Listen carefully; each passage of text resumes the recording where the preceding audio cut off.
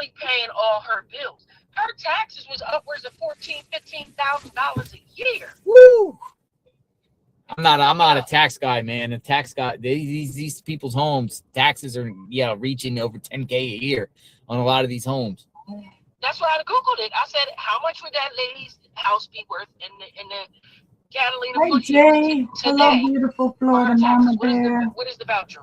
Yeah. It's between $13,000 and $15,000. Ooh, it's a lot. That old lady is paying it. She must have saved every dime of her money.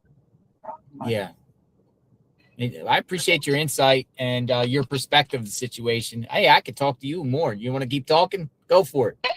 Go for it. Listen, this is my thing. I did go to school for criminal justice, but I didn't complete my degree. But this is the talk in our family all the time when we get together. It doesn't matter. We're always talking about the crimes and how it can be solved and where they went wrong. And I just feel like the FBI is not going to work as hard on this as they would if nanos would allow them to do their thing. I think that there's too many cases the FBI have to worry about to just sit here and argue with this man. That's why they packed up and went back to Phoenix. How are you, hon? That's exactly why. They're gonna have a couple signed, but it ain't gonna be no army of 400 people working on it back at Phoenix on their computers. No way. What in your mind you feel like Annie and Tommaso are involved or something to hide and stuff? What could they do to clear their name? You think that's the best thing they could do to squash this? Everyone blaming them type of deal. And a lot of people blame, not everyone, but people blaming them or people prying into them. What could they do? Find another person that they have evidence that did it. That's it. Because I think America, and this has nothing to do with Ashley Banfield Freed. It has to do with you were the last one seen with this woman, beautiful Florida mama. That's it. Simple. So you think as long as the perp's out there and not arrested, there will always be cloud of suspicion with these people? Absolutely, absolutely, and they will always be looked upon with a side eye by America. Yes, yes. And the way the lady, man, listen, first and foremost, we must remember Savannah is a paid actor. Okay, that's number one. Number two, look at how the sister and brother was sitting up there. It didn't look genuine at all. It was interesting, I'll say. I mean, it didn't look like your traditional situation where families are doing pleas. And they didn't even say to their mom, listen, do what they say. Don't argue with them. Don't fight with them. We want you to come home. Every missing case and missing person case, the family gets up there and does say something to the person that's captured, as well as the bad guy that took them. But they didn't. I think they're probably doing that. To her mom. That's weird. You see the images of Annie and Tommaso hiding their faces? For what? Privacy. I would roll, if it was my people, I would roll the window down and be like, thank you for all y'all being here. Thank you. Keep putting the spotlight on my mama. I want everybody to try to help find my mom. I would have never covered my face. Are you kidding me? I'm running to the microphone. I'm getting out there searching with them. It's wild. They're not waiting 30 days to give up $1 million. I don't give a beat with the FBI. Said that's my mama, okay? And guess what? I would have put the million, my own reward up. I wouldn't have waited no 30 days. Sorry. You should. Some people are saying you should get a podcast. I know a lot of people say that I should, but I just don't know how to do it quite yet. But one day. How's life living with both a prosecutor and a cop? Like, what's the dinner table like there? It's very debate. It's a lot of debate going on, back and forth and back and forth. Yep, it sure is. And I'm gonna tell you, as a kid, what I learned how to do was answer questions correctly and pay attention and listen attentively. Yep. To every little thing that someone says, their body language, because my dad be like, you're lying, and he knew when I was lying. He knew. They can tell. I want to bring you back in a couple days. So, shoot me an email in a couple days. And, if more, I want to get your take. I enjoy talking to you. You too, JLo. Be safe out there. All right. Take care. Thank you. You're welcome. Bye-bye. Michelle Corley, I'll read your emails shortly. Thank you. And let you know what I think. Chris Roach wants to talk. Chris Roach investigates. Let's get Chris Roach investigates up in the chat. All right, Chris Roach, I'm going to give you a call. Chris Roach investigates. We've spoken to him before. He's up on X. Come on in, Chris. Shooting me a message saying he wants to talk.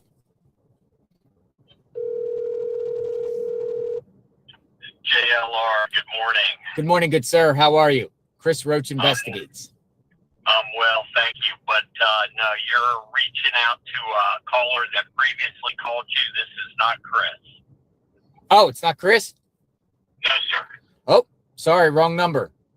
No worries, thank you. I'm sorry, wrong one. I don't know how I got there. Where did I get there? Oh, okay, yeah, but it was the same area code. Oh, strange. I'm sure the FBI All right, did. hold on. But That was apparently everything different. was left at Okay, home. yeah, the number was so similar. I Both miss have the you. same area code and prefix. That's wild. Hopefully I reach Chris here. Hey. Hello, I called somebody with the exact same phone number, literally the area code, and prefix was almost the same. Wow. I called somebody before. You got an Ohio number, don't you? I do. So I was listening to some of the other callers. I just wanted to kind of share just some facts. I know a lot of speculations going on with people. So let's back up. The first caller that had mentioned Annie's home being worth, $2 million. That's not correct. It's not correct, right? They did purchase the property in February of 2005 for $647,430. Per the assessor site and the Zillow site, her value is around $650. So that's way off from that $2 million that you're talking about. So that's fact number one. Mm-hmm. Fact number two is Nancy Guthrie's property is in a revocable trust. So in order per Arizona law, and I went through this with my grandfather, so we all still, I think everyone in the crime community, including myself, I think we all still have Annie and Tommaso on the radar. But here's the thing is, if they were looking to get some type of money out of this, Arizona has what they call this 5-year period where you basically start off with, you have to first off, well, let me back up a little bit. So in this revocable trust, I'm pretty sure the beneficiaries that would go in case Nancy were to have been passed away would trickle down to the kids, just like it would with my parents. So Savannah, Annie, Cameron, they would probably be listed as beneficiaries in this trust. Mm-hmm. And also, if she had a will, that would be where all the funds, all the assets that would go to. So this whole person, I actually looked this up. I think I have some inside information. It's not public information, but there's no survivorship that Tommaso has over Nancy. I think that's far-fetched. It's just not even common sense, because for me, it would be the kids.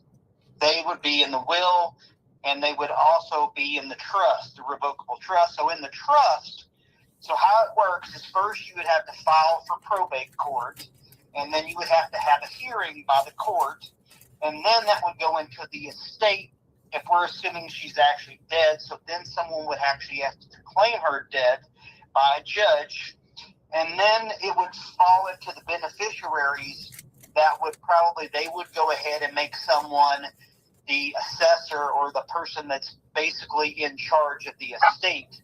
Kind of like the same thing happened to my grandpa. My mom was in charge. My mom's got 4 sisters and a brother. So my mom was considered power of attorney or the person of the estate, right? Mm-hmm. So, if we're looking at the angle that Tommaso's going to get all this cash, that's just bullshit. It's not going to work like that. I mean, could Andy what you're saying is it's a lengthy process. It's a very lengthy process. This is not something that would just be like, oh, Tommaso's in this, he's got debt up to his brains and he's in this drug ring and he's going to owe somebody. He's not going to get any money quickly. So unless it was a ransom and the goal was to obtain money quicker through the ransom aspect. Right. I mean, that's always been my take, has been this was a way to get money quickly, and it backfired. And the backfired, what I mean is Nancy died on day one, and they were not expecting that.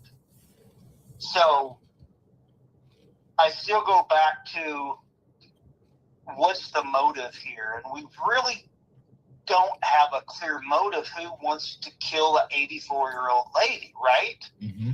So, I mean, everything that comes back to me, I mean, the feds are having a very difficult time tracking anyone by geofencing that was in that area by phone. That's how they caught Koberger. The dumbass turned his phone off. He had that time period where, he had his phone all. They're researching this to a T to see how many people actually their behavior has changed, where kind of like me and you, we probably never turn our phone off, right? And then magically, during this little time period that we're investigating, you had your phone off for 6 hours. And that's what got Koberger caught, not only, the DNA on the knife sheet, but I think what we're working with here, and this is kind of telling a story based upon the media scattering out, FBI kind of, going back to operations. I think what we're dealing here with is we're dealing with someone from Mexico. This is international. They use walkie-talkies. Walkie-talkies don't have an ability to track by Wi-Fi, no signal, no geofence signal to be able to track these people. But let me ask you something there and cut you off for a second. Walkie-talkies, and I'm very open-minded to that. When they do the geofencing or the FBI cast, how far out are they looking for numbers? Are they going a mile out? Are they going 2 miles out? Because don't you think the perps will at least have to have a phone to arrive somewhere close to the scene, then turn their phones off? Or do you think they actually, from the location they started at and just literally had no phones whatsoever and just used walkie-talkies?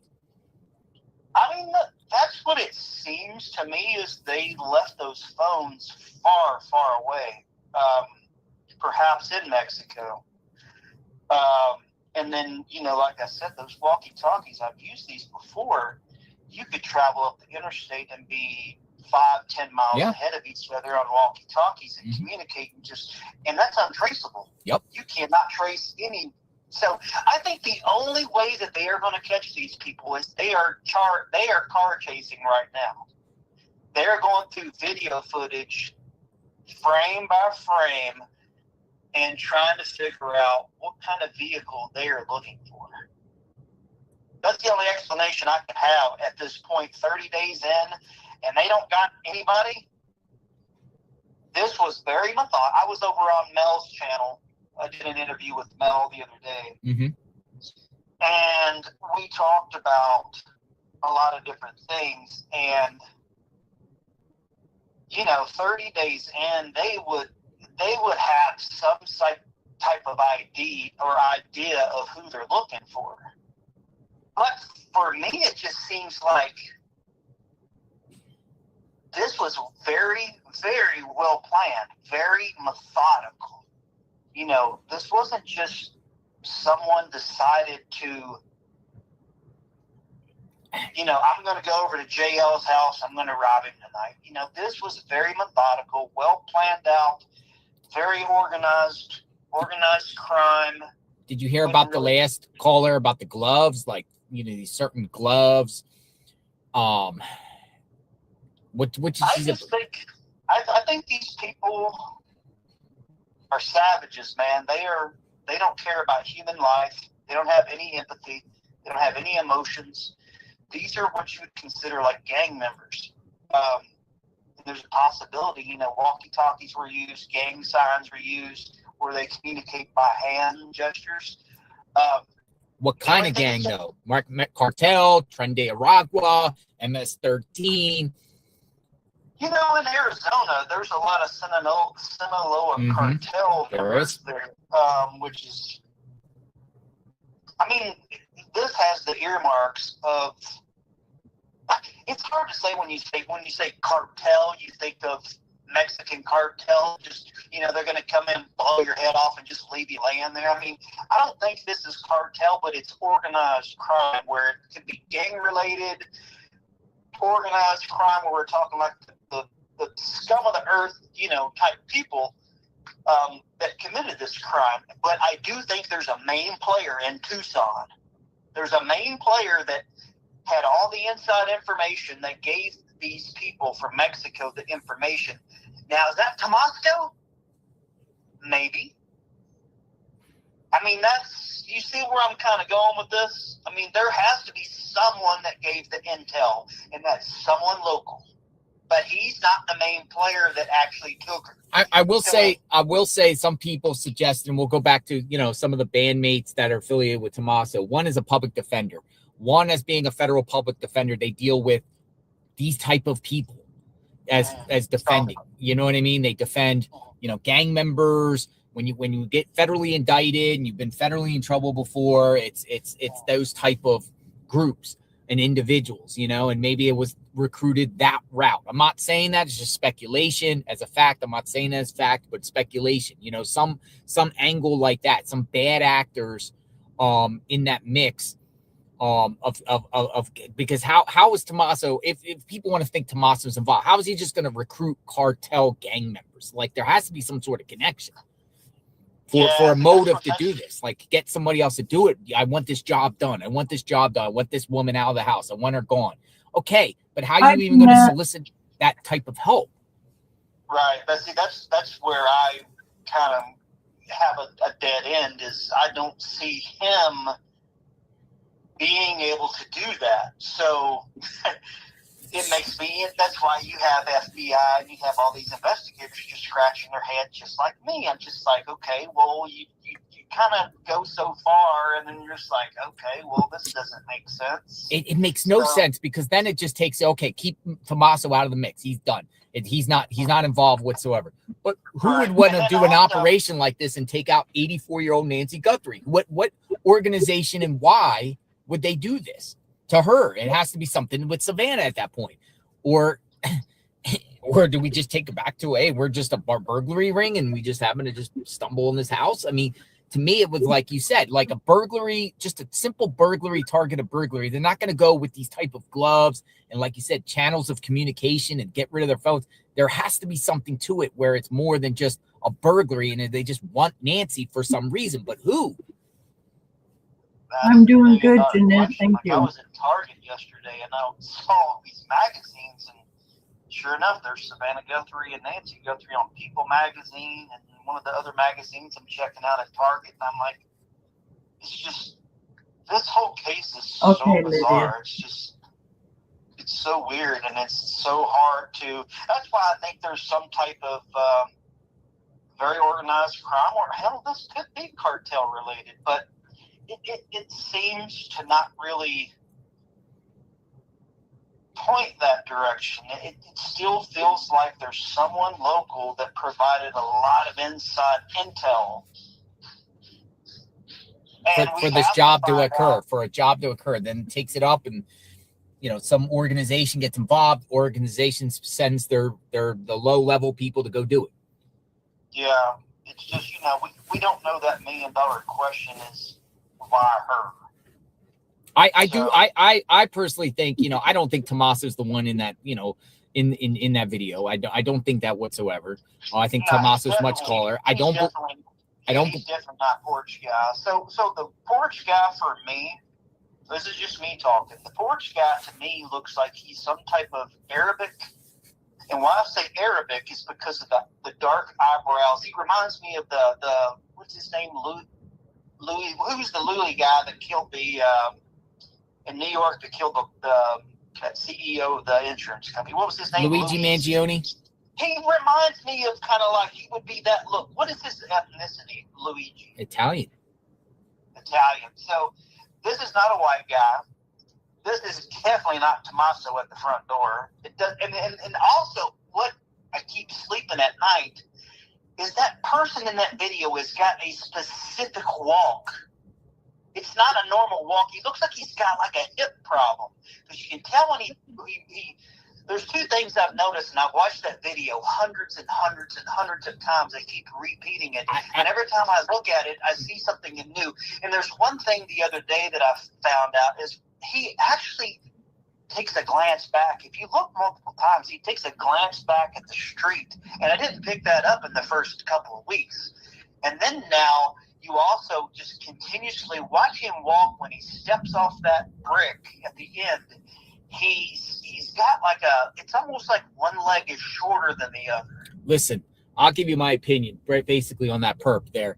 And I'm very open-minded to that. When the perp looks like he's kind of with his head down, walking towards the house there, and the attire, I'm telling you, for me, I'm open-minded. It reminds me of these people that crossed in through the southern border in Cochise County, that you would see a line of them. You would see these lines of people when Border Patrol, and they would have the aerial shots and the infrared, and you would see these groups of people sneaking over the border. They have all their knee pads, they have all their like camouflage backpacks, and they're all like walking with their head down in a line after they crossed over and trying to sneak in. They're called the gotaways. That's who that person reminds me of, honestly. Like some gotaway group of their.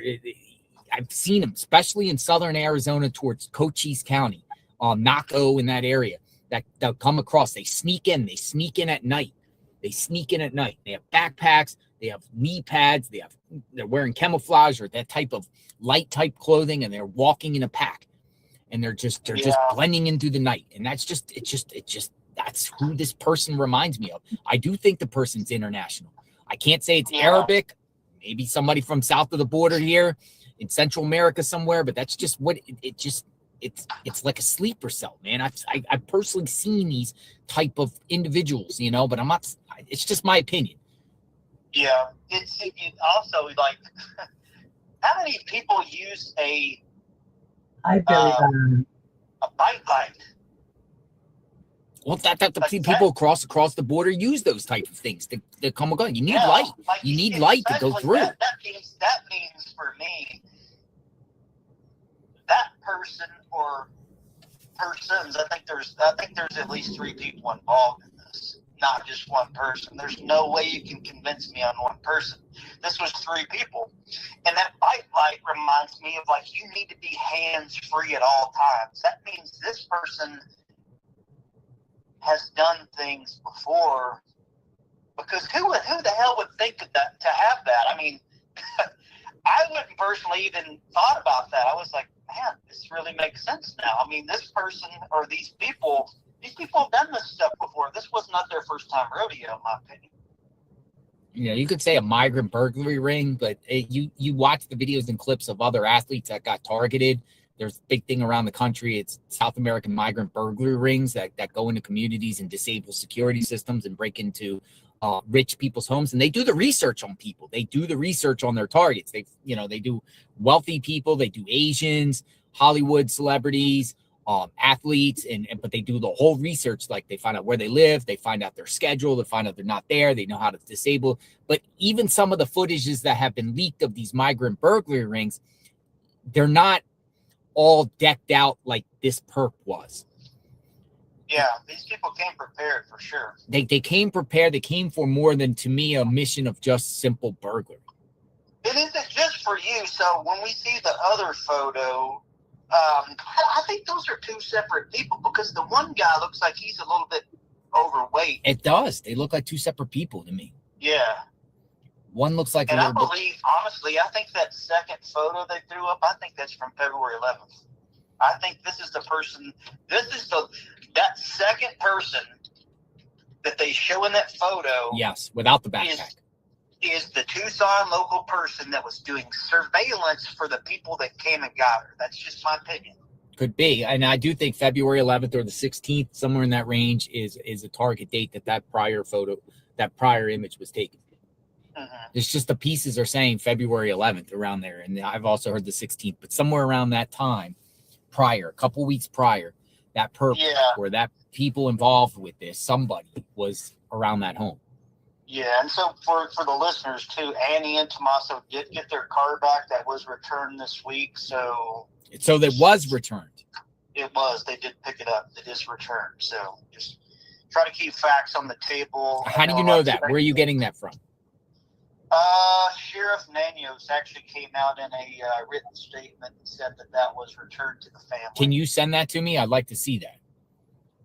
Yeah, I can come up with that and send that to you. So I just kind of wanted to hop on just real quick and, just throw some facts out and, just listen to some of your callers. But everyone that's calling in, we like your ideas. If you have any tips you'd like to send along me, send it through my ex, Chris Roach 513. If you want to send some tips along to my inbox or tag me, and I'll be more than glad to kind of look into what your theories are. We're just like, we're willing to listen to a lot of people's different theories, because sometimes we all don't, when you're in a group of people, this is when you start, like even in my job, I like to bounce things off of my other coworkers, because maybe I don't think the same things that maybe you do. And you may say, hey, Chris, what about this? And hey, what about that? So yeah, anything that you guys think is relevant, hit us up and send us some information. We'll look into that and take a deeper dive than probably most people can. And hopefully we get some answers. I don't think the perps had phones on them. Yeah, I don't either. Because I think right now they would have been tracked, man. Absolutely. There would have been cell phone pings right there in that area. And that's how Kohlberger got caught. So, well, that's how Carlos, it appears Carlos got nailed for having his phone pinging in the area. Maybe even Luke. I mean, they were on him just bam. He was seen in that area. They tracked the car down. Bam. So yeah, I mean that's where I'm heading is. Or they had a phone. They put it on airplane mode. I think they still would have caught them in there. They didn't have phones. Let's just mark that down. No phones were used. So that means to me, if you don't use your phone like that, it's more than just burglary. Yeah. Like I said, this is very methodical, well planned out months in advance, and routes, and no phones used because they knew.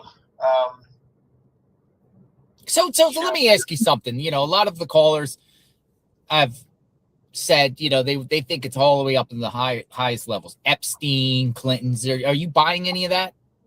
I really don't think it's that. I think that's too much movie fetch, in my opinion. Mm-hmm. All right. Well, we'll stay in touch and have you on again if you find anything. Sounds good, man. Be safe, Chris Roach Investigates. Great work, and talk to you soon. All right. Take care. Thank you for calling. Bye-bye. Bye-bye. Or thank you for me calling you. I can't ever say me calling. I'm the one that's calling. But yeah, Chris Roach Investigates. Check him out on X. He's posting a lot about this case. All right. So we are live at the Pima County Sheriff's Office. New caller. Anyone want to speak? Anyone? I want to talk.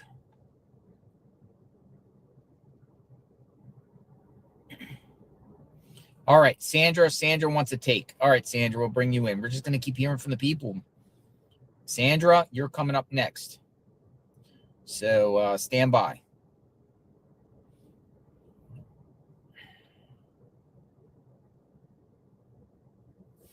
Looks like Colorado.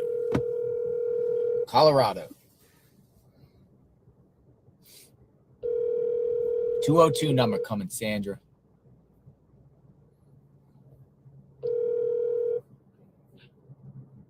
Hello? Hi, Sandra. Hi, can you call? I called. Hello, how are you? From Colorado.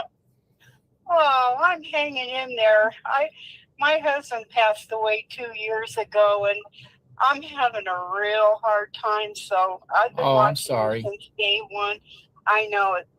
I used to horseback ride, water ski, and now I do nothing. Oh. So, anyway. Sorry to hear that. Hang in there. I know. I am. So, this is really interesting, and I haven't heard anybody else talk about this. But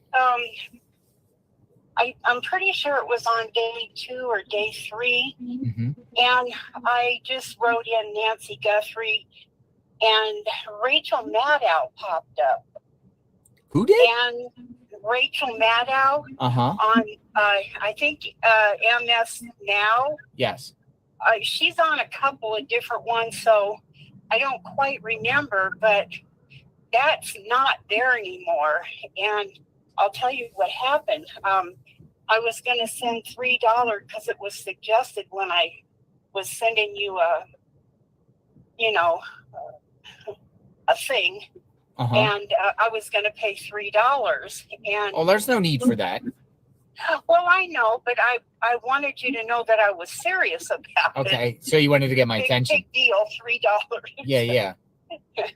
But Google sent it immediately back to me. Uh-huh. And I thought, God, that's weird. And then I went back in to check because I was going to tell you the exact what it was that Rachel, so you could look it up. And it's not there anymore. But anyway, so let me tell you what she said because I don't want to go on and on. Mm-hmm. What did she say? What did she say? She said that Nancy was involved in an investigation as an auditor for this big deal that's going on now with Medicare. And the reason, and this was everything that Rachel said, that she enjoyed helping older people and was, of course, seniors. I mean, we're interested in Medicare because, we have to be. It's all we got, or at least that's all I got. And prescription drugs. So, and everybody talking about Tomas and all, I kind of have a feeling that he knew Nancy was doing this investigation for, I believe it's called Meditech or Major Tech, but versus Medicare. And I think that it started in Ohio because that's why the FBI wasn't out there right day 1 or 2 because they were in Ohio and then they were going to come over to Nancy's. Mm-hmm. Not to Nancy's. I'm sorry. They were going to come from Ohio to Nancy's and then check it out there because Rachel said that when they broke in the house, they opened up a locked desk and took all of these records Nancy was keeping. Sorry. That all the records that Nancy was keeping in this drawer, and that was their motive to come in there. And records. Yeah. And that's what Rachel Maddow said? Yes. And it's gone now? It's gone? I can't find it, but like I say, it would be dated second or third because I was watching it from day 1 and it was like, you know what? I was going to go back and look and see the date Google refunded my money on my credit card. But anyway, this case just came up to Colorado because Colorado has a big deal and it's all about drugs and Medicare, and it involves billions of dollars, and that's what I'm sorry. That's what Rachel said. A lot of people are saying it was a fake AI video. It was fake. It was. That's what people are saying. Fake video. That's the majority of the room. And when the viewers know what you're talking about. What they're saying is it was fake. Really? So fake AI. I mean, so they're not saying you're lying. They're saying that it was a fake AI video. Right. So it kind of made sense that with all the drugs and that involved, that maybe Tomato had maybe Luke, go over there and do that, and got rid of her before she had to go to court to Interesting. say what she found. Yeah, I don't know anything about a court hearing, but Yeah, I 'cause just this marked that last down, and I'll week. take a look and find out if I can find any more on that. The court was just last Wednesday, Thursday, or Friday. You know, I'm not real Court. keen on keeping up on my dates, but it's all real recent. I'll take a look. So yeah, I know, because you know, I mean, it kind of gives a motive why they might have done what they did to get rid of her, and I didn't want to say that at first, because, you know, I'm hoping that she was found alive. And I mean, I love Savannah, and of course I would love her mom too. But Right. anyway, I just thought it was a different way of thinking, and Yeah, I hadn't heard anybody mention it. So I but appreciate anyhow, I appreciate your time, Sandra. Thank you very much. Oh, you're welcome, and keep on keeping on. We're out here watching you. All right, you take care. Thank you for calling. Okay. Bye-bye. Bye. So many people were saying that was a fake video, but you know, they knew what she was talking about. They're just like, that was fake. I didn't see any Rachel Maddow video talking about that at all. I was looking around. Oh, Spirit Box wants to talk. A Spirit Box. I used a Spirit Box for over 5 years, Tina says. All right. I'm going to get Tina in the chat. Tina used a Spirit Box. Let's listen in. Tina says she used the Spirit Box.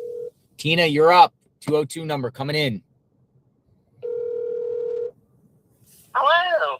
Hi, Tina. How are you? Good morning. I'm Carol. I'm good. How are you? I'm great. You did Spirit Box stuff? Yes, I have. A friend of mine was murdered 5 years ago, and I've used an app, and I have actually contacted her, my parents, my in-laws.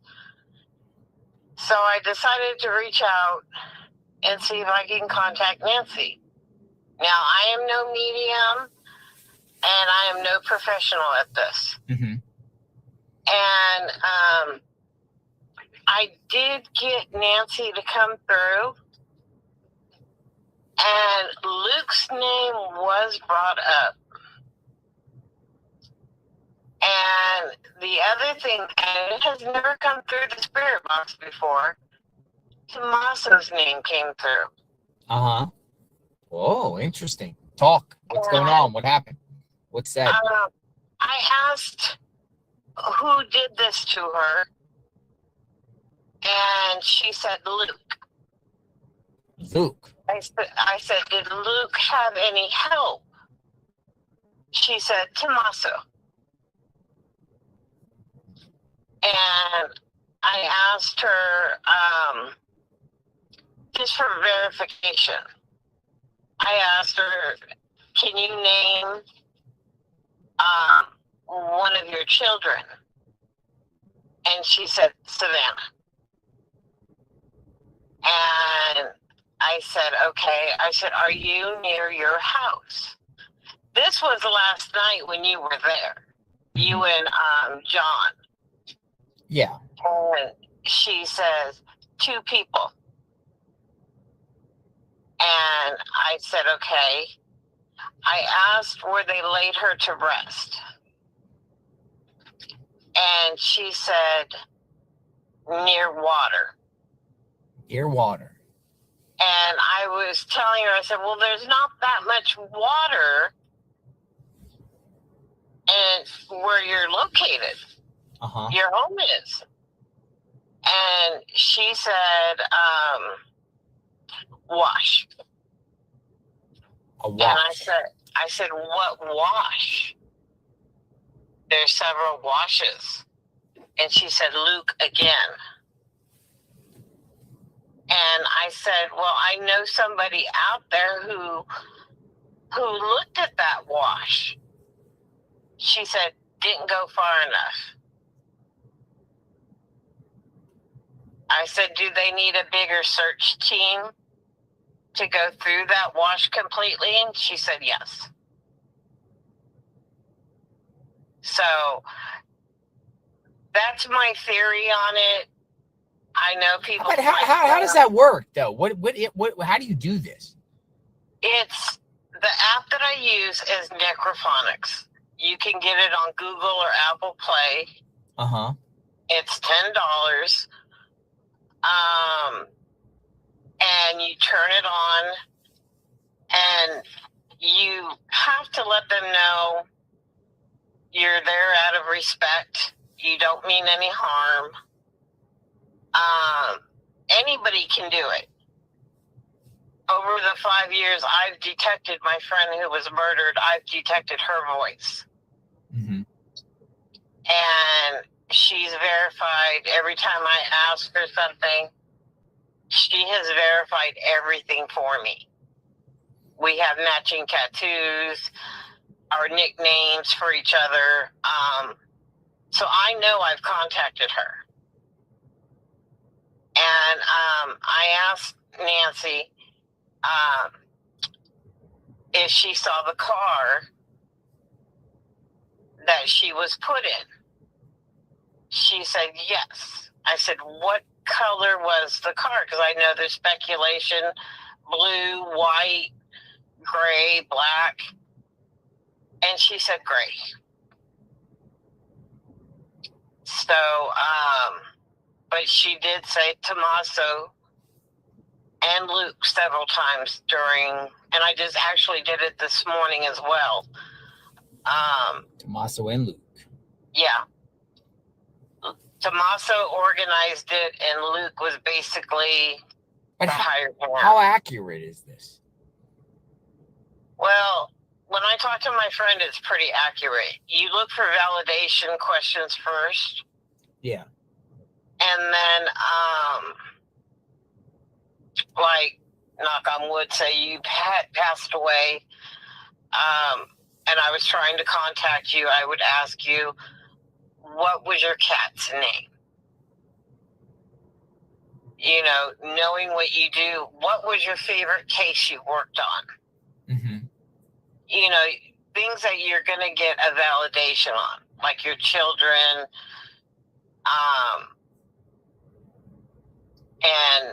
and things like that. You know, apparently her spirit is in the house.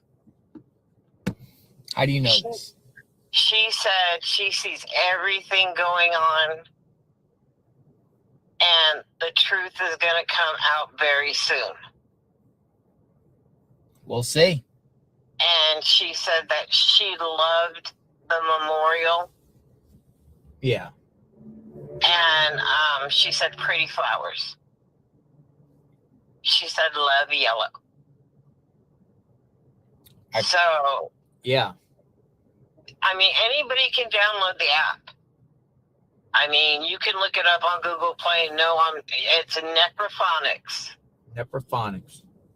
And you just have to listen very carefully because so many spirits come through. It's kind of like an AM radio, mm-hmm. where you hear all the static in the voices. It comes through like that. Well, I appreciate your time, Tina. Oh, not a problem. If you need any other help with anything with the spirit box, please contact me. I'll be more than happy to go on and see if I can come up with anything. Thank you. You take care. All right. Be safe. You too. Bye-bye. Bye-bye. All right. What do you think, folks?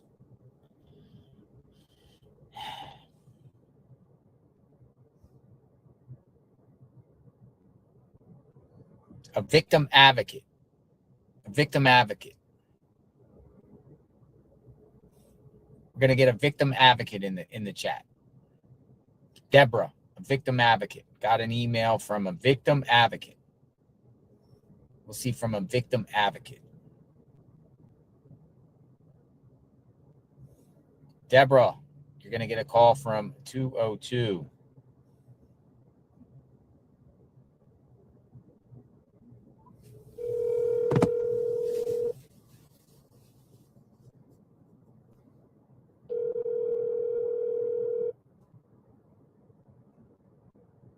Debbie? Hello, JLR. Yes. Hi, JR. How are you? Hello, you're a victim advocate? Yes, 30 years. 30 years. Thank you for reaching out. So what's Thank you. what's going on? You sent me something about Texas. Something's going on in Texas. What's going on here? Well, actually, a few years back, my father-in-law was kidnapped. He was staying in a nursing home, and he had some dementia. But none of us had paperwork over him or anything like that. And the guy who worked in the kitchen befriended him, and his family came up there and started acting like family, and they're all the time. And the next thing I know, they talked him into checking himself out, and he's saying he wants to go live with them because they're going to treat him better, and they're there for him, and we don't coming up. And I mean, we're like coming like once or twice a week, and but these people were there every day. And there were foreign people from Venezuela. Mm-hmm. And they were nice. They said we could treat. I've had cancer, and I know how important it is. The woman would tell us. And I told my husband, I don't feel comfortable about this. You need to stop it because we can't, this is what he wants. There's nothing we can do. He has the right to make. I said, but he has dementia, Yeah. And they let the nursing home let him check out. He went to go live with them, and I went to the house. And I said, I don't feel comfortable. There's something wrong. Okay, there's too much control. And my husband said, don't be like that. So eventually I said, I want to go get him to come to the house to stay overnight. And so it was a big thing. And he came over, and I brought his nephew in town. And his nephew said, yeah, something's going on.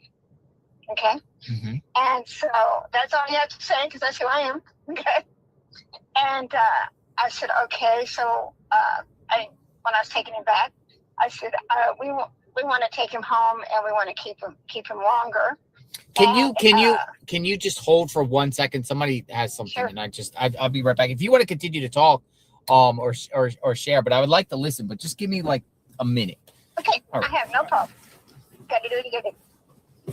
Hello.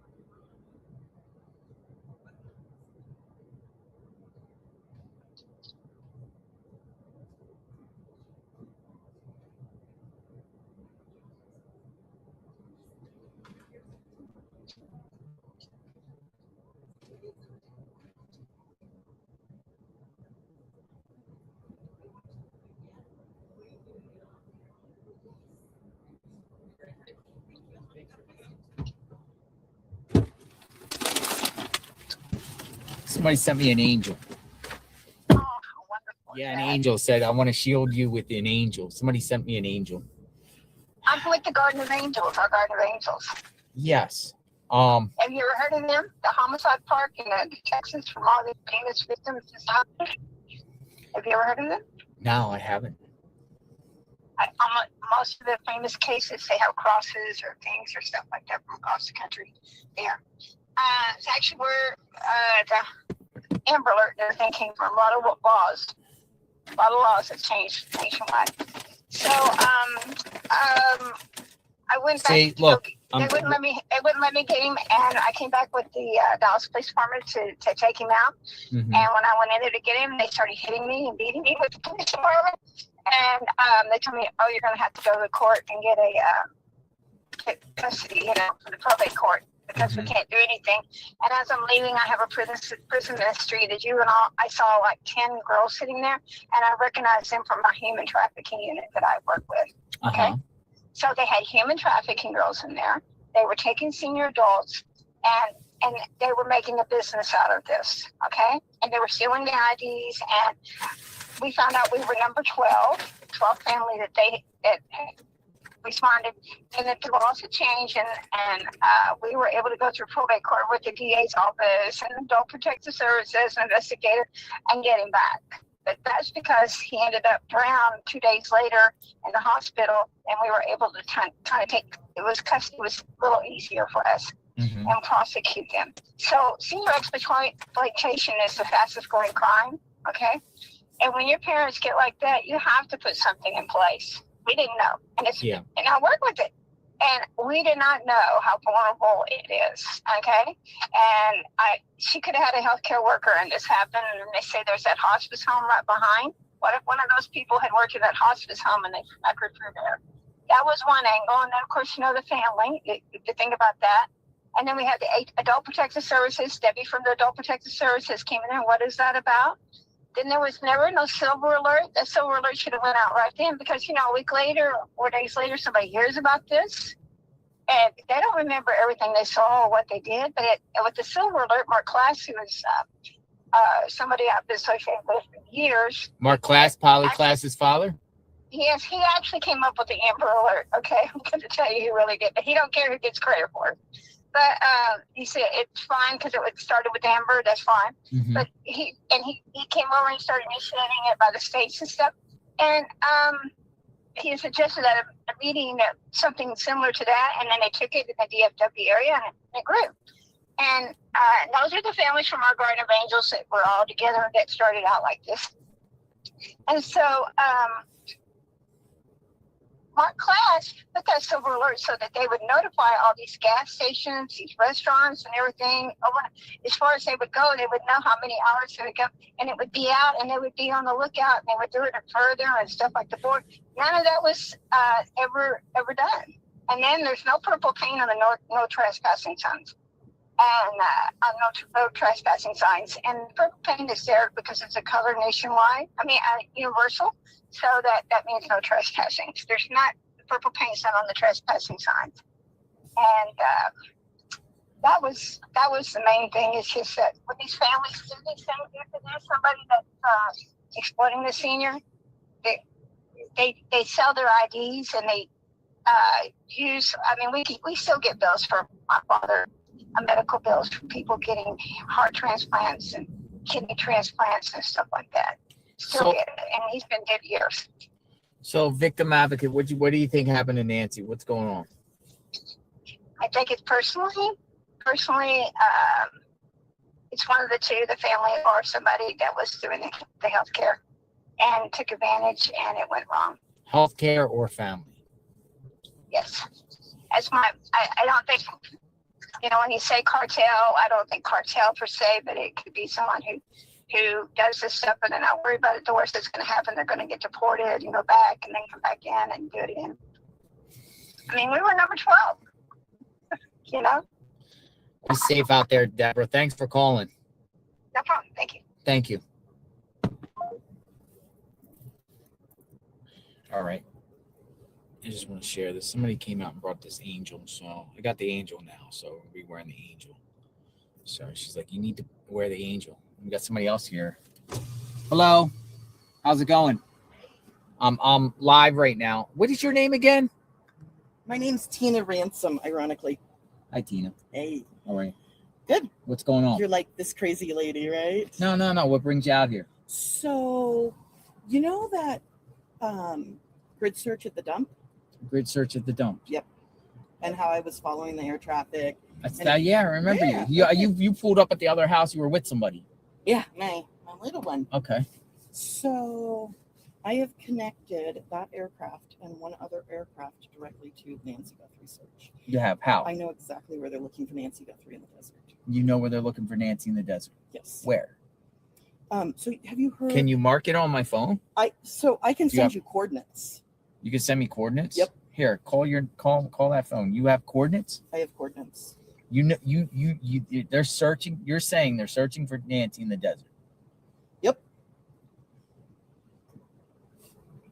Send it to me right now. I'll take a look. Okay. So, have you heard the chatter about Badamonte tank outside of 3 Points? Badamonte tank outside 3 Points. No. Okay. Excuse me. So, when are they searching for? First off, where? The helicopter was out this morning. It was out. And they've been searching this area for the last 8 days. I have. How do you know it's connected? What helicopter? Is it on flight radar? So I've been using sat nav, I think is what it is. Flight radar doesn't show all of Pima County Sheriff's activities. Mm-hmm. So I've been using, let's see, it's ADSB Exchange. Mm-hmm. I was listening to scanner. That's what I use. Not all the sheriff's planes. You know when you're hearing helicopters above Nancy's and you're like, it's not showing up on radar? Yeah. For whatever reason, it's not showing up on flight. That one you have, it's showing up on this one. Okay, so I started watching the patterns of out in the desert of the same aircraft that was doing the grid search at the dump. Mm-hmm. And I know that they said officially that was not related. Crime happens every day, all day long here in Tucson. I get it. Like lots of stuff goes on. That same, so there's 2 that have been out there searching the same exact areas, okay? One of those helicopters, I looked up the history and went through on the 15th of this month. That helicopter, it was around the time that the pacemaker sniffer broke. That same call sign, same helicopter out of Ryan Airfield circled Nancy's house for like hours. Same helicopter. Same helicopter. And at the beginning of this time, or when did this?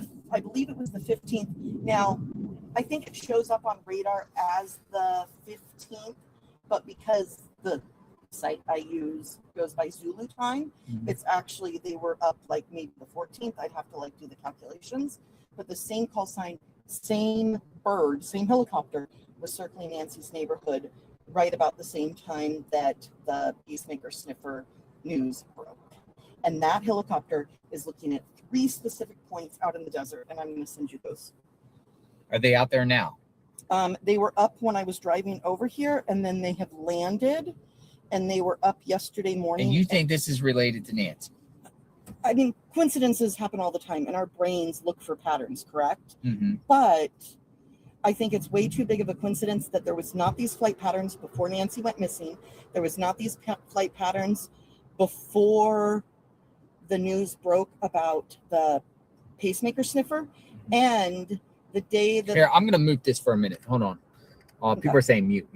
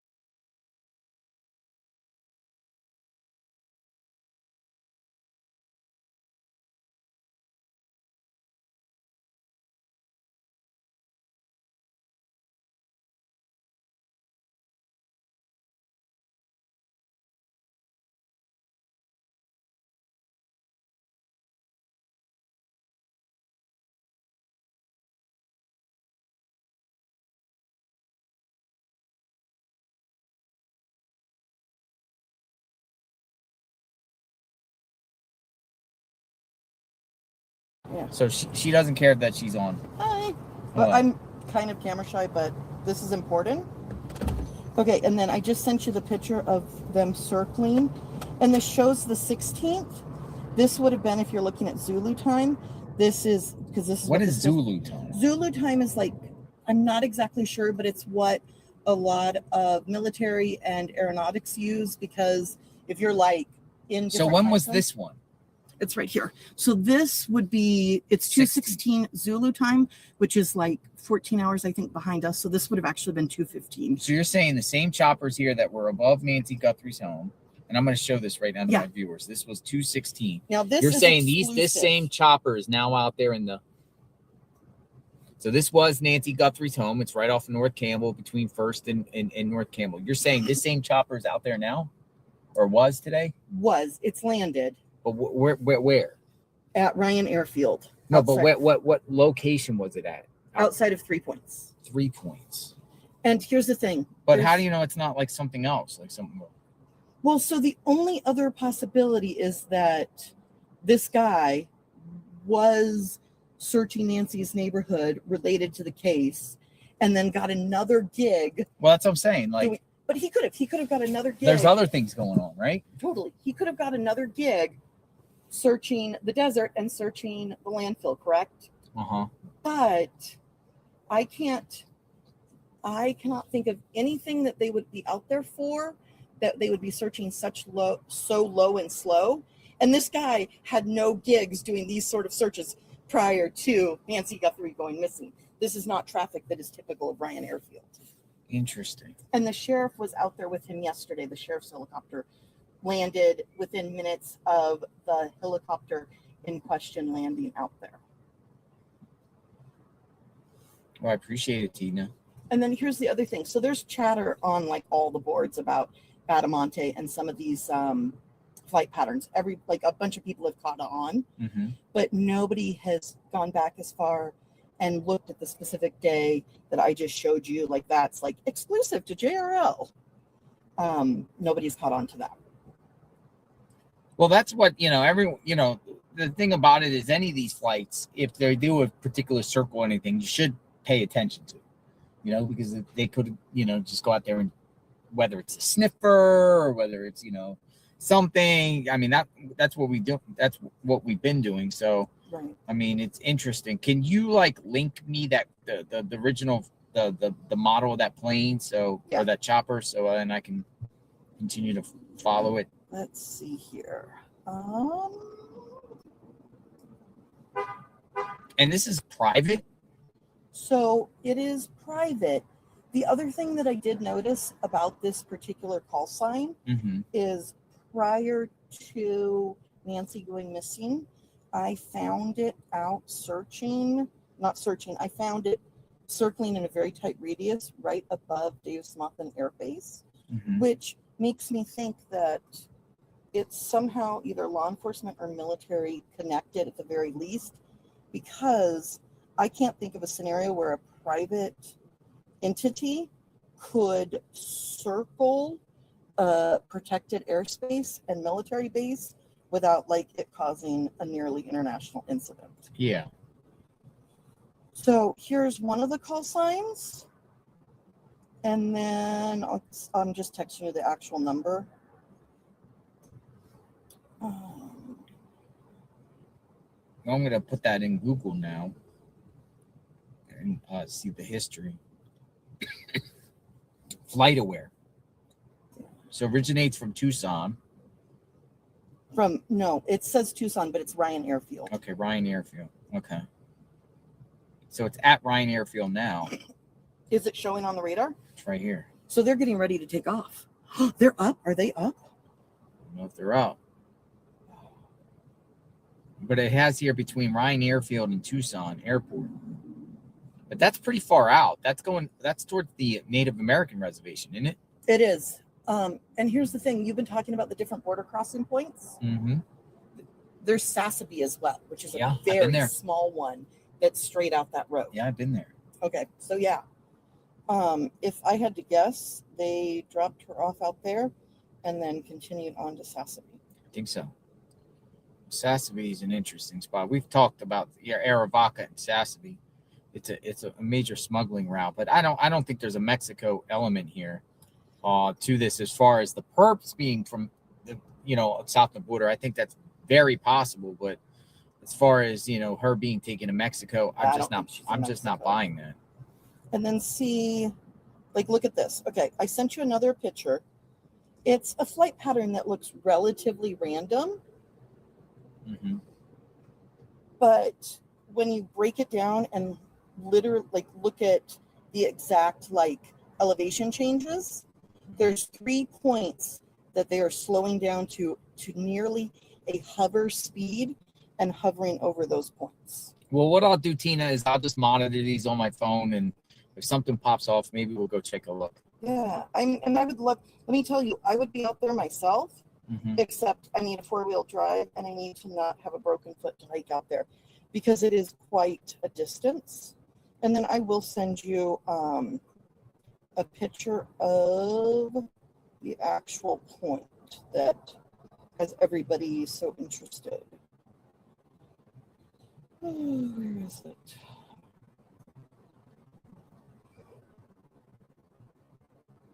And I'm in touch with a search and rescue group out of Phoenix that has dogs that they were supposed to actually be coming down last night. Oh, they're coming down? They were supposed to be. Dogs from Phoenix? Who? Here. So I will send you a link to that first, and then I'll get you the other picture. But this, his name is Casey Smith. Casey Smith, and he's bringing down dogs? So, it's a volunteer organization. Initially, when we spoke, he was going to be coming down last night with his team to bring, I'm sending you the link, to bring his dogs and look in that area. And he's gotten a little quiet. I know they're Did they post that on that they were going to come up here? Sonora Valley Search, Trauma, Rescue, and Recovery. Yes, and he trains dogs, and he also has one, and there he is. He said he's coming down here. Where did you hear he was coming here? Where did I hear he was coming from? No, how do you know he's coming here? Where did you see that? I found him. He told you that? No, I found him and told him he needed to come down here, and he's getting his team to come down here. He told you that? Yeah, I've been in direct contact with him. But right now, so it's a volunteer search organization. They were involved in the Patricia Wu search off of Mount Lemmon last year. Yep. And at Windy Point. Because he's a volunteer organization, he was trying to reach out to hotels to make accommodations so that he could have his team stay here. And he also has a donor that funds a number of his searches that he was reaching out to. So he said, oh, I should be able to get the funding. We're coming, he was telling me we're coming down Sunday night. And then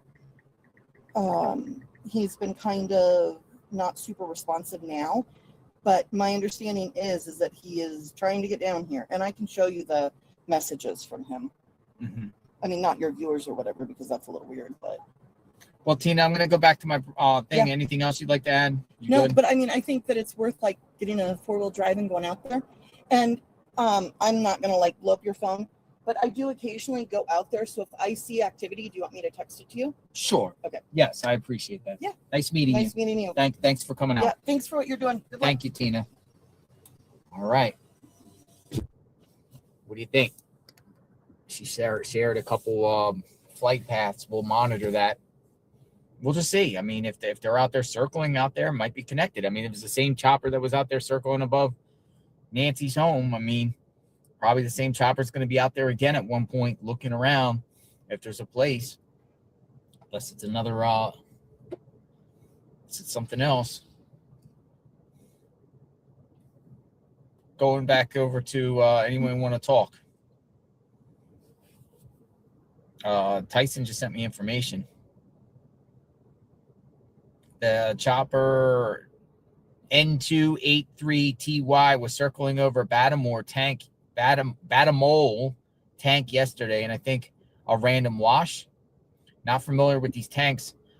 Why this one there's a lot, maybe 857 Tucson can elaborate. According to the flight records, looks like they landed for a little bit. So someone else has sent me some information about it too. So we're talking about this chopper circling over Batamol tank yesterday in a random wash. So this is the same chopper that was, it's a private helicopter company. The owner of the helicopter company lives right near the intersection where media staged on the night of Luke's SWAT raid.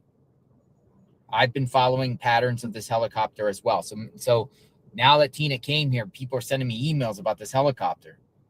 So we'll, you know, we could wait and see. You know, if they circle back up, maybe we should go check it out and see what's going on and go out there.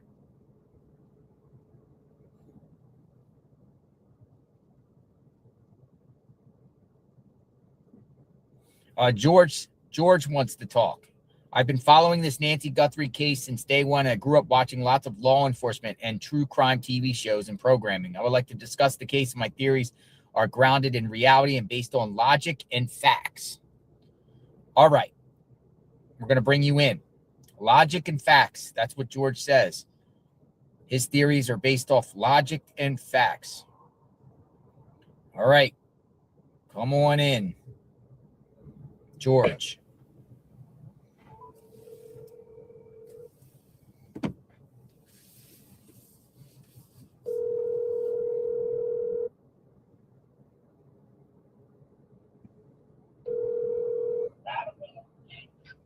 Hello? Hi, George. JLR. Hi, how you doing? I'm great. Thanks for reaching out. Oh, it's good to hear from you, man. What's going on? Did you email me? I did. Okay. I was surprised to hear from you. I'm watching you when you on TV. There's a slight delay. Yes. So, turn your TV down, of course. So you say you want to talk about logic and facts in this case, and based off theories. Let's talk. What do you think? Well, okay. So I'm in New Hampshire. Mhm. I grew up watching lots of law enforcement programming, cops, real stories, the Highway Patrol, America's Most Wanted for years and years and years. So I kind of look at things like almost like, like an amateur detective. Mm-hmm. So the way I look at it is you have someone who shows up to this woman's house, kidnaps an 84-year-old woman in the middle of the night. They've got a video of him on the Ring camera. They've got that image, which is supposedly from a different date. Is that correct? That's what we're hearing now is 2 different dates. We just don't know the other date. Okay, so he's done some reconnaissance. I would say, this is a planned thing. So to me, the angle that makes the most sense is that it was actually a planned kidnapping. Why I say that is he comes in the middle of the night. He was able to, this is someone that's, and I'm another thing I want to add is I think that possibly that original ransom note that TMZ got was real. You do? Because if not, what's the reason to kidnap an 84-year-old? It's not like it's a smoking hot 21-year-old chick. It's an 84-year-old woman in the middle of the desert. And that area you would have to know very well. So I think that that's definitely somebody that local and knows that area. Because, there's just twists and turns and roads and all that stuff. So to me, what I think is that, it was basically somebody who kidnapped her. It was a planned kidnapping.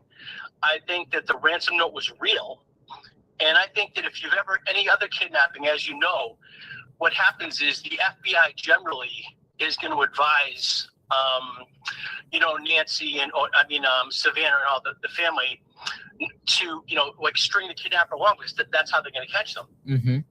So if they keep in contact and they keep on reaching out, like it's not like they're going to, if they say, okay, we'll drop the money, like in the Big Lebowski, throw it over a bridge or whatever, somebody grabs, that's how they're going to catch them.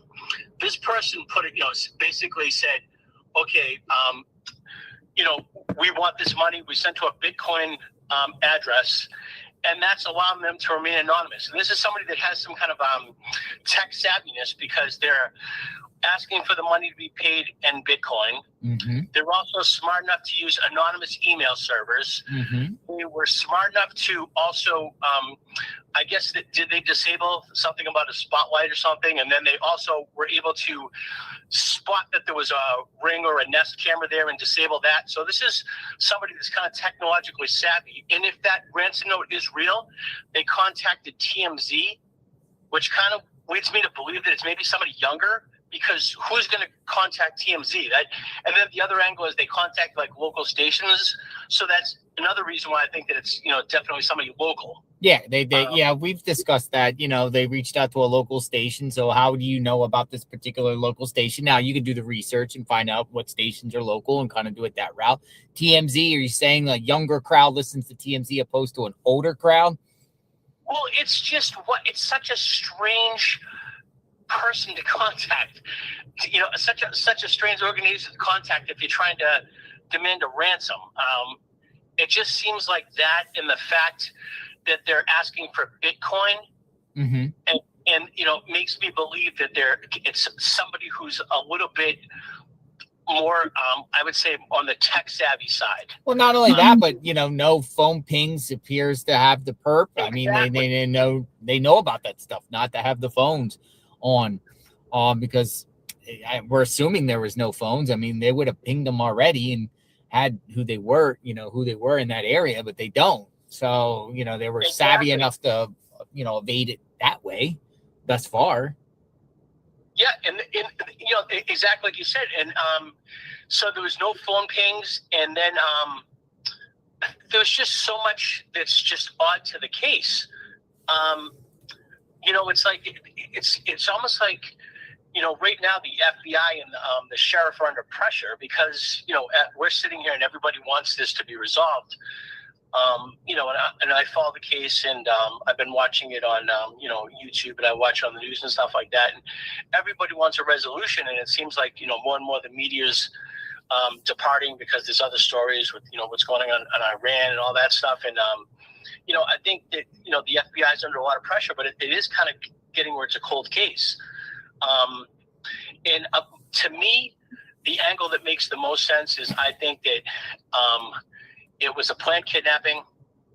I think that first ransom note was real. Mm-hmm. I think that the people wanted that money in Bitcoin, and they got it. They gave an or else. We're giving you a date, and they're smart enough. Because we're talking about people who were wearing. You saw how the person came. They came with gloves, thick gloves, to not leave any DNA. They came in the middle of the night. They disabled the camera. This was a planned thing where they came in, they reconned, like you said, as you mentioned, they probably didn't have phones with them, so they could, they were smart enough to know all that. I think there was no way that glove that was found was going to be tossed away. Somebody who's going through all this trouble to kidnap this woman in the middle of the night is not just going to toss a glove down the road. I don't think that's what happened. As far as it's going to be interesting to see about the DNA within the house, because we don't know what the police know. So maybe that genetic genealogy could end up catching this person, because who knows? Who knows what happened in that house? Whose blood that they're saying that they have a mixed blood sample. Could that have been maybe if Nancy put up some kind of a fight and the person bled a little bit and mixed in with her blood sample, and that you could end up catching them a couple months down the road. I know it's wild. It's wild. I don't know what to say, George. I mean, you're raising a lot of questions that everyone's asking here, and some. It's just like, that's the thing is like, I just want to see it because I'm like, at this point, I'm just like, oh my God, I'm kind of like, I feel like a lot of people out there, you're invested in the case, and you're like, you want to see a resolution. You don't want to see some scumbag. And if the person out there who did this is listening, I think you're a scumbag. I think, you've kidnapped an 84-year-old woman. You prey on the weak. It's like somebody who preys on children. I mean, all for a piece of paper, for currency. You're stealing somebody's grandmother in the middle of the night. I mean, give me a break. You know what I'm saying? It's just, I just don't understand it, and that's kind of sad. But yeah, I hope he gets caught. Well said. You reached out to the perp. That's the first one today that reached out to the perp. Got anything to say to the perp? Say it to the perp. That's what I'm saying. I think you're a scumbag. You kidnapped somebody's grandmother for some money. Well, you're a real contribution to society. Kelly Burke-Garrett. Yeah, I appreciate it, George. Thank you very much. All right. Thanks for the call. Thanks for the insight. Okay. All right, bye. Kelly Burkhead, actually 857 Tucson's on his way down here, and I just sent him the flight coordinates. We might go check that out. But the plane has to be back up. So we might check it out. That private plane, if it's out there up in the sky again at different locations, we might go check it out. Blue 97 Stang says there are a couple military bases near Tucson. There are more than likely training Chinooks and Swarskis. I'm saying that right. The first answer is normally right. It's Tommaso and Annie. Why the tar on the Range Rover? Tarp. I know. Why the tarp on the Range Rover? We'll never understand that. And we're talking about Luke's Range Rover at the Culvers. Still, that's a mystery. But yeah. It's possible this is just not related. That's why I'm kind of just monitoring. So I sent the coordinates and everything to Tucson. But the problem is that location, there's going to be no reception out there. So our streaming capability is going to be, it's north of 3 points. But then they're also in a place where there's no roads either. So, you know, the area right here, she sent me again, the Batamote tank. It's literally out there in the middle of nowhere. So I don't even think we can get to it. But if the chopper is up there circling around, maybe we'll go look for something to do. We'll see, investigate a little bit. But what's this? Yeah, so people are sending me stuff about this chopper. I'm continuing to look, and we'll see if this thing hits up here. N283TY and also N863DC. But it's pretty far out there and pretty remote out there. That's the problem. Right now, right there at N283TY, it's grounded right now. It's at Ryan. I'm gonna look at the other one here. Both of them appear to be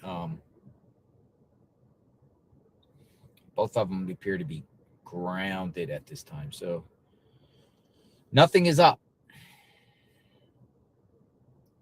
Question is, why are they there?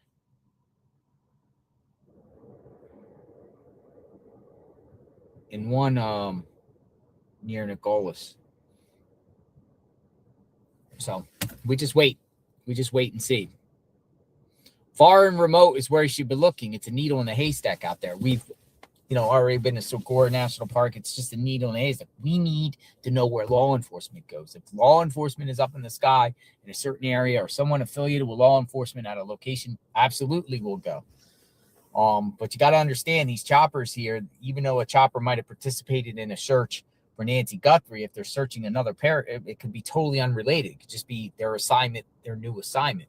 So we need more than that just to go on that, because you're talking long trips out. But if they do start circling again in a particular area, we might go check out. So we're just kind of like waiting here.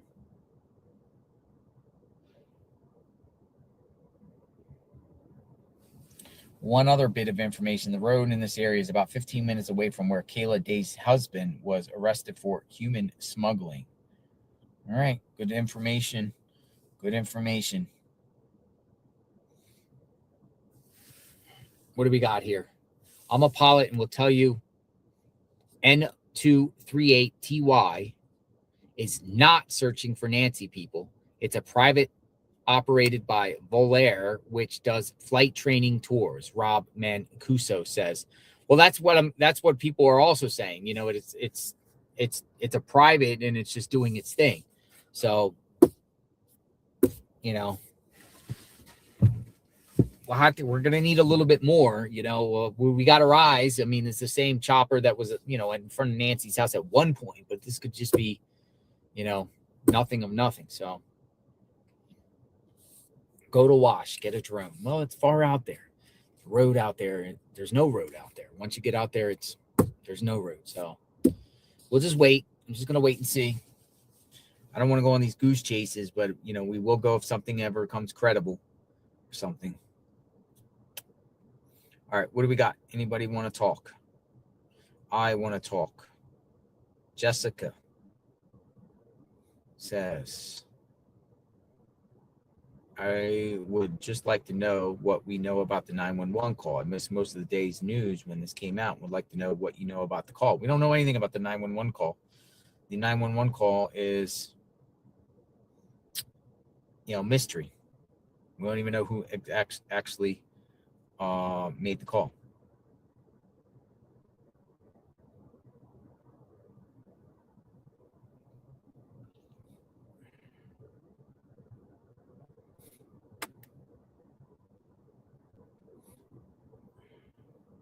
Continuous coverage of the Nancy Guthrie case.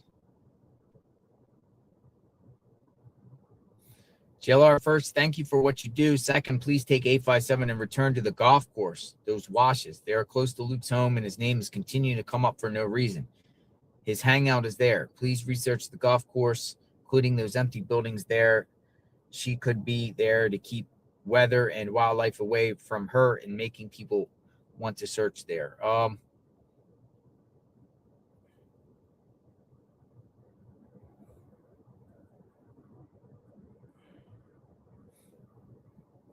Yeah, nothing. Yeah,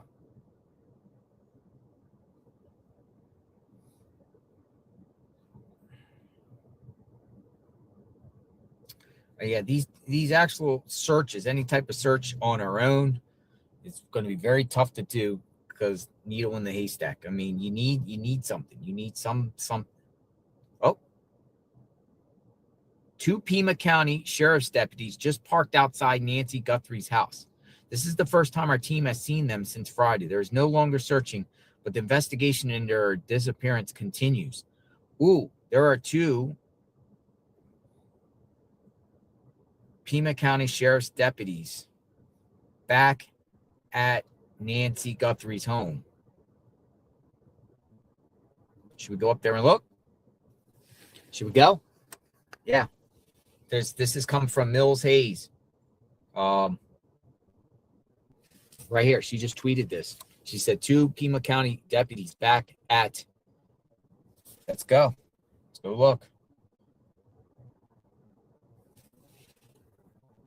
Should we go up there? Yeah, let's go. There might be some activity. Never know.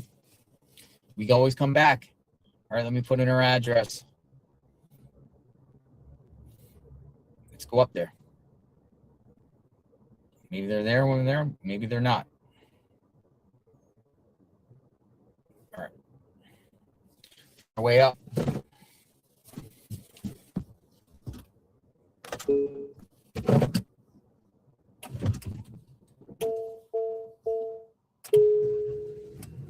Roll out. Tucson. I'm going to.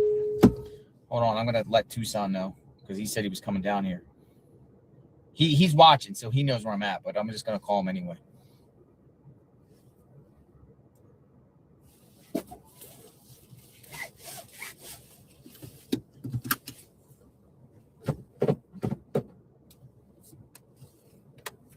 Hello. There's 2 Pima County deputies that just came to Nancy's. Yeah, so I'm going up there. All right. If you're there first, call me and let me know if they're still there, if they bounced or if they're gone.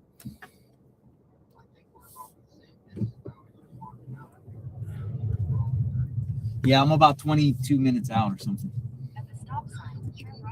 All right, see you soon. All right, he's on his way up there too. At the next light, take a sharp left. But I also I have to stop here and use the restroom real quick. Roll out.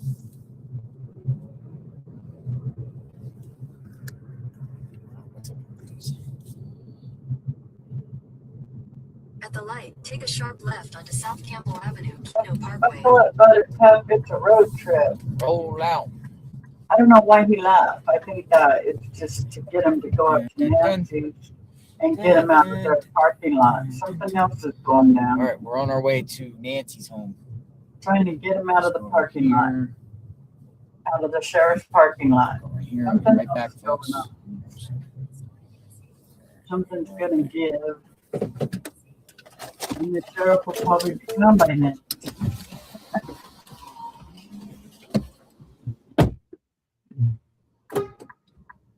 You know what I mean? I've been sneezing my head off. The wind's blowing. Doggone wind. Although it's 66 degrees, well, it's probably warmer now. It's been shining. Yeah, 66. But the wind is supposed to blow 30 to 40 miles an hour with 50 to 70 mile an hour gusts. Yay. Just what we want. Some more damn dirt flying around. Good old dirt.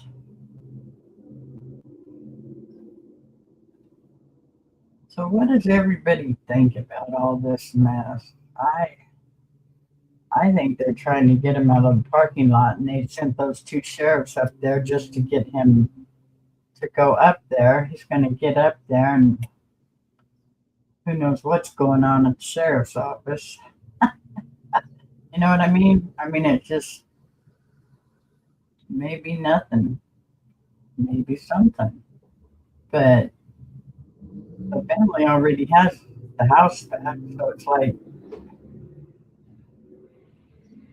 why would the sheriffs be there? Pick up her mail? I don't know.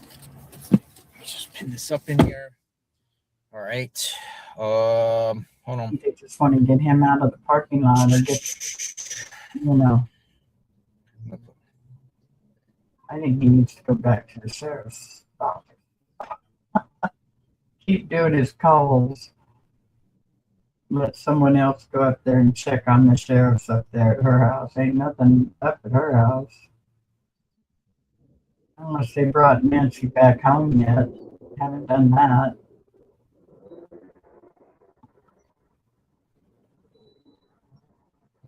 Pima County Sheriff's at Nancy Guthrie's home.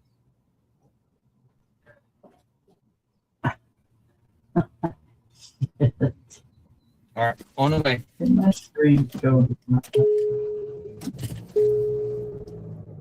On the phone. Did I freeze it? No. Dun, dun, dun, dun. Turn left toward historic Dun, US 80. dun, dun, dun. Then you'll take your first right onto historic US 80. All right. Turn right onto historic US 80. Then at the next light, you'll take a sharp left. I'm not gonna be able to get here out here. Left. This is gonna be a different one here. Roll out.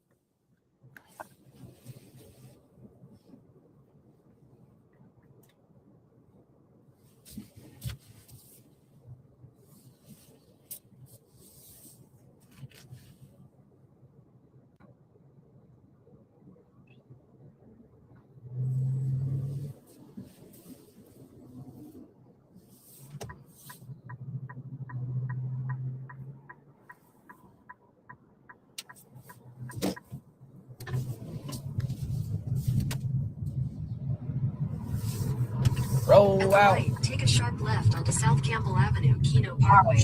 Right? All right, we're off. It's delivered on Tuesday. I'll check and see if they got this file cabinets. Got to get Dorothy set up.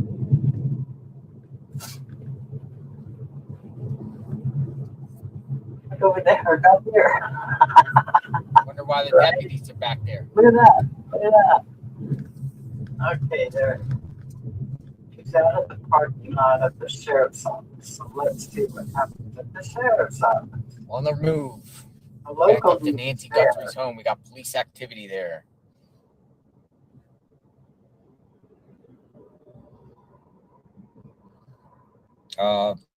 They're out there. That's 100% fact. There's images of law enforcement at Nancy Guthrie's home right now.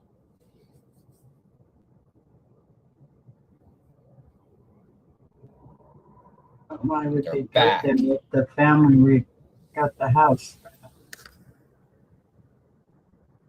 Thought they were done taking evidence. Or, well, the sheriff come doing They were like, you missed it.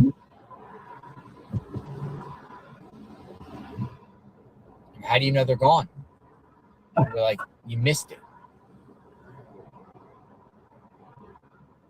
Something's gonna happen at the sheriff's office. Let's go for a drive anyway. If they're not there, they're not there. If they're there, they're there.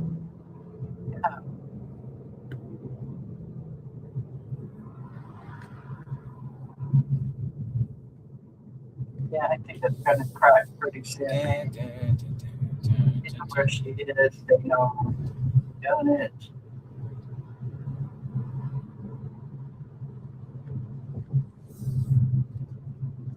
Don't know about the box thing. I've never heard anything about that kind of stuff.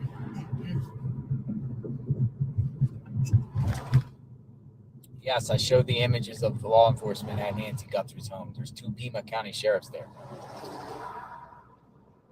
It shift changed. Enton posted Another Savannah one. was at the house.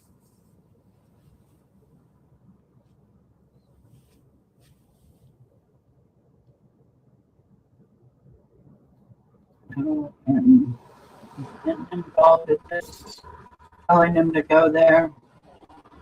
There you go. Something's going down somewhere else. And Is John DePietro there?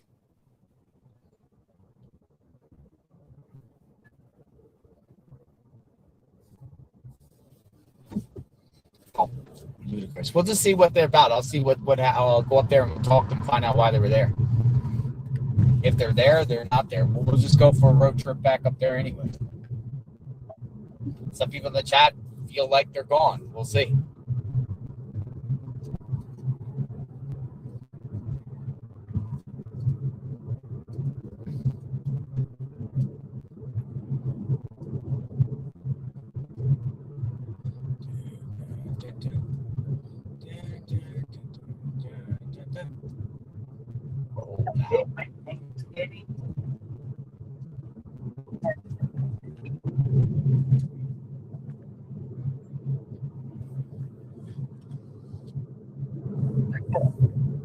all around.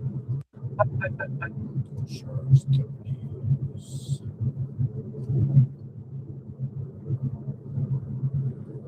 $20 minutes.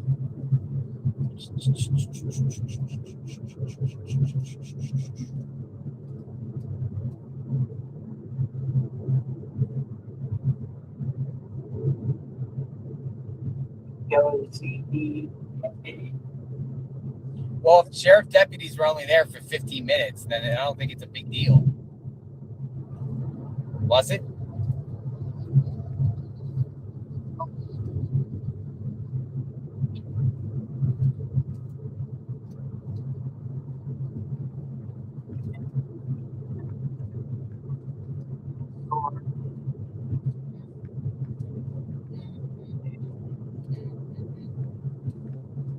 get out of the PC or ask any questions. Or they're bringing someone in. But it's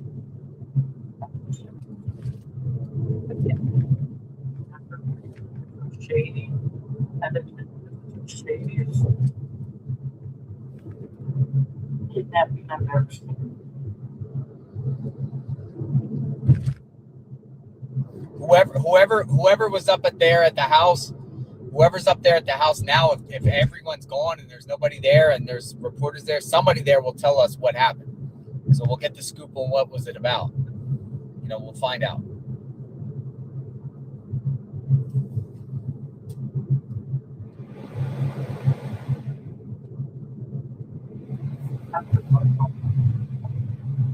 Sheriff's office, so he goes out there. Looks like the News Nation reporter Mills was up there because she's the one that posted the tweet. So the News Nation got a booth. I could drive by in there and ask the News Nation people what was happening, so we get an idea We'll see. if they're all going. Right. Change the scenery, Eddie. Probably the sheriff's office.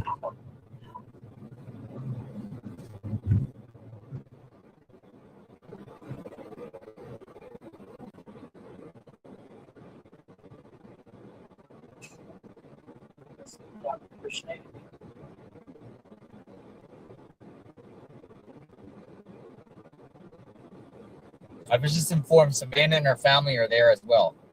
Ooh, Savannah might be at the house now. oh my. Yeah, they're too. But if they go in, they're probably going in through the garage. It's hard to see. They're not going to come out there in the yard. We'll see. They're going to. I bet you Jamal's going with them. I wish he'd come out and talk or say something, clear his name. But I don't keep thinking.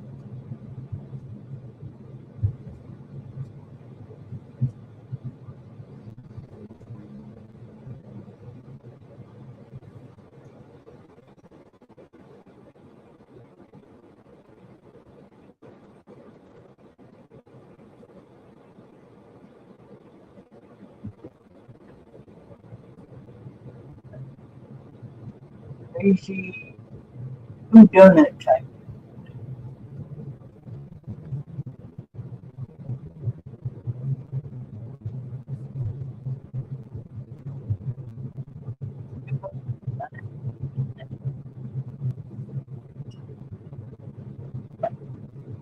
Visited the memorial.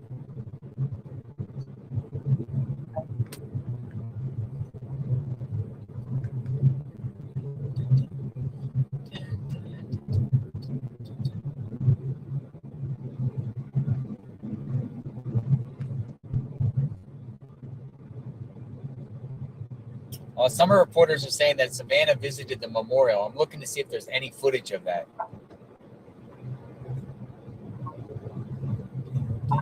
Shit.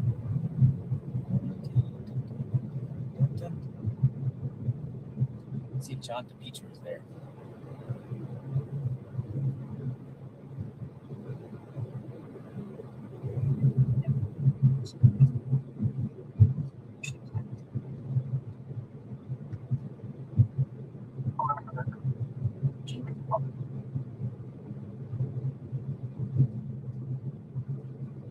She sees all the notes and flowers and stuff. Maybe they'll break. Maybe they'll say, okay, we're done.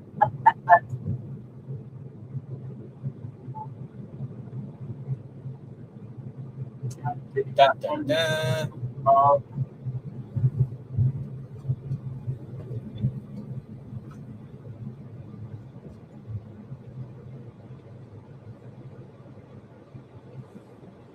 Murky says they're gone. Brian and John DePietro both posted the family looked at the flowers and laid some down. They are gone now. So we'll go talk to DePietro. He's probably out there with his umbrella. I haven't checked his channel, though. Thank you, Murky.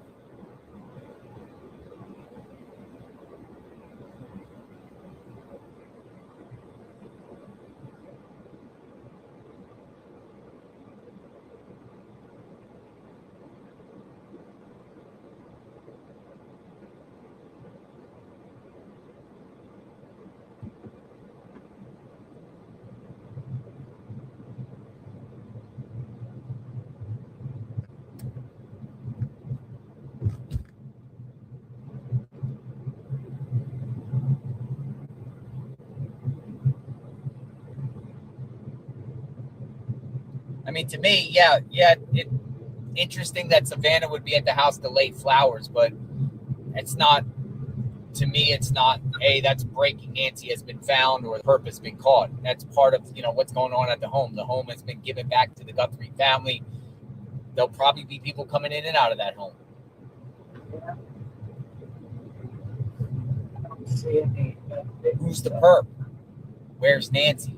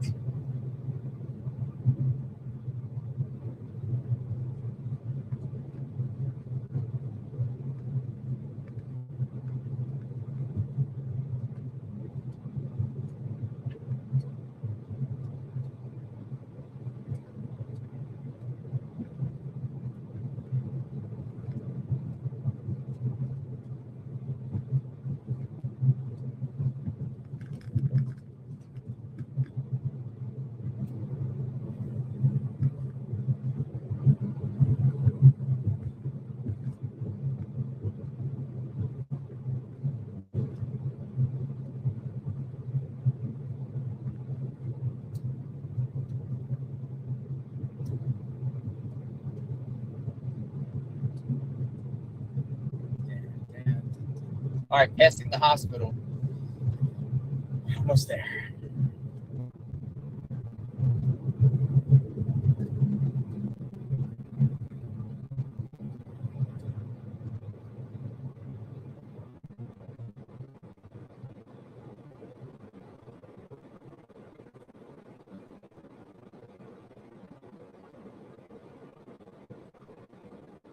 Why do people say go to the banner?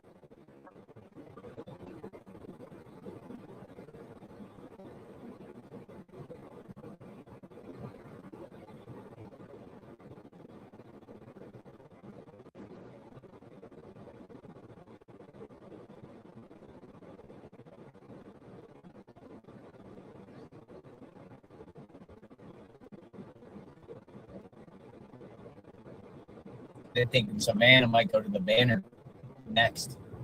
That's what people think. The banner.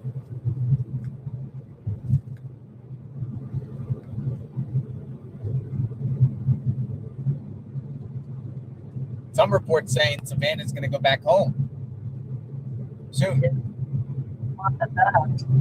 Some of the reports said that she was going to fly as early as the weekend. She never, obviously, if she's up there at the house, then she's there.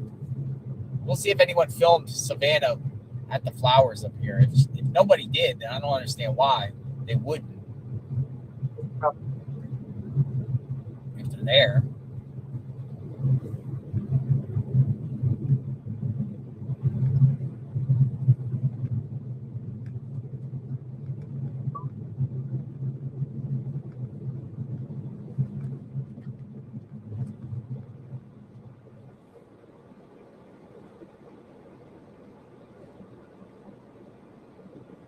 Privacy.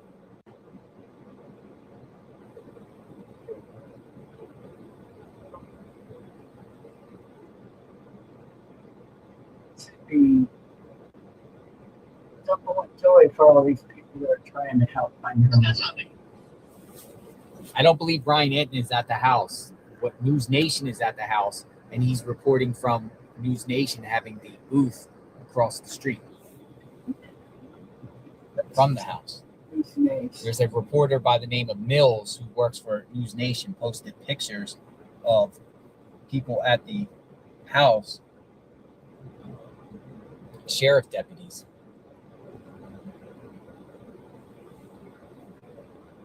We shall see.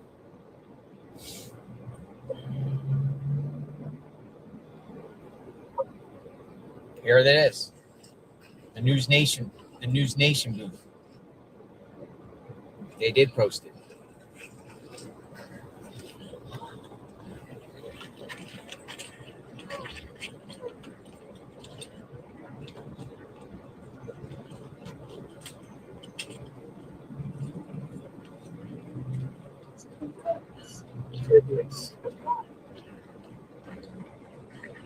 I gotta retweet that.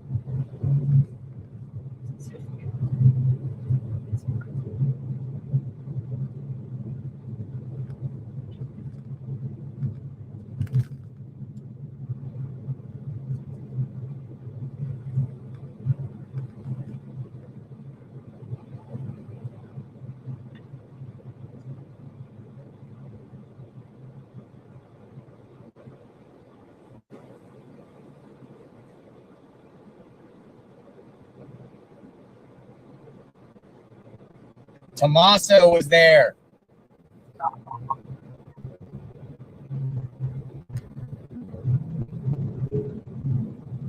Tommaso was there, folks. What do you think? That's a strong message. Tommaso was there. Whoa.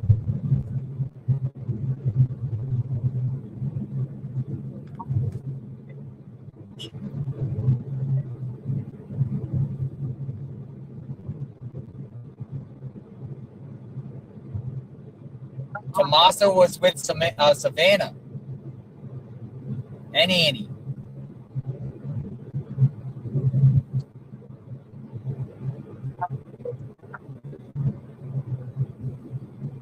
Tommaso was with Savannah. Whoa, and Annie at the house.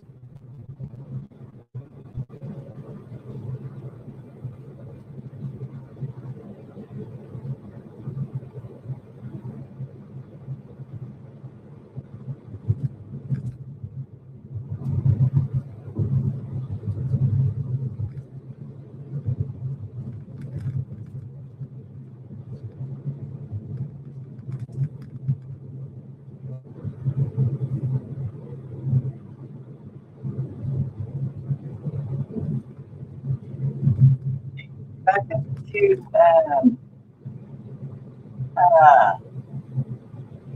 Nancy Guthrie's house. There were some sheriffs there.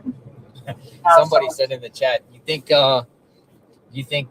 they went because they knew JLR Investigates was down there at the other location, so that was their way to make a move real quick. Yeah. Yeah, that's what I'm saying.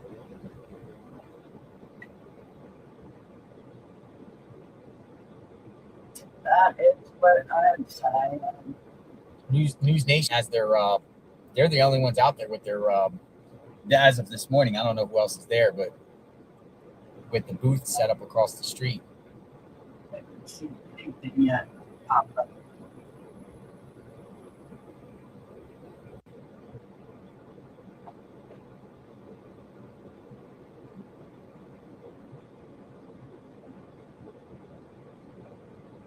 Yes, we missed it. People are like, you missed it. You missed it. Yes, we were down at the sheriff's office.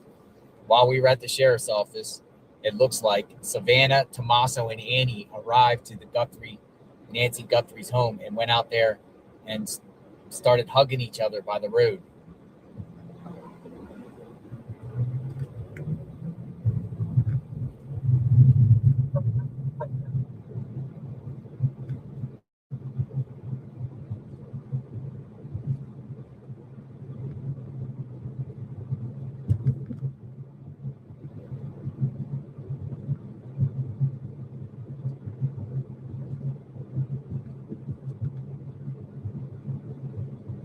I think that sends a powerful message, though, to the world that they are a unified front, even with Tommaso there.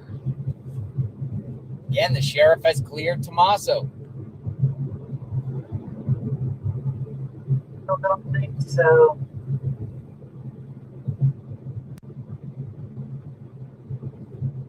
And Danny, and the Guthrie family.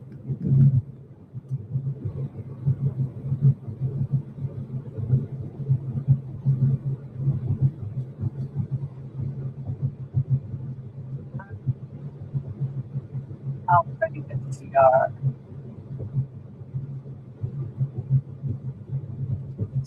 Still be trying to find them out. This is what they call another bone.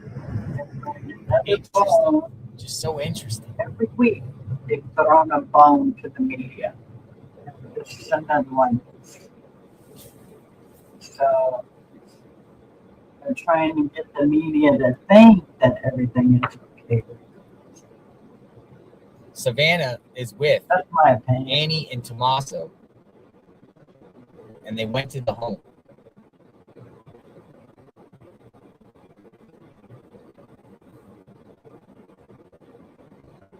I think that's a big deal that they were together. Was Cameron there too? I think that's a big deal.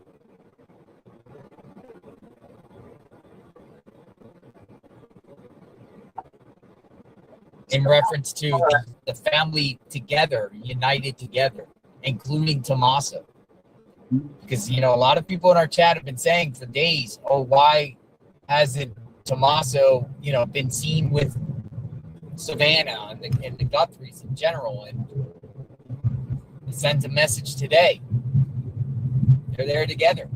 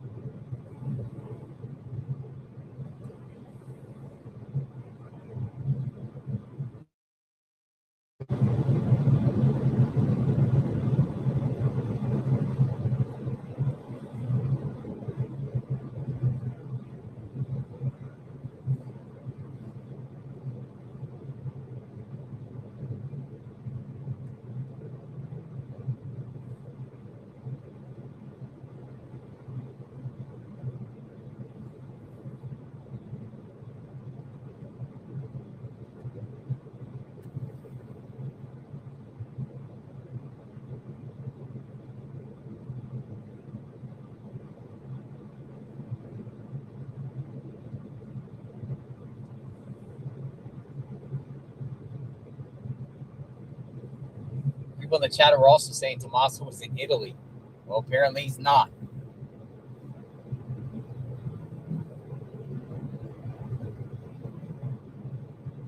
Go past East Kai and Luster and turn left onto East Camino Miraval.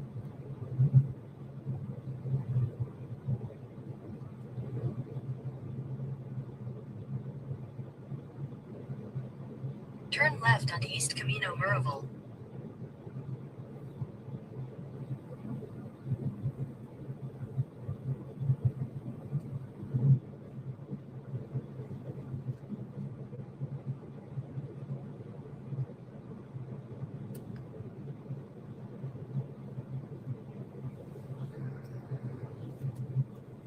In half a mile, turn left onto East Camino La Brinca.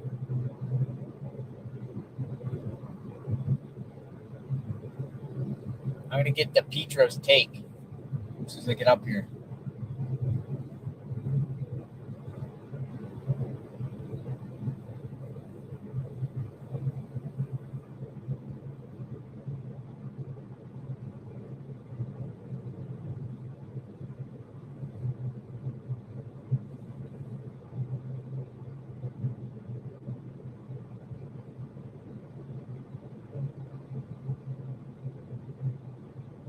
Turn left onto East Camino La Brinca. Go to the next one.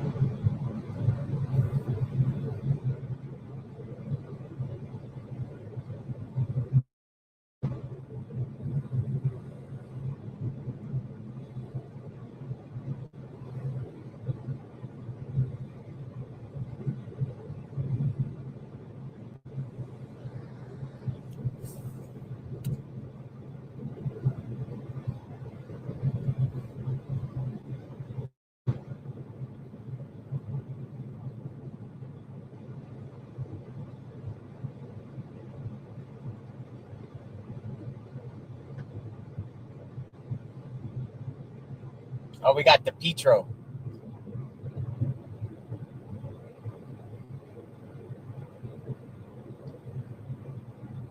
We got the News Nation booth.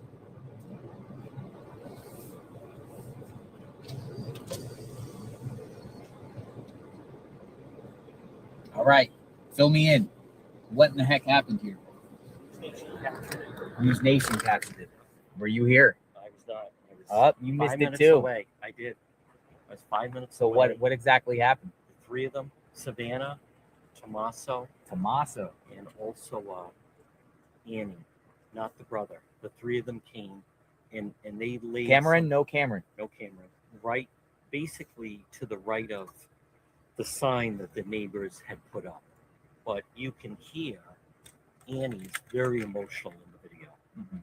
So just as I was arriving, as you know, we have to, and folks, I'm speaking those that are on JLR. Some people are saying Annie was over dramatic. I don't know. I don't know. I don't know what the right answer is on that. But there were 2 Pima County sheriffs, and there was like no one on the street. And as soon as they laid them, as I came around the corner, I could see the cars, and then could see the sheriffs and so forth. And they left. So The sheriffs came with them? there were 2 Pima County sheriff cars. With them? Yes. Yep. Well, what did they go in the house? They did not go. Look at the house there. Look at the blind. Look, I did not see that before. I didn't see that. Did you see that before like that? So they did come. Savannah seemed to be the kind of the strength of the 3. Yeah, And but Tommaso's with them. Yes. So that sends a powerful message, I think. 100%. Yes. I mean, this might be like Savannah is 100% supporting Annie and Tommaso. Don't think they're involved in any way, shape, or form with this. Which also plays into what you and I talked about yesterday, Damon, with, that more and more on this day 30, I lean towards that they were actually, the abductors were inside the house when she got dropped off. Mm-hmm. Because otherwise, one of the things you and I have talked about is how would you not hear people coming in if you're asleep? You would get waken up. And I kept questioning, how would you not, why would you risk that she could call 911 if in fact you're coming into the home? But it does make sense if they were already there. That's a over 3,000 square foot home. Can you do me a favor? Then in fact she comes in and they're already Could you there. do me a favor? People want to hear from you, but it's blurry here at this spot. Could you walk over? You know what? I'm going to stay. I will do that, but I'm going to be live right now. Okay. On the radio. Yeah. and my platforms. All right. I will do I'll talk to you in a bit. talk a little Yeah. bit right now. Whoa, that's crazy.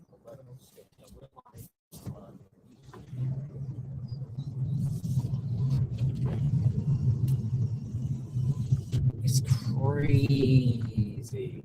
All right, let me turn around here. So some of the people that been following this case extensively, sending me messages saying Annie was very, very, very dramatic.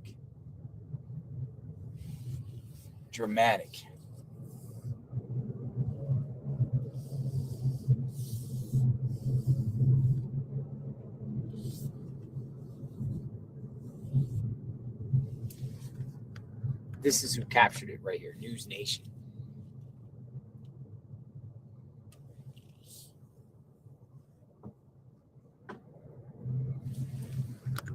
Good job, News Nation.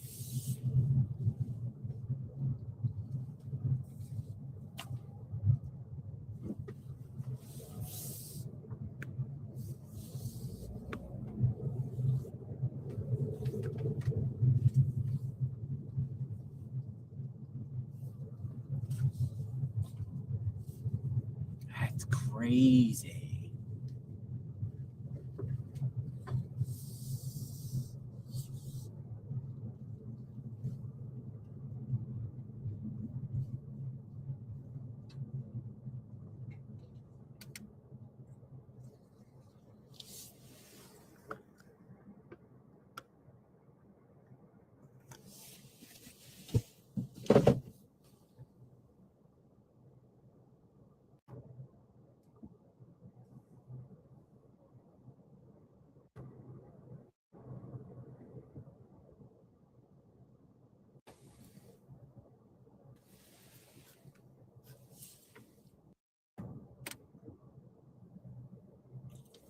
What is this? What is this show?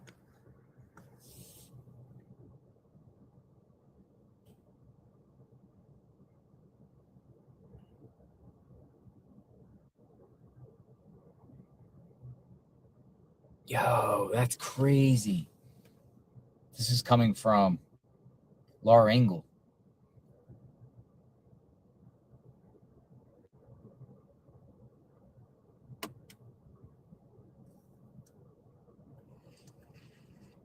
Let me go over here in the shade a minute. Fox News is reviewing it right now. They're like, look, we have Fox News. I don't think Fox News caught it. Maybe they caught it.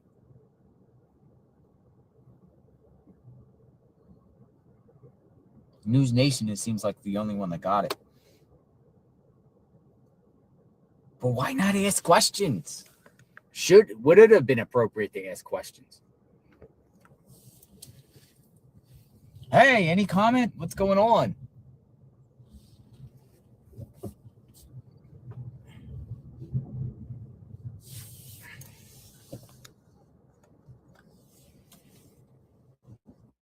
Let me look at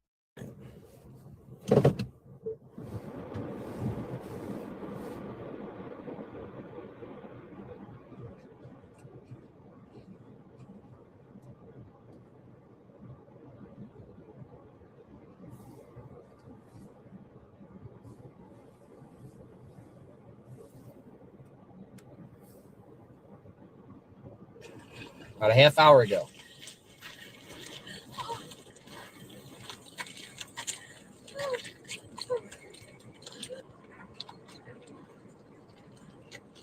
Annie seems like she's the most emotional out of all of them. And look at Savannah hugging Tommaso, putting her hands on the back of, look, they're all hugging each other.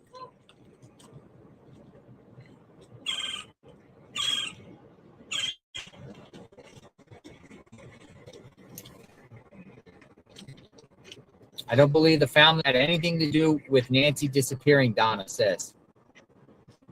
Doneo. You're fine? Woo! Really?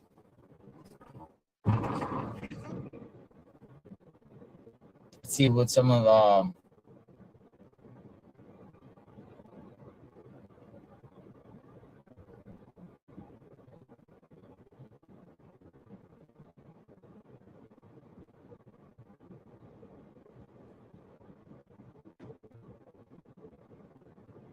who's this guy?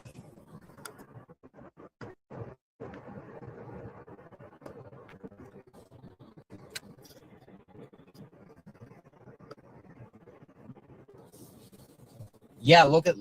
Savannah is taller than Tommaso, right? Let's go back and look.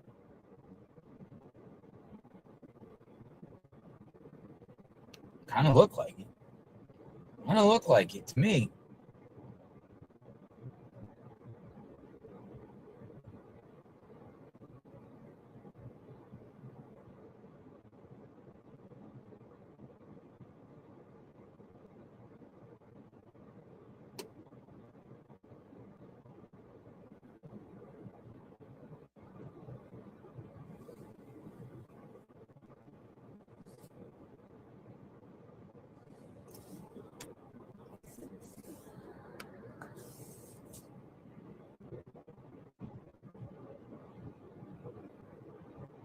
Savannah's taller.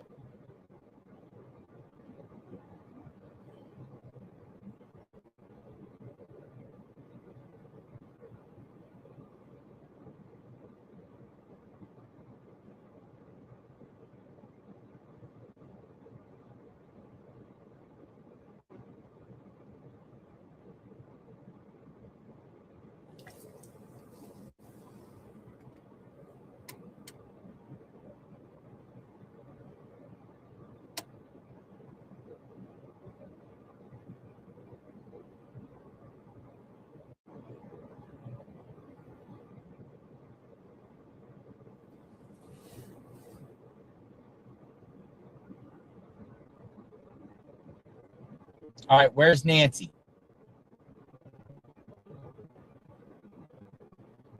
Somebody responded, our troops are dying in the field, and this is what everyone's talking about. Nancy Guthrie.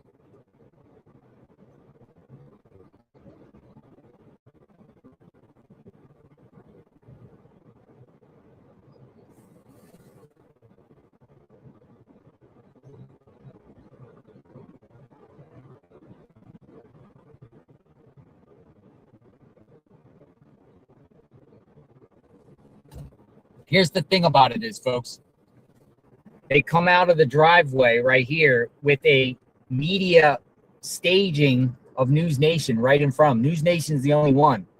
But they come out of the driveway and go down to the driveway to lay flowers with a camera crew that is planted exactly across from them. So they knew it would be all filmed. They knew it would all be documented.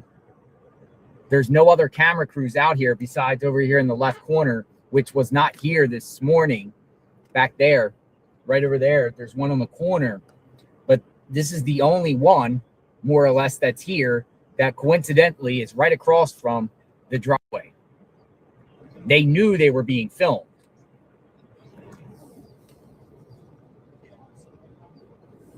So what do you think about that situation? I mean, they knew literally there's nothing else here, and they come out of the driveway and go over there and hug each other right in front of the cameras.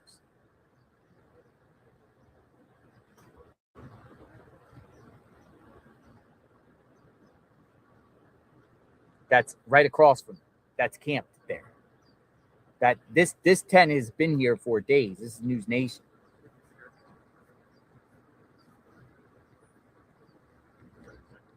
Publicity stunt? Genuine? What?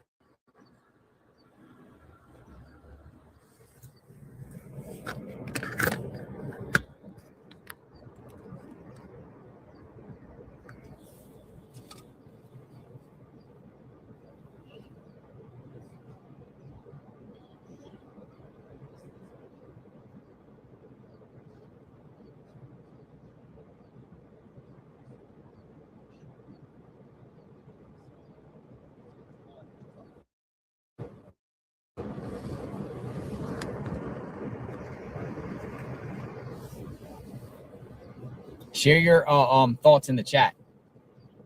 I think some of it was genuine. I would think so, right?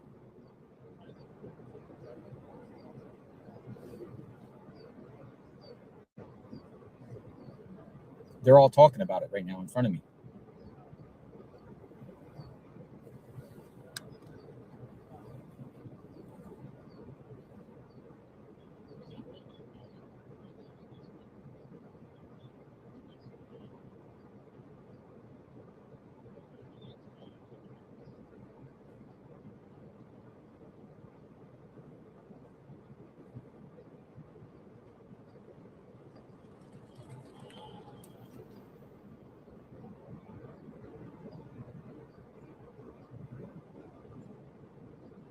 Page 6.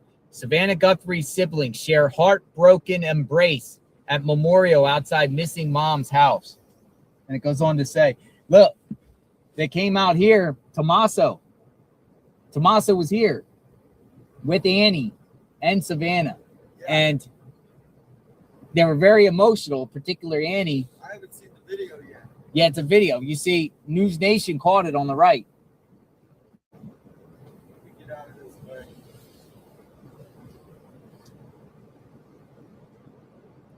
Today, co-host and Savannah, her sister Annie, and brother-in-law Tommaso were seen visiting the makeshift memorial around 10:45 a.m. local time.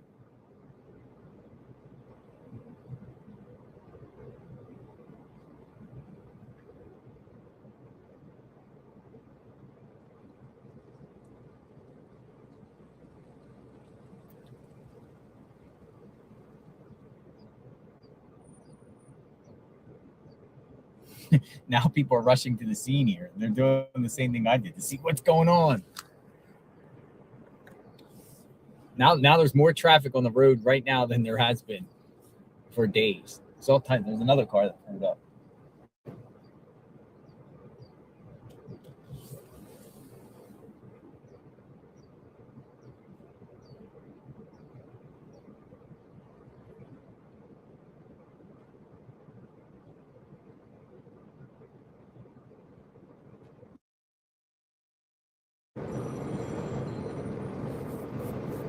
I think it sends a message that Savannah supports Annie and Tommaso.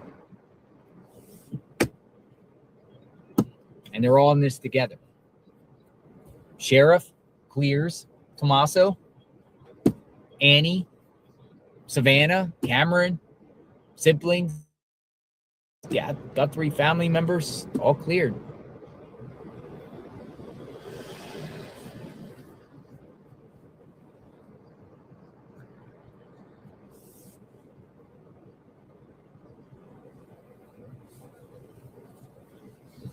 What you think about that?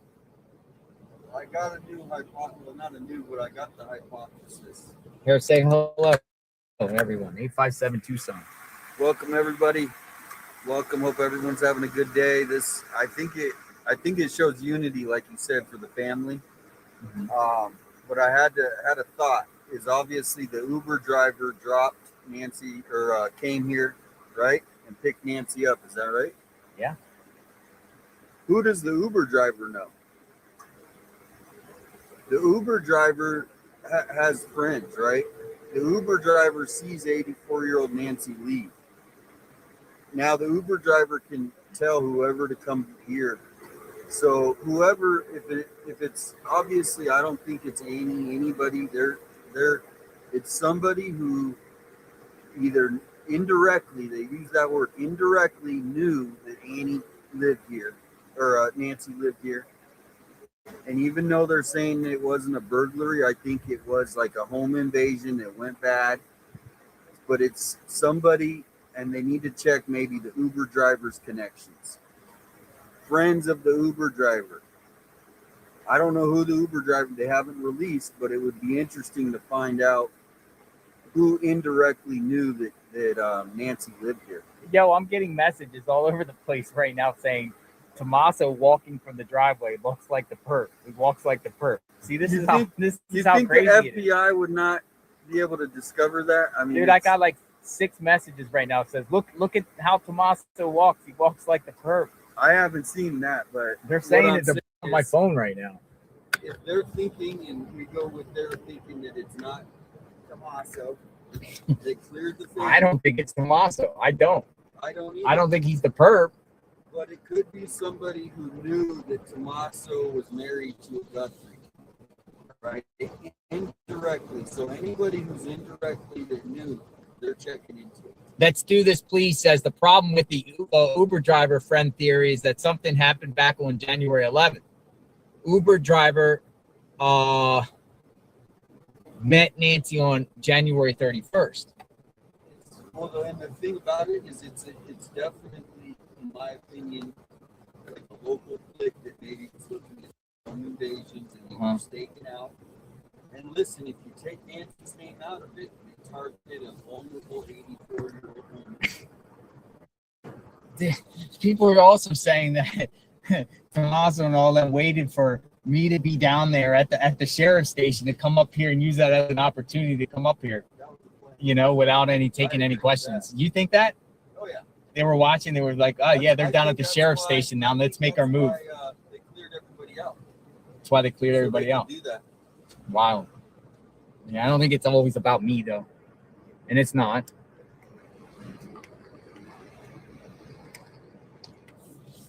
You're like, oh yeah, those people, the main channel watching this case, they're down there at the sheriff's office. Now we can make our move. We do it in front of News Nation, in front of the cameras at News Nation. Literally have cameras, like we literally have a camera booth right here, literally in front of the flowers, the only one. And Annie rolls out and gets very, very emotional at the driveway.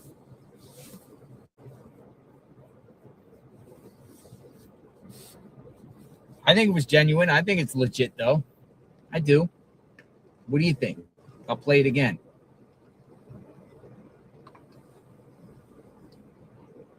Roll down here right in front of the cameras with the Pima County.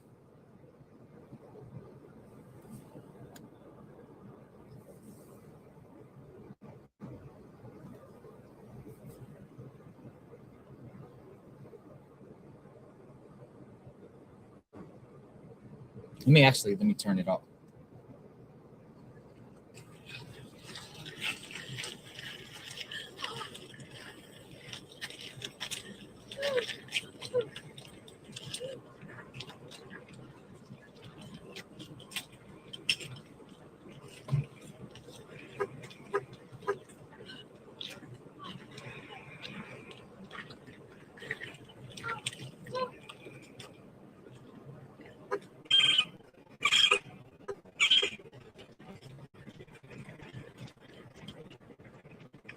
Everyone grieves differently. That's a great point.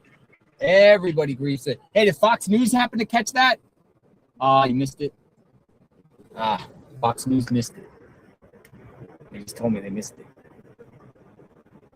Fox News missed it. Everyone's back at Andy and Tomas's home, or Nancy's home.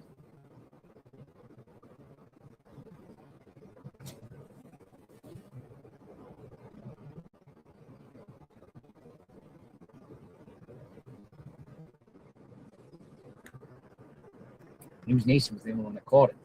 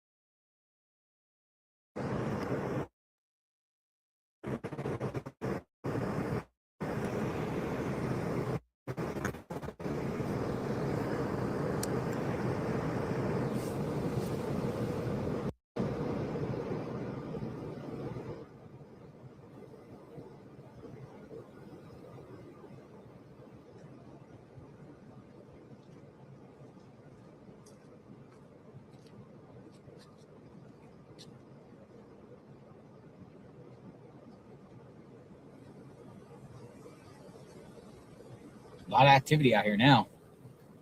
Cars, nothing but cars.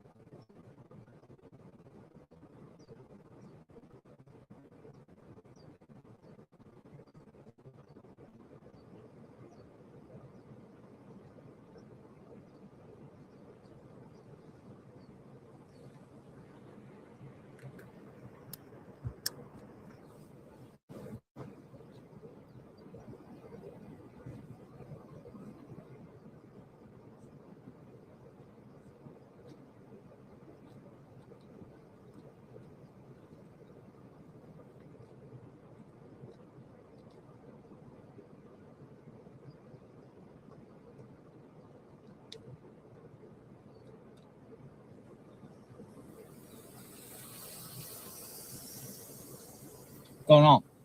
Well, are you gonna stay right here? Are you gonna park? I don't know how long we can stay here. I mean, I doubt anyone's coming back at this point. what's that? I don't think anyone's coming back today. No, that was the big opportunity. I think that's why they kicked it out, so they could do that eventually. Think so? They needed to have some sort of, other than Savannah statements. Or they just saw, hey, no one's there. Do you guys want to go see the flowers? This is our chance. Yeah. We'll run up to I mean, CVS I think it sends a huge message here. Yeah, I agree. Need anything from CVS? No, I'm good.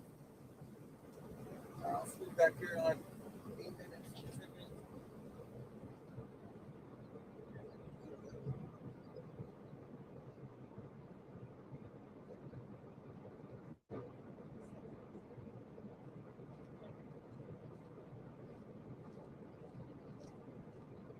It sends a powerful message.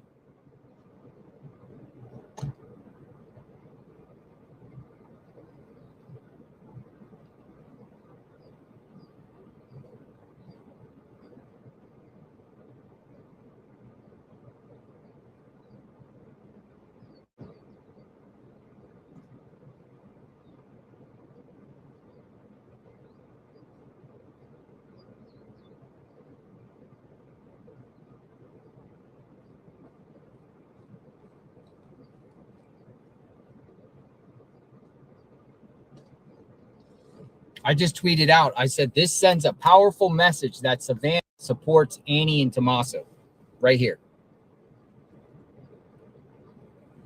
I think it sends a powerful message.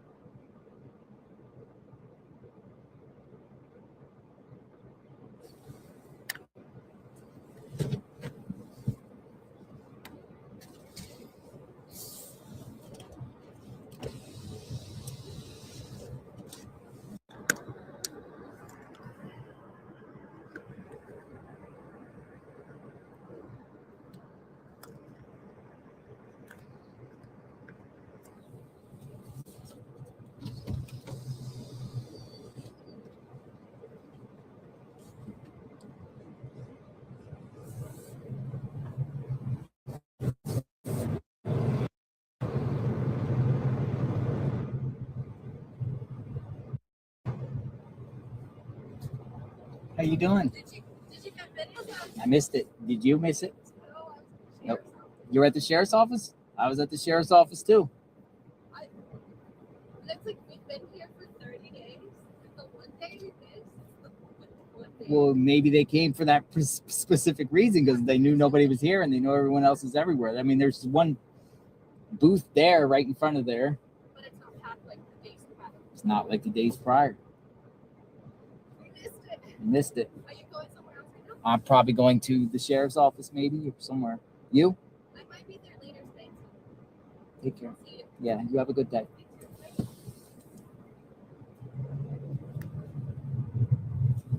Telemundo missed it. They said, I was at the sheriff's office. Telemundo. Telemundo.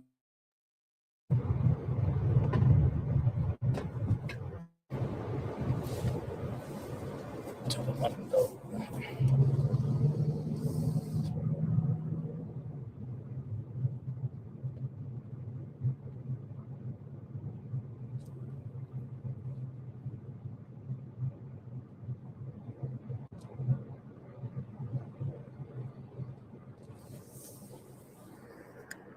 Go to Amy's.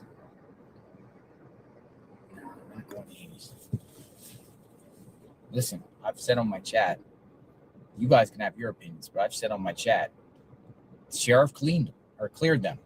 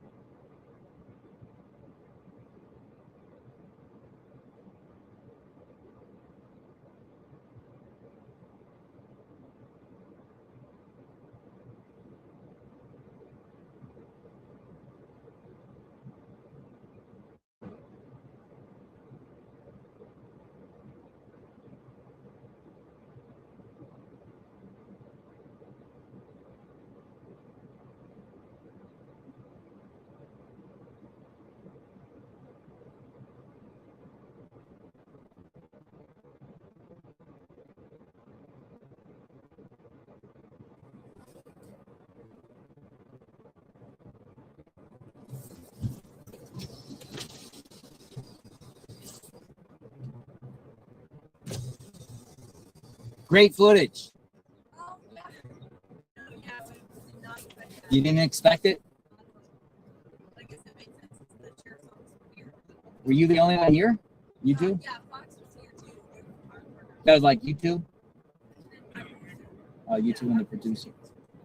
Yeah, that's to me, I think that sends a powerful message that the family is united. You know what I mean? Because a lot of people feel different ways towards, Annie and Tommaso. It sends a message that Savannah is supporting. Yeah, no, definitely does. I mean, that's what she has in the beginning, but yeah, I think it's just re-emphasizes that. Yeah. But I wonder why they chose today. I don't know. I guess probably because it's Less media here, less attention. But they also did it in front of your booth too. Exactly. Right across, like of all the places. Hello. So great work though. Yeah. And stay hydrated out here. Try it. I'm back and forth between here and the sheriff's office. I would have loved to catch it. Do you know, like, did they just come in a convoy or something? It was one black SUV that came in, Uh-huh. and I was the guy that was driving. That was the sheriff's office. I think that was their personal. They had two sheriff cars out. Yeah. For about 40 minutes, 45 minutes before they came. Oh, really? Two sheriffs before they came. Yeah, and then escorted the driver. It's been the same guy that's been on this property. So he's like a personal driver. I think he's maybe former law Former law sheriff. Yeah, so that came in the SUV. They were only here for like 10 minutes, right? Not even that long. Bro, there wasn't one car. One guy's like I didn't block the roads like everything. Yeah, yeah. And everything's been happening. Yeah. It's like the grace of God. 3.5 minutes. Yeah, so they probably were scouting out and noticing nobody's really out here, right? Maybe those guys, because they were here for 45 minutes before. Yeah, and they let them know, hey, this is your time to be able to do it. Yeah, but here's your. Yeah, interesting. And they're gone. Huh. All right, guys, stay hydrated. I don't have any waters on me. You guys good? No, we're good, but thanks for checking. That's cool. All right, stay safe. I'll talk to you soon. All right, so News Nation just told me basically is the camera crew, or I'm sorry, the sheriff's office came, 2 deputies. They were sitting in the driveway for a while, then a black SUV rolls up, and they do it. They were only here about 3 minutes. About 3 minutes. And they just did it, and then they left.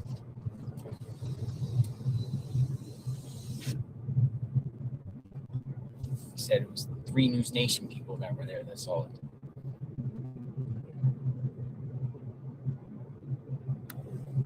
Interesting. See, to me, I think that was I again, for me, I'm thinking, okay. Annie and Tommaso, innocent victims here. Savannah supporting them. They wouldn't be hugging together, a unified family front. What's going on here? What's your take?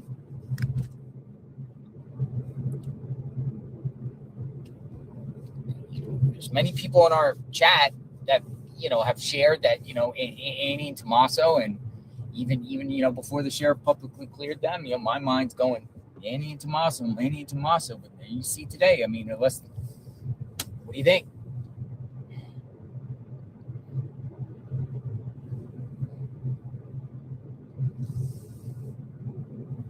Wow. So they're still in town, all of them. Tommaso's not in Italy. Some people think he said he was in Italy. I never really see any proof of that.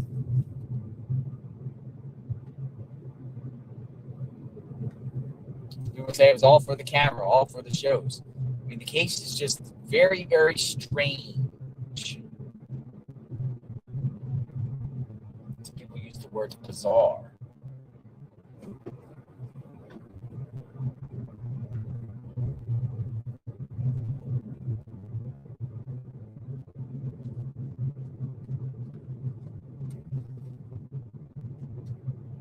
They said the driver looks like he was former LE. 3 minutes.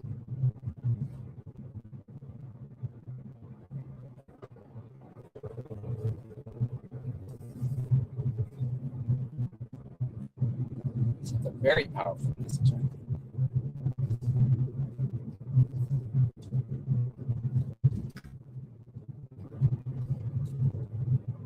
Like, yo.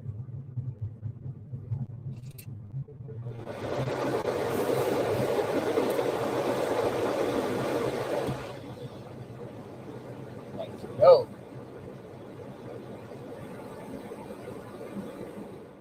All right, where would you like to go? Where would everyone like to go? Share in the chat. Consent, majority rules.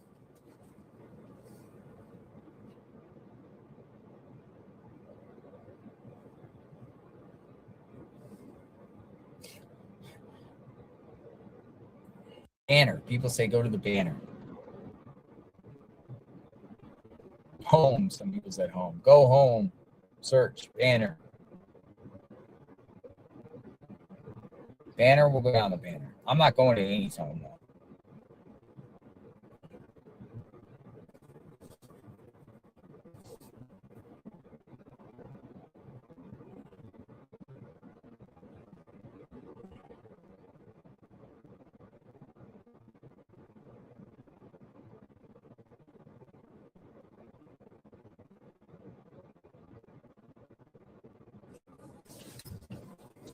Aunties, I don't want to sit out there in the heat. few people are saying Nancy's. I don't want to stop there. I really don't.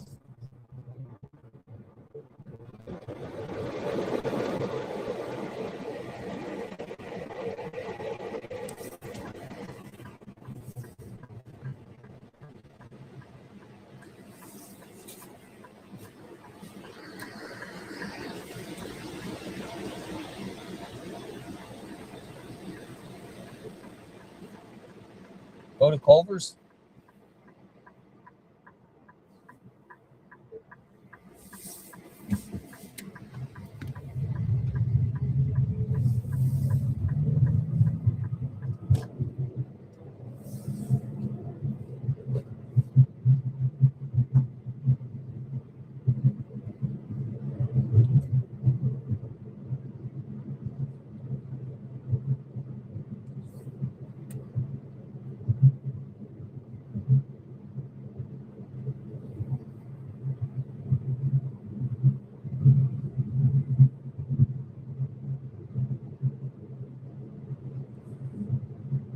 Nothing in 3 points. There's nothing in 3 points is too far, and there's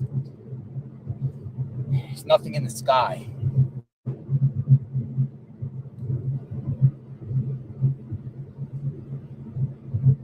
Searching the hot needle in the haystack.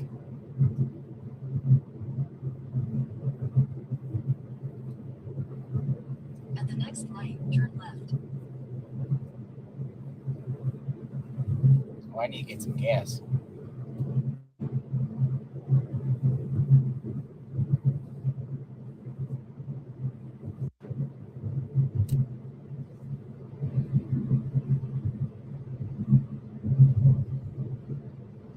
I need to get some gas.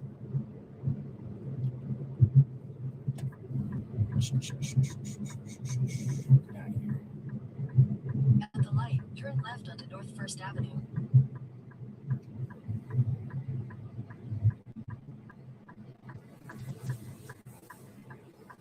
I still can't wrap my head around that, man.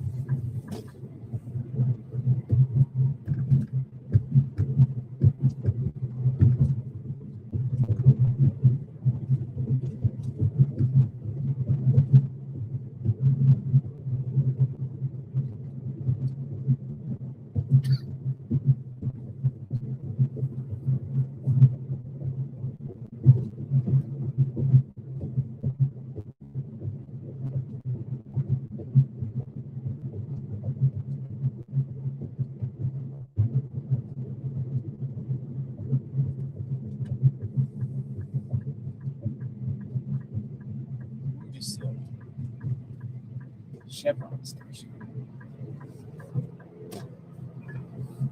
Continue on East Rudisill Road for 3/4 of a mile. Go to the Circle K. Get gas. Circle K.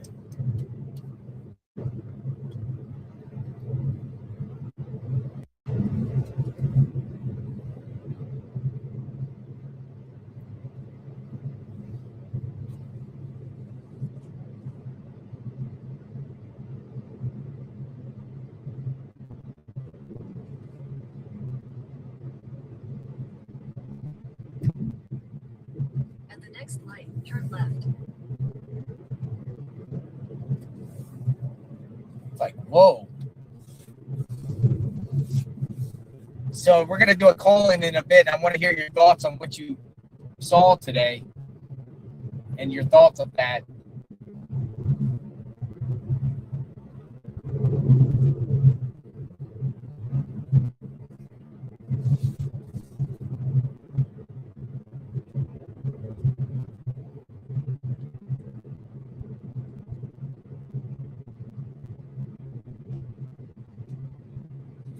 At the light, turn left onto historic US 80 North Oracle Road. Circle K.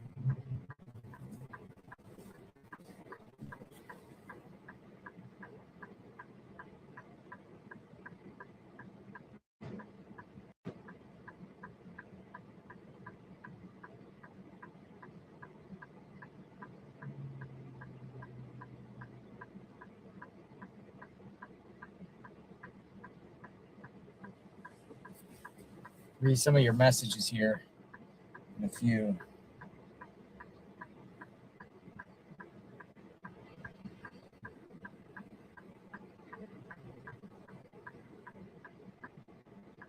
JLR, check on helicopter RO818177 circling around Mount Lemon. But not sure if Army would assist in search for Nancy. I don't think that's related, Pat Skate. Around Mount Lemon.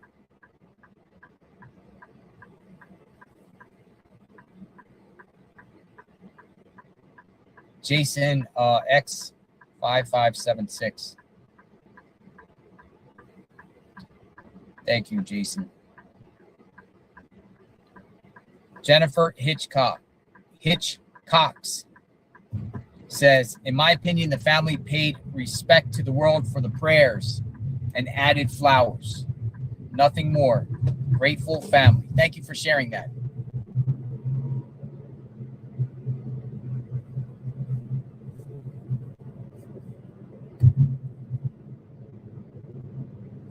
Thank you for sharing that, Jennifer Hitchcox. 6694. Nothing more. They were there to pay respect, had some flowers, laid down the flowers, hugged, cried, wept, emotional, and that's what happened. Maybe use that just as an opportunity. The less cameras, the better. At one point, you're going to have to go because there's always going to be cameras there.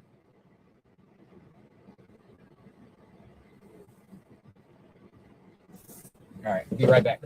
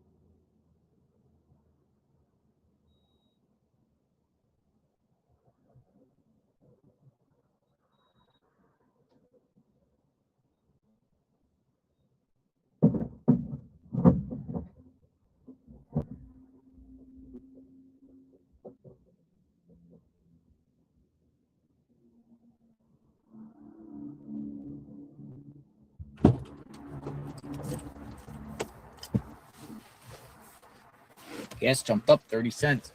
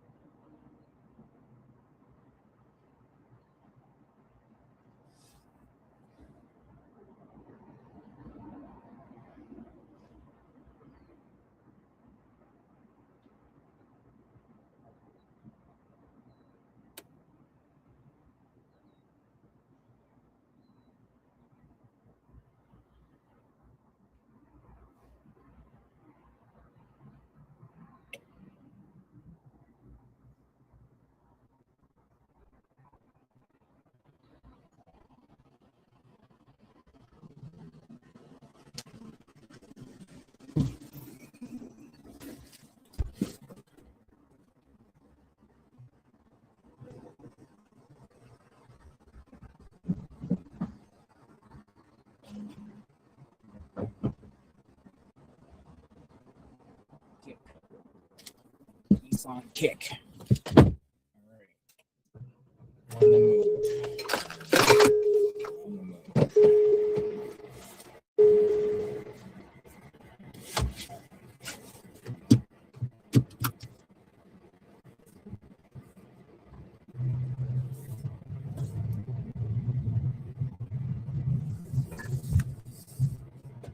Turn right onto historic US. I'll tell you, folks, my mind's thinking Annie and Tommaso are totally innocent in this.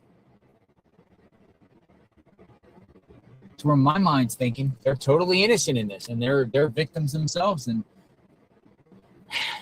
what do you think?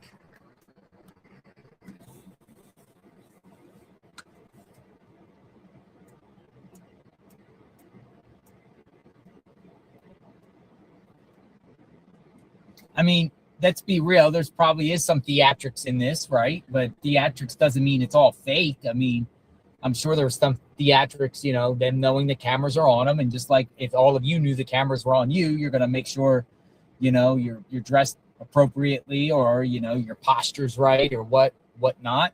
I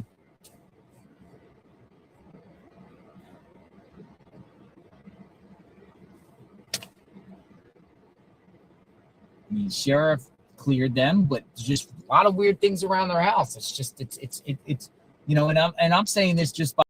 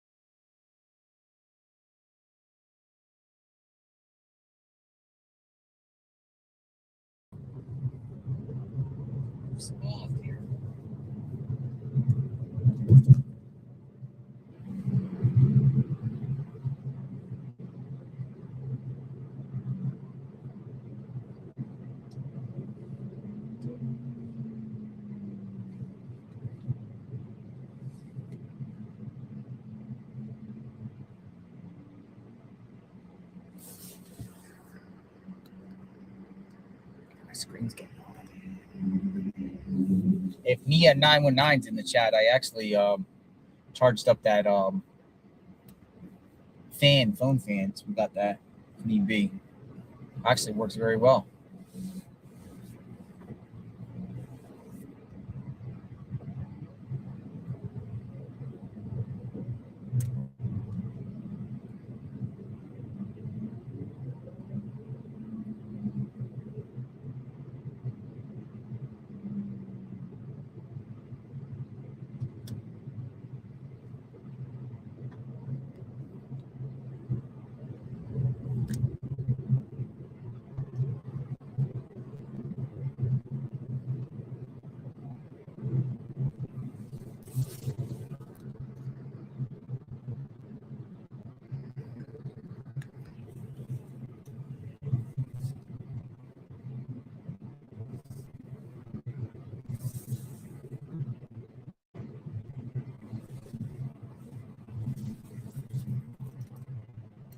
That's just like, wow. Like, whoa.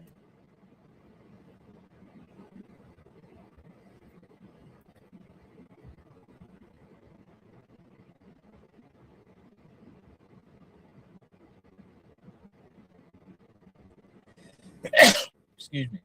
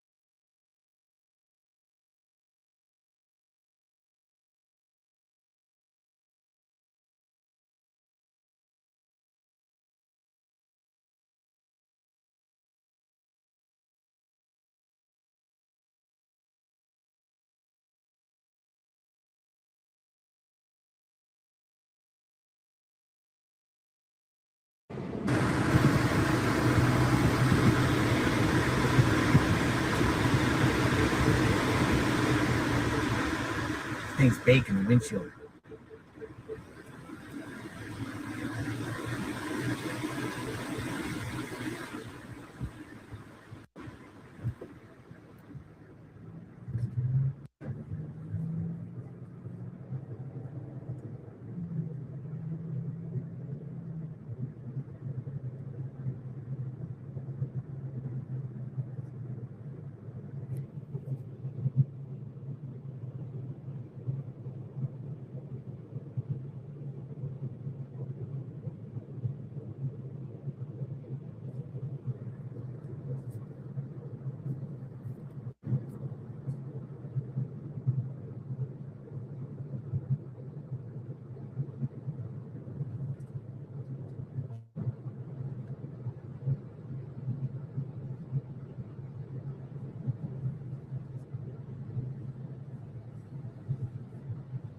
See where it's at the banner, but I don't think anything is there personally. I'm going back to the sheriff's station.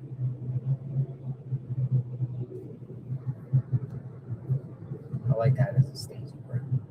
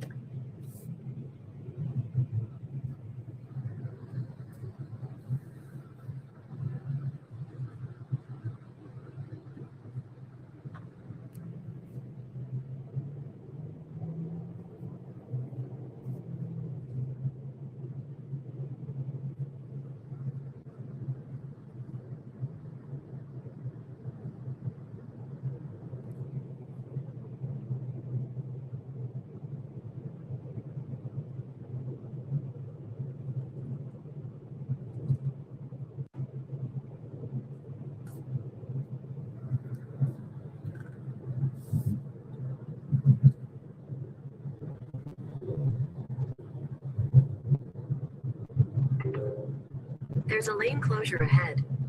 Lane closure.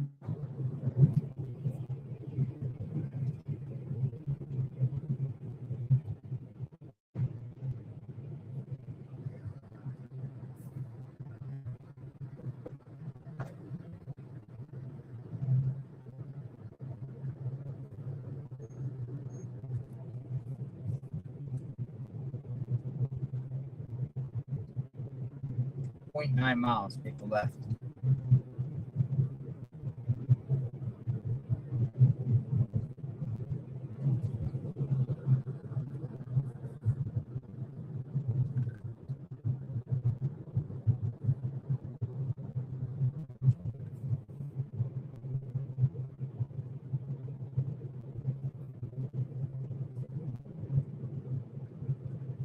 The windshield says 95 degrees. Literally 95.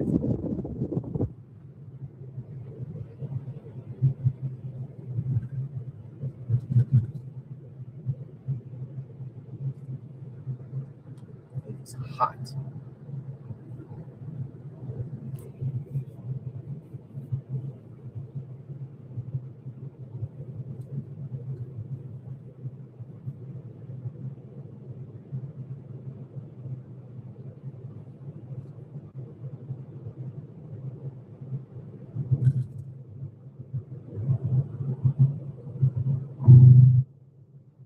Go past West Ventura Street and turn left onto West Leicester Street.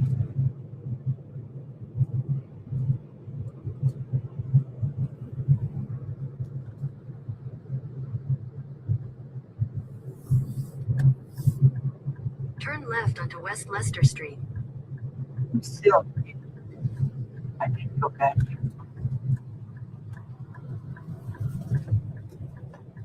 Oh wait, the Gem Show banner went down. They took the Gem Show banner down. Go past North 11th Avenue and turn right onto North 10th Avenue. We usually pass through here and there's a big banner that says the Gem Show. It's gone. Hello, Jeanette. I'm back to. Gem Show over.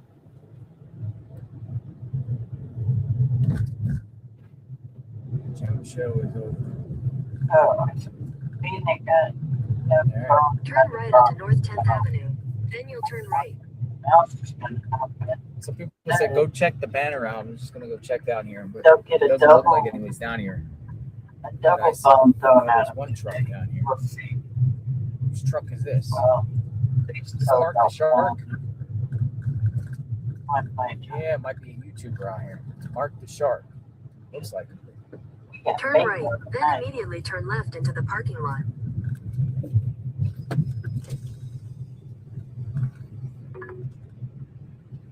Take your next right onto North 11th Avenue. Hey, we're filming each other. Huh? We're filming each other. How are you? Good. You missed it. Yeah. The house. Let me come up. I'm gonna pull up next to you. All right.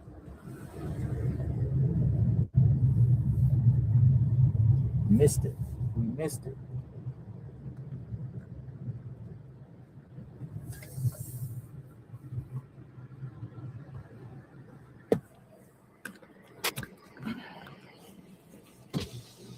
How long you been down here?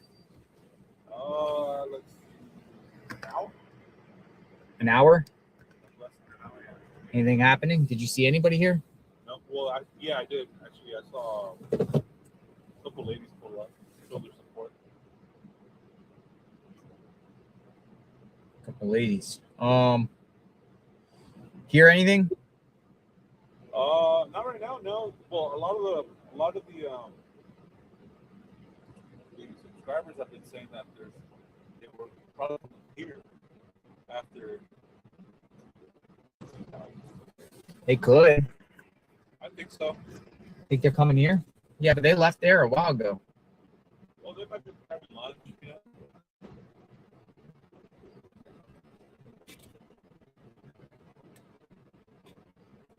So you've been here over an hour and you haven't seen nothing. Interesting. Interesting. Right here, this one? Yeah. Is that fan? Yeah. Yeah, I got mine right here. Oh yeah. Yeah. I'm gonna put it on my thing. Keep This it thing cool. actually really gets it cold. Does it? Yeah. got mine right here. I'm just saying because I know our phone's over G. Yeah. Then I saw you one with one, and I was like, man, I gotta get one.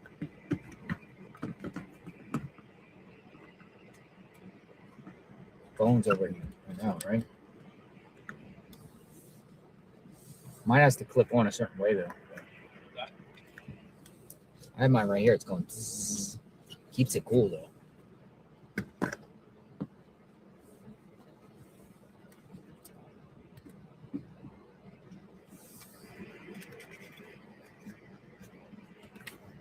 I'm actually in the shade right now. Oh, last night? Yeah, what happened last night?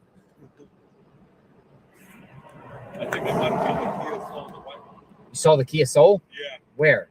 At Circle K, over there by Annie and Tomaso's house. You saw a Kia Soul over there? Yeah, check this out. Mm-hmm. I lost my keys, so I was going to do a members only live, so we can go searching for my keys. Uh-huh. It was late. It was like 3 in the morning.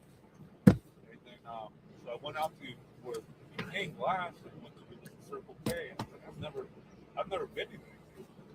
I like to take a trip. Yeah. And then so I'm like, I go inside the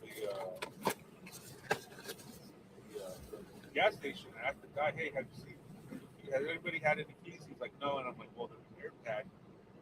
Here. He's like, oh, wait, let me check. He checks. My keys are there. They're destroyed. Really? The keys I leave. And then the chat's like, there's a Kia Soul right there, a white one. So then I turn around, I go park next to it, and it looks just like the one from the camera. And this guy comes out, and he has like a stack of newspapers. And I ask him, hey, what's up? You guys are still delivering newspapers? He's like, yeah. So the dude was delivering newspapers. And so he does all the route to it. Wow. So I think that's what it was. He was just there delivering papers. We got the chat. Mimi says, in my opinion, your best being at the sheriff's is the best idea. When breaking news come, you could be right there. Then you can go to the location if breaking news is announced. I kind of concur with that. That's kind of why I chose that thing. I mean, I also think, Savannah, I just think, Savannah and them as a group is important. I do think that's important to see. But I think, the big things in this is if they come out and give a press conference, of course, or Nancy being found or the perp being arrested. I think the perp being arrested, or what the police are up to in reference to the investigation is a.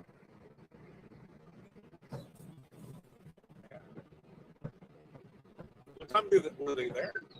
10:45 a.m. Yeah, they were only there for a few minutes.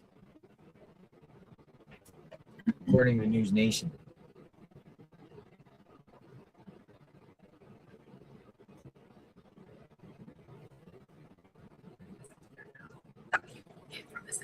For my personal interest, I would just say just. Whoa, Luke speaks. Oh, yeah, they interviewed. Hold on. Thank you, guys.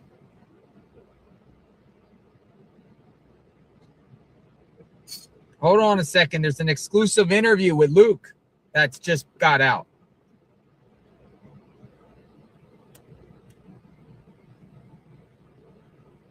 One-on-one with Luke. Holy smokes. No, I didn't. This is your first interview since you've been detained. Hold on a second, folks. Hold on. Luke speaks. Luke speaks. Luke just came out. Here we go. Luke, stand by. Let me put this up.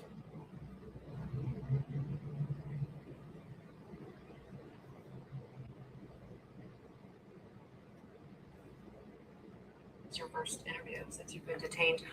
What's your hope in putting your voice out there now that people will get from this interview? For my personal interest, I would just say just not to go off speculation of everything you hear on the internet and kind of like the hive mind mentality that someone says something and then they just go off of it based on no evidence, no truth. Many people have believed that you are the person on the surveillance video, the abductor, the masked person. Is that you? It's not me. I don't see the resemblance of it looking like me. He shaved. But absolutely not. I have nothing to do with this case. Luke. Nothing to do with it. Do you have any idea who is involved in the abduction? I don't. If I did, I would happily tell FBI, police, anything. I mean, I, like everyone else, just want Nancy to come home and be safe. But that being said, I have nothing to do with this case. This is Whoa. since you've been detained. What's your hope in putting your voice out there now that people will get from this interview? For my personal interest, I would just say just not to go off speculation of everything you hear on the internet and kind of like the hive mind mentality that someone says something and then they just go off of it based on no evidence, no truth. Many people have believed that you are the person on the surveillance video, the abductor, the masked person. Is that you? It's not me. I don't see the resemblance of it looking like me. But absolutely not. I have nothing to do with this case. Nothing to do with it. Do you have any idea who is involved in the abduction? I don't. If I did, I would happily tell FBI, police, anything. I mean, I, like everyone else, just want Nancy to come home and be safe. But that being said, I have nothing to do with this case. Whoa. Whoa. Luke Daly speaks.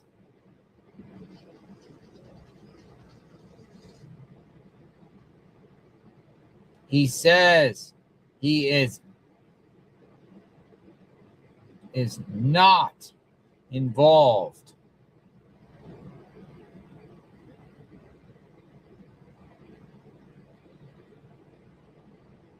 Luke. So why did they raid his house? I'm going to play it again. Matter of fact, I'm going to copy this. Oh. Brianna Whitney. Luke. This is your first interview since you've been detained. What's your hope in putting your voice out there now that people will get from this interview? For my personal interest, I would just say just not to go off speculation of everything you hear on the internet and kind of like the hive mind mentality that someone says something and then they just go off of it based on no evidence, no truth. Many people have believed that you are the person on the surveillance video, the abductor, the masked person. Is that you? It's not me. I don't see the resemblance of it looking like me. But absolutely not. I have nothing to do with this case. Nothing to do with it. Do you have any idea who is involved in the abduction? I don't. If I did, I would happily tell FBI, police, anything. I mean, I, like everyone else, just want Nancy to come home and be safe. But that being said, I have nothing to do with this case. Whoa.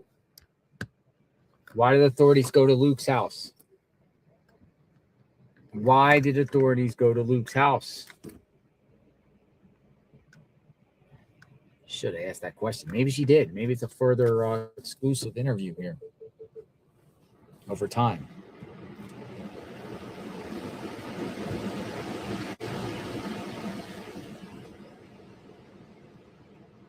Luke.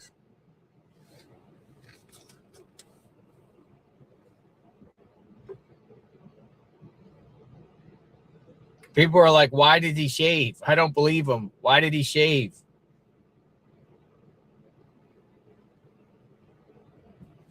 Luke.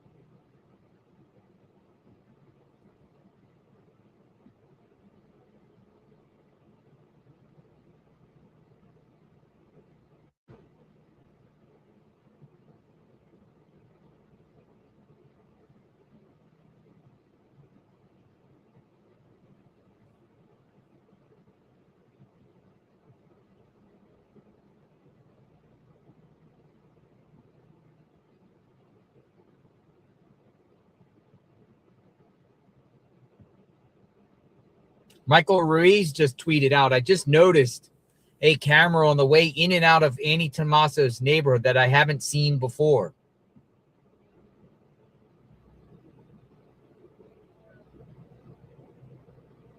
What does that even mean? Dude, Fox News is just reporting right now. I'm going to show you this. This is pretty interesting here. It says here,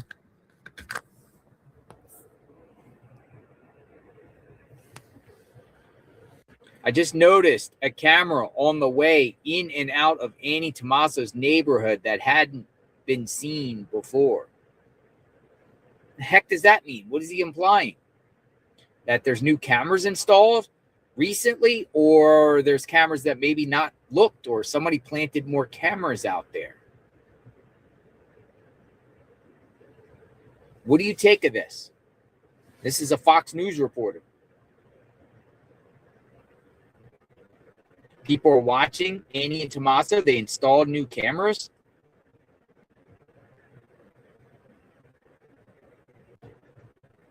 They're still under surveillance.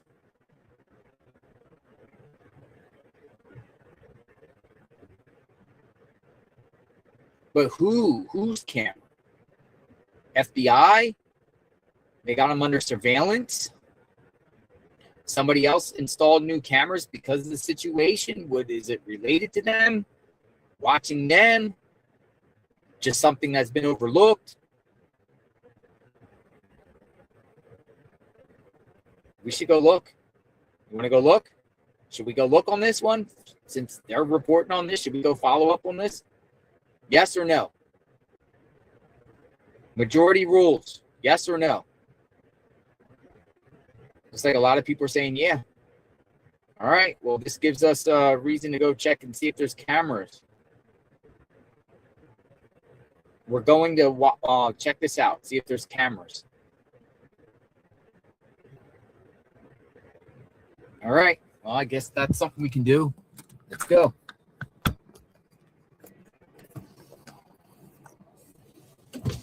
Hello, sir. Sir. Hey. Oh, he's not paying attention.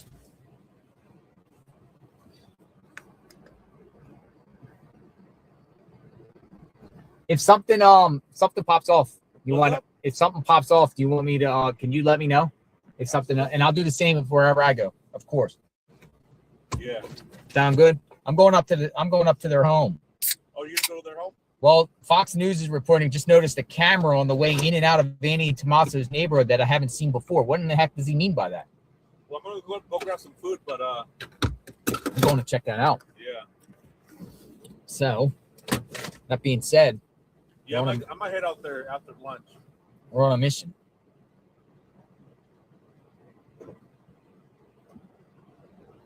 A camera. We're only 10 minutes away. Head toward West Elm Street, then turn left onto West Elm Street. Let's go check out, see if there's any new cameras. Shall we?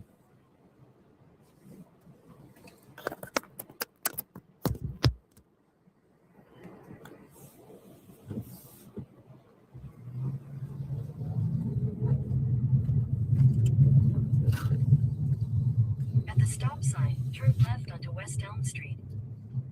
Elm Street. Nightmare on Elm Street.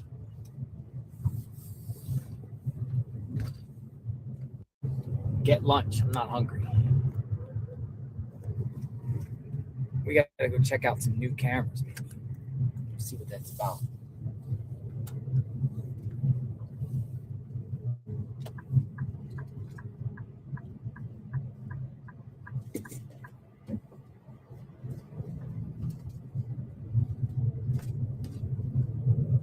Check out. Next stop sign, turn right.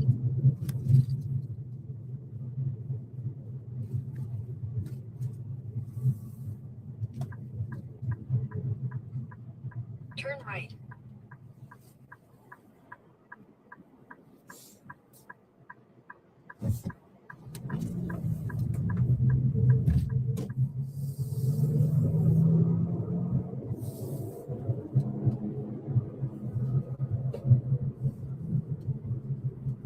my way to Annie and Tommaso's to see what's up with these cameras.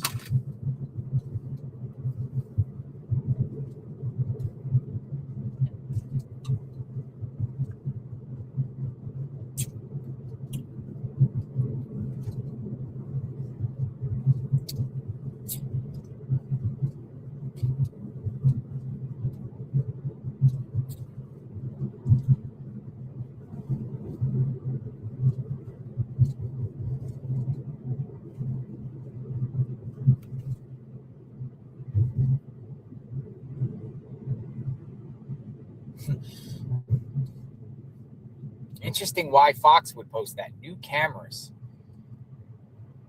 in their neighborhood that they haven't noticed before. Not new cameras, but just a camera they haven't noticed before. Could be new. Could be overlooked.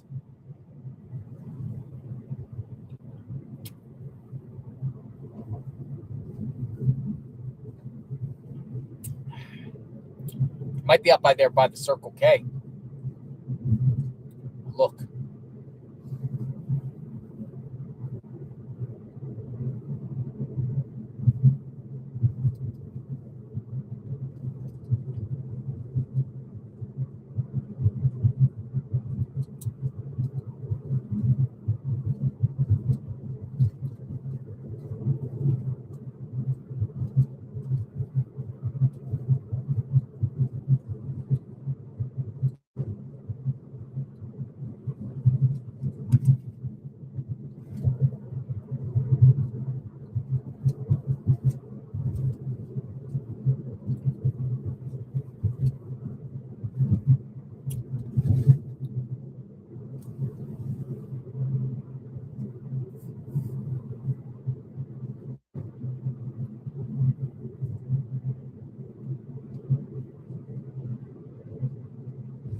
Savannah not leaning on Tommaso, pulled away from him. Melissa, love of Elvis, says.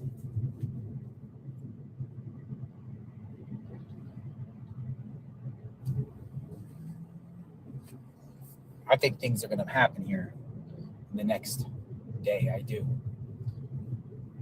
We're in the thick of it.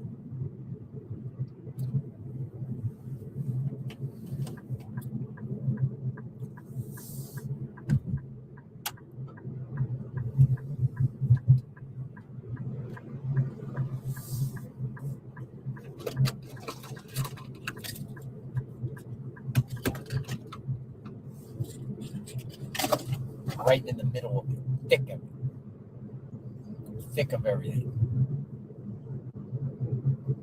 I do.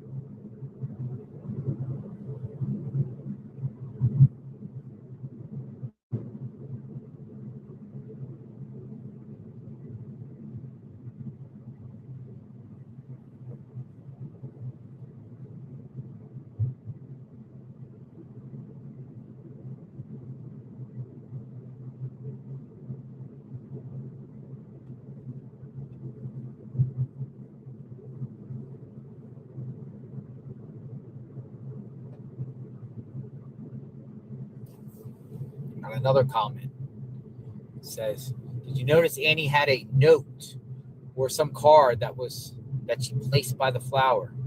I wonder if it's a letter that she wrote or anything.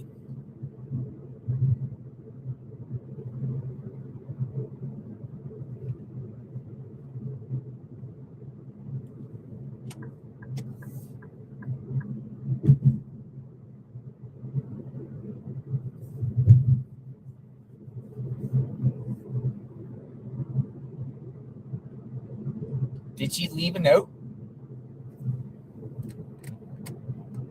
Now you make me want to go back and see if she left a note.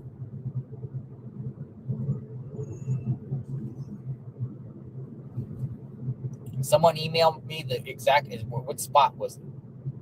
We're saying yes. Go back and read the note. Well, if it's in a card, I don't think it's appropriate to open it up. It's not ours.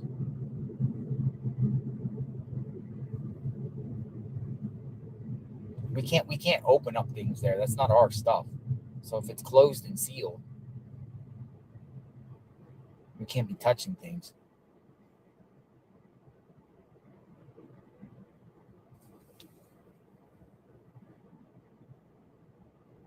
There's lots of, somebody said in front, yellow flowers. There's lots of yellow flowers in the front.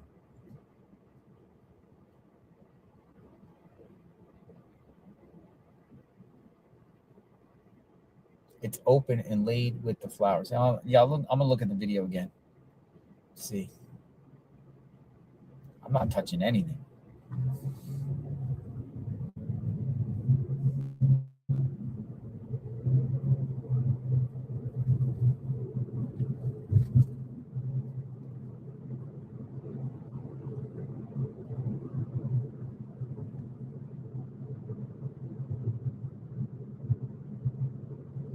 Here, as soon as I park, I'll review the video again.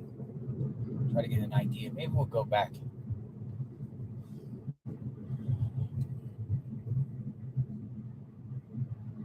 Well, Luke is in denial, folks. Luke is saying, no, I didn't do it. Is that denial? Or is Luke literally... Luke's mom did an interview too.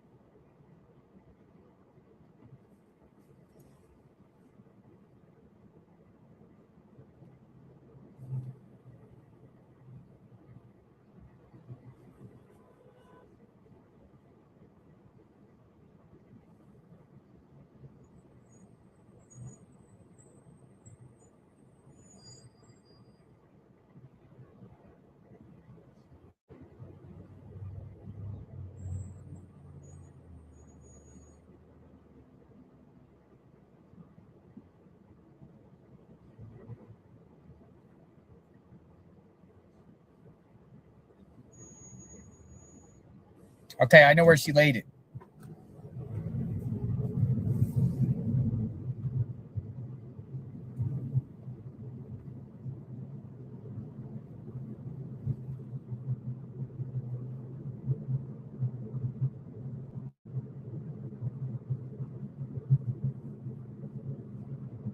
In half a mile, continue straight past.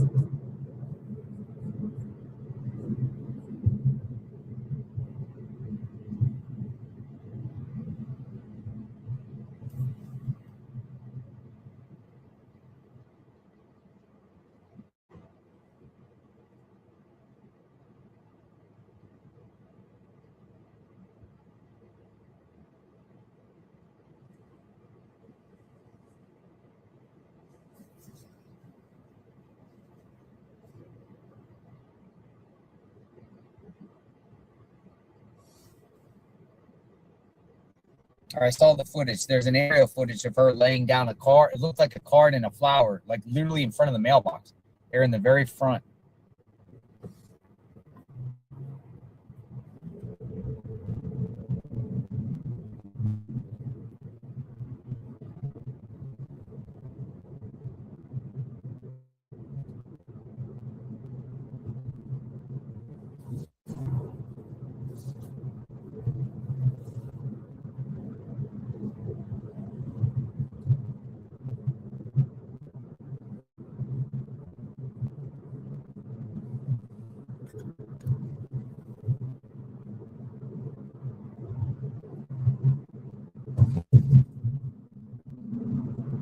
Look at that car. Old Chevy.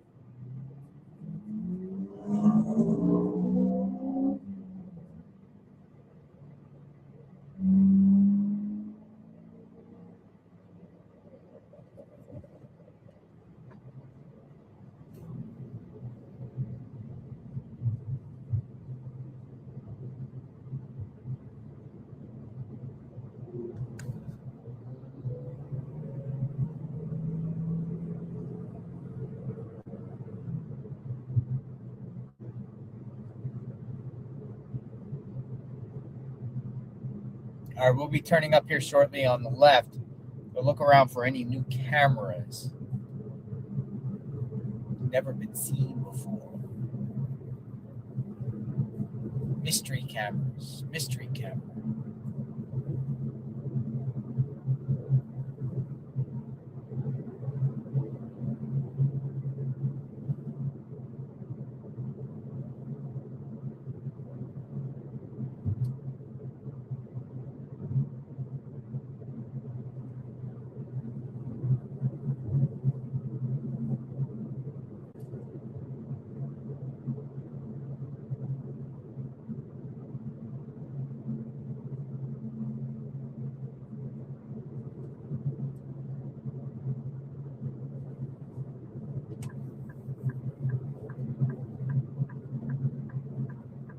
Making a left.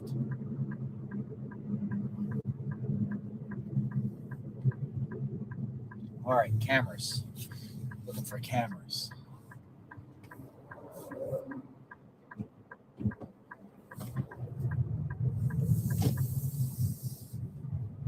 Cameras. New cameras.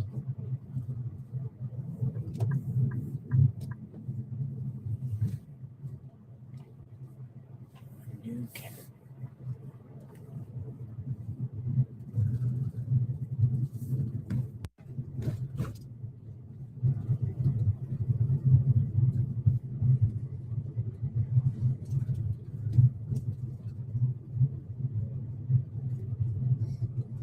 My eyes are peeled all over the place, to the left and to the right. Looking for any new camera.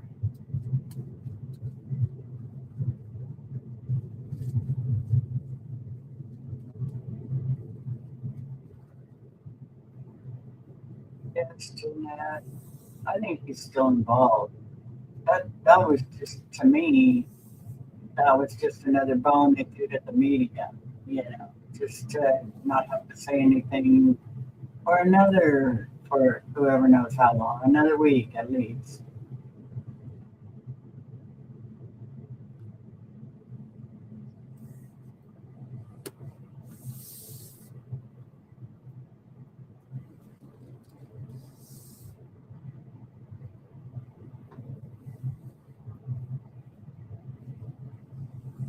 I don't see any camera.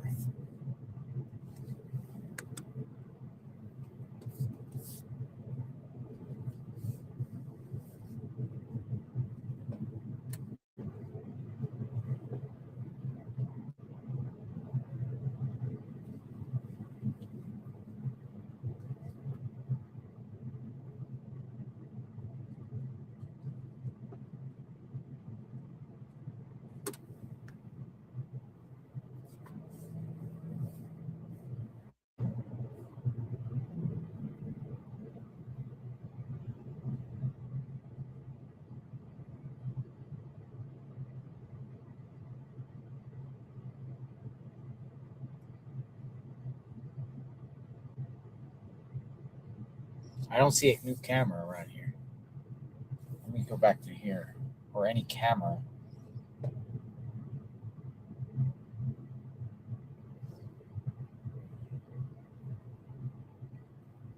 I just noticed a camera on the way in and out of any Tommaso's neighborhood that I haven't seen before.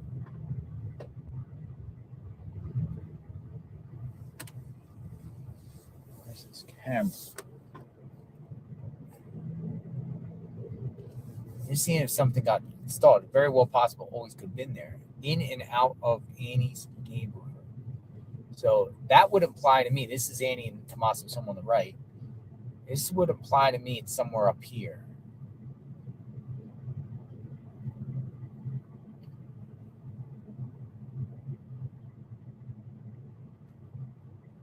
In and out of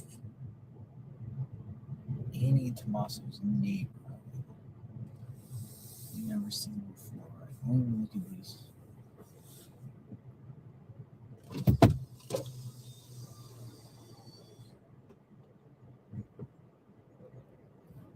Looking around the neighbors.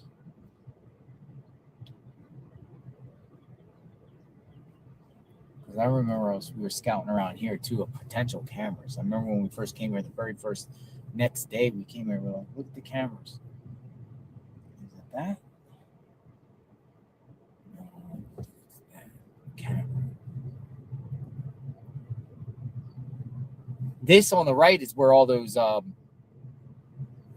crazy coyotes were like going crazy.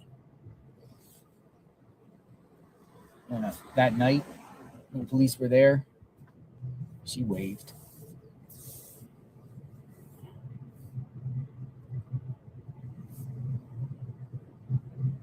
Maybe it's across the street. Cameras, cameras, cameras, cameras. It's camera time. It's camera time. Camera time. Cameras. Where are the cameras? I don't see any cameras. No, I don't see any on the poles either. I'm looking on the poles.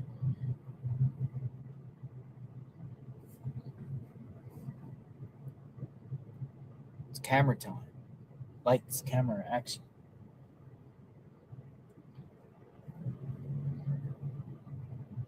People were like, go back. People were like, go back. All right, go back. All right, go back. Say go back. Go back. You tell me when to stop. Consensus.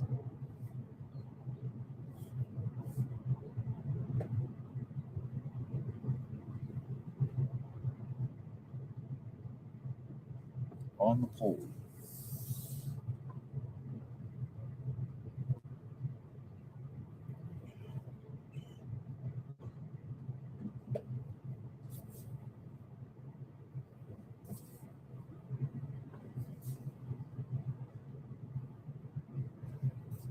We're like, it's on the pole by the gas station.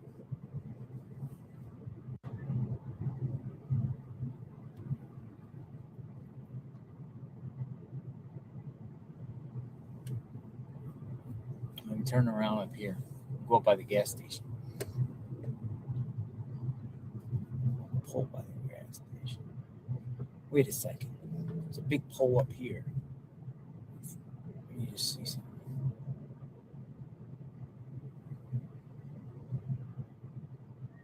Dude, is that a camera up there?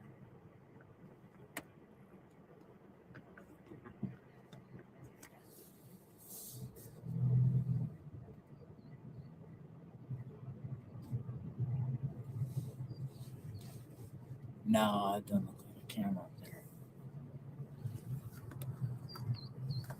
Yeah, I should ask the neighbor for my neighbor friend. Yeah. Let me see something here.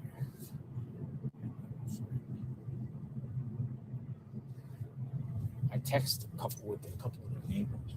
I don't see any cameras. So I'm gonna go back towards the gas station.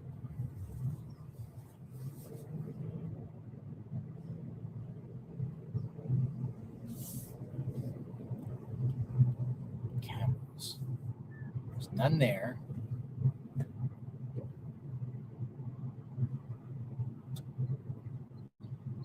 No car back there. The driveway is completely empty. Now, this is the area here where all those wild things were going crazy.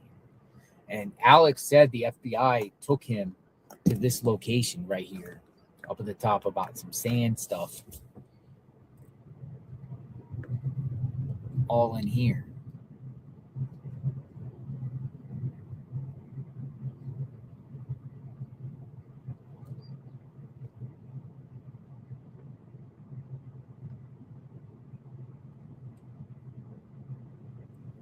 Hold on, I'm going to text the neighbor. But I don't think he has a criminal record in the U.S. I think it's because he moved here in 2007, I think they said, and married. So I don't know. Maybe his DNA wouldn't show up in the database here in the States. I don't know. How confusing.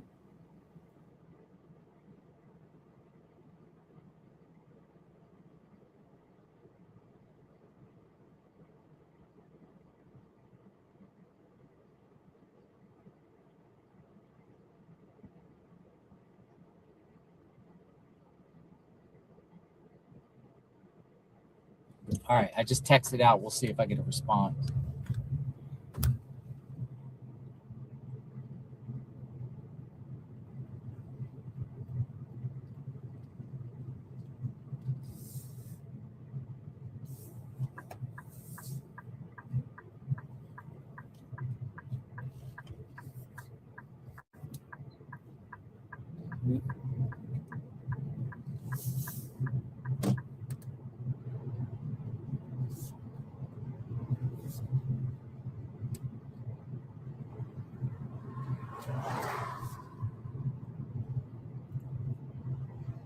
It's camera time.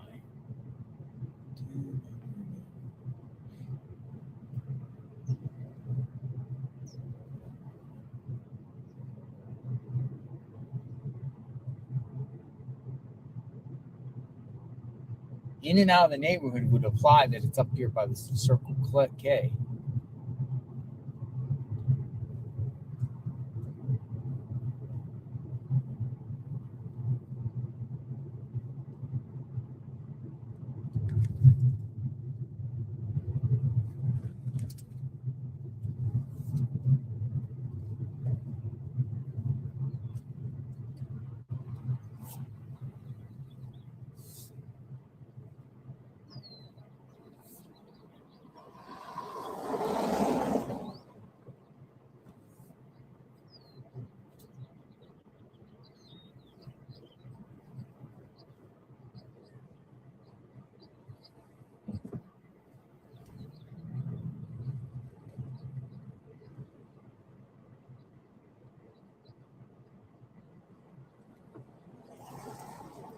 No, I don't see any.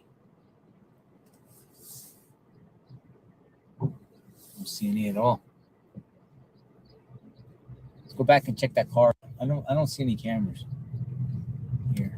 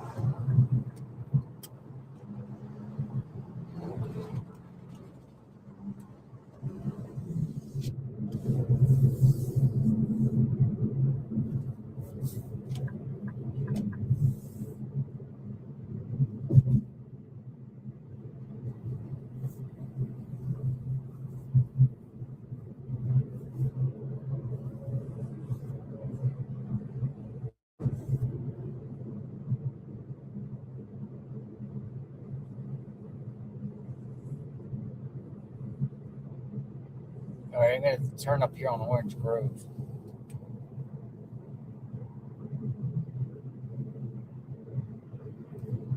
Go back. I want to see what the flower in the card.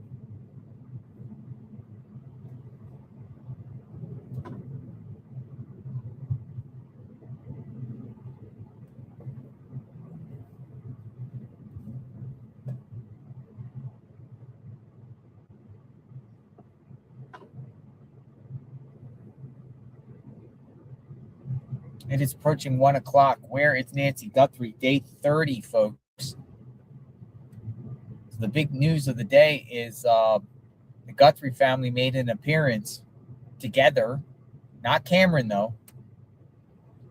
Don't know if Cameron was there, because Cameron wasn't on camera. Could have been there, but not there with the group out to the mailbox. Laid down, appears to be flowers and a card. Put this here. I'm on cool down mode. It's getting hot. Phone is hot, so stand by to cool it down.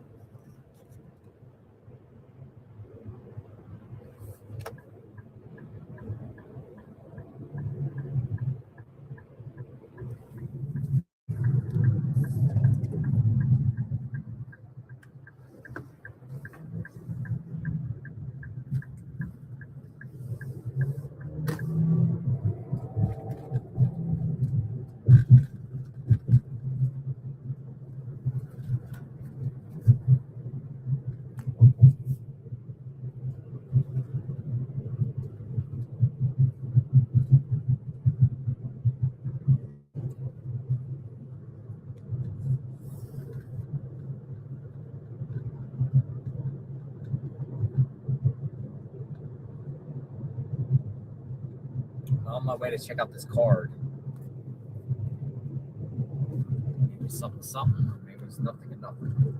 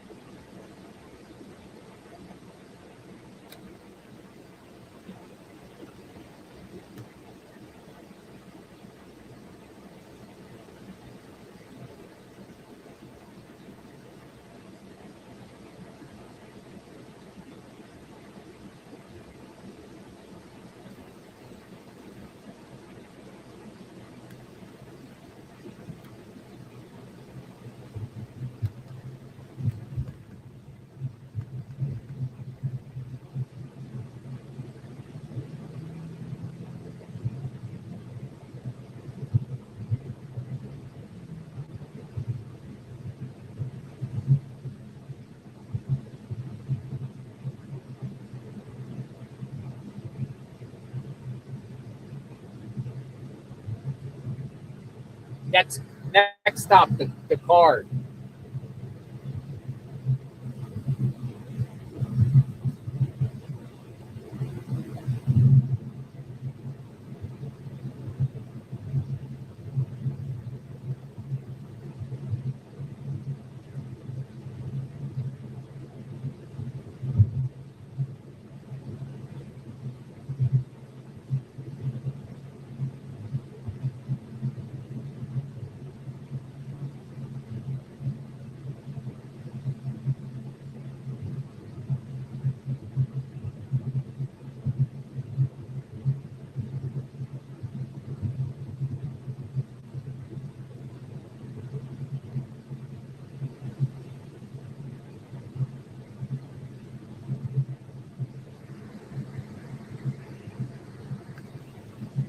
Yes, I agree. He lives there in Phoenix, Tucson. That little baby.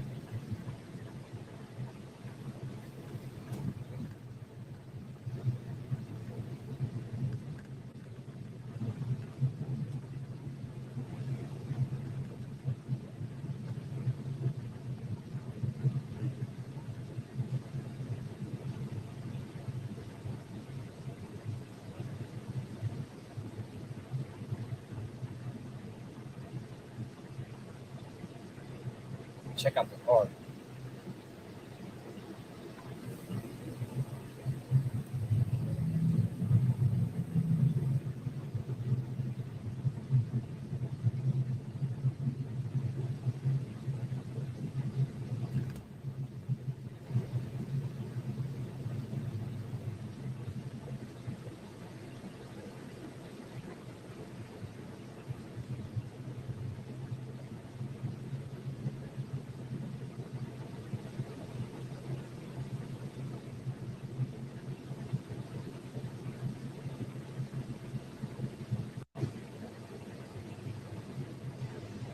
Truck almost hit me.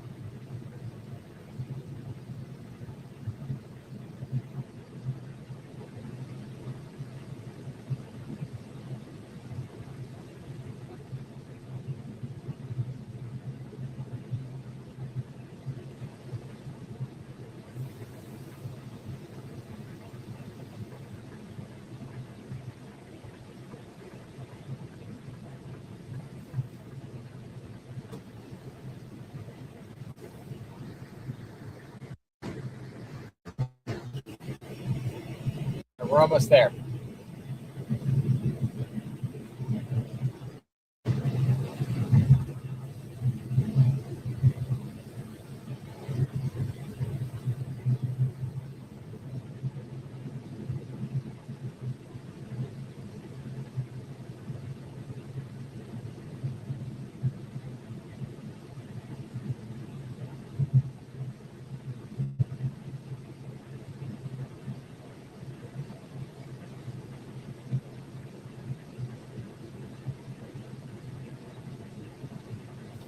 A lot of cars still just parked out here. Somebody else is laying flowers.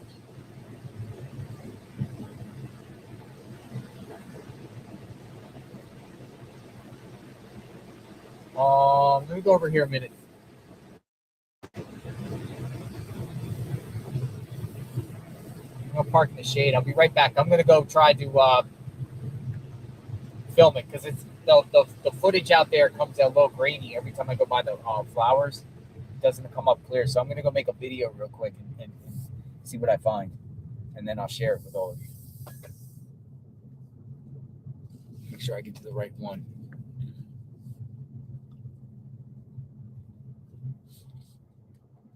Go right here. Yeah, I'll be right back.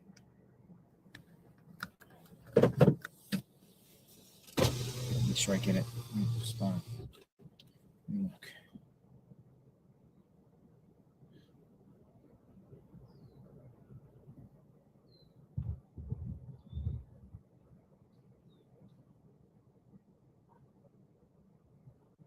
All right, I know where it's at. Look, here's the spot I'm going to.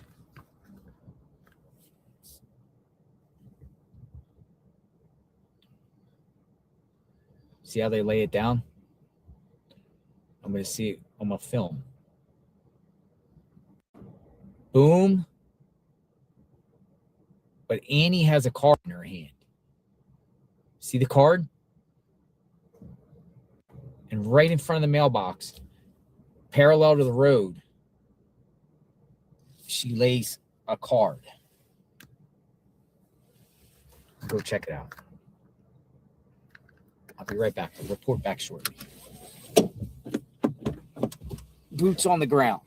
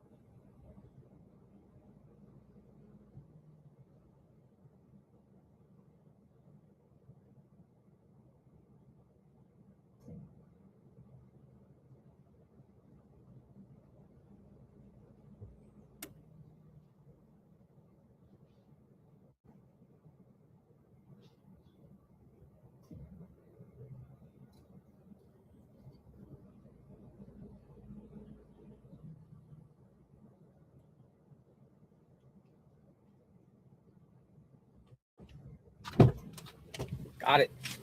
She did leave a card and she signed it, but I didn't open it. I didn't touch it. Let me just screenshot something. It's a card of a, I'll show it to you. I got screenshots. She definitely signed it. Annie and Tommaso signed it, but I'm not going to open it up.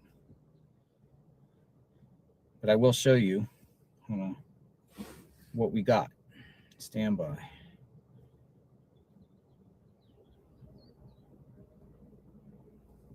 So this is what she laid.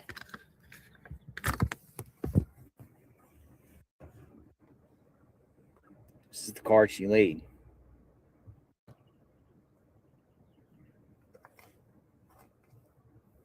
It's right there in front of the mailbox. And look at this. This is the flower she laid. And look at this. Annie, Tommaso, and I don't know what that says.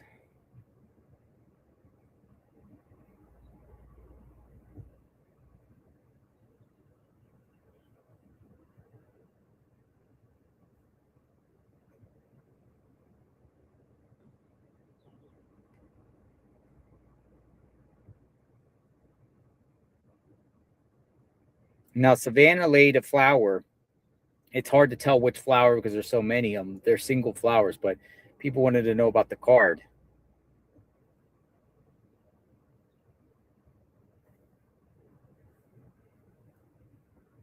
What do you think? I'm going to tweet that out right now. Hi, Kim G. Yeah, we're just watching JLR again.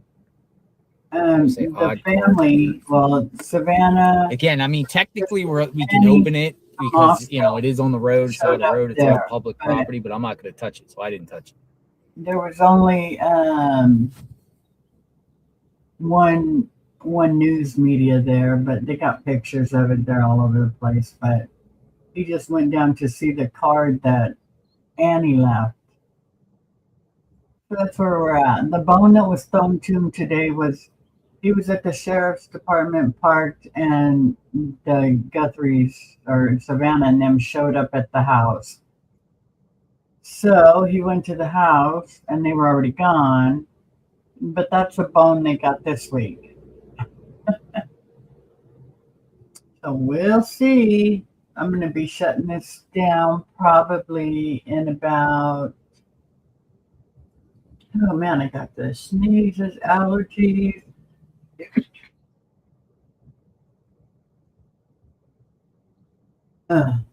There, sorry about that. Doggone allergies. Anyway, I just tweeted it out. I'm gonna go see it like in full. I just put it out there on at JLR Investigates, and she left a flower too. And you know how they throw out a. I'm always in the philosophy is if it doesn't belong to you, don't touch it. You know, them going there. They didn't even go in the house. I guess they were there for like 3 minutes, 5 minutes, something like that. So. No, I'm not opening it. They've thrown him a bone every week. Last week was that white car. Week before that was the camera. On my property. No, the video camera. You know, it's just, I don't know, crazy. I'll be back. I'm around here. I gotta go take an allergy pill. I've been sneezing like crazy. That's because the wind's blowing up.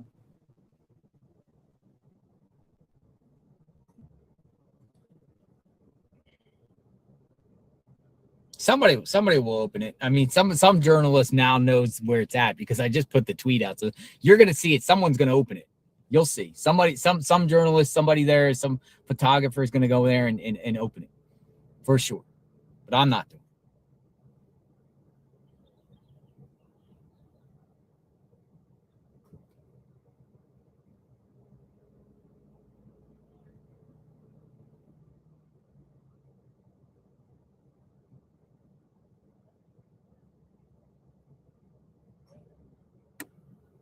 Somebody responds and goes, I wouldn't post that on, give them privacy. I mean, they literally laid it down in front of cameras.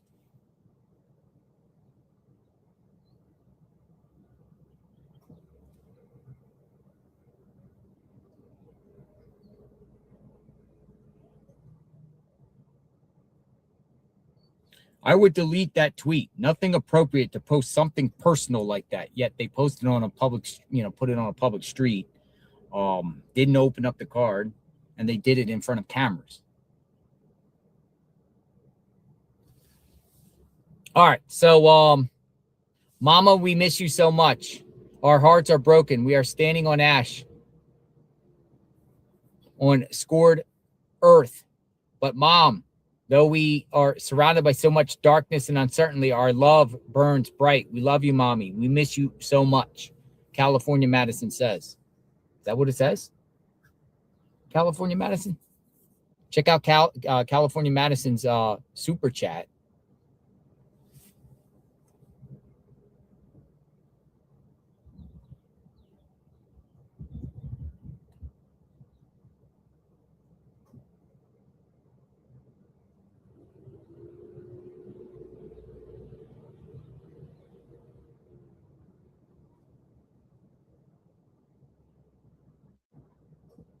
Yes, I am, Kim G. And thank you for it, Mama Bear. Okay, Kim, we'll see you then, hun. I'm going to go make me something to eat real quick. It's 12 o'clock. I'm hungry. I'll be right back.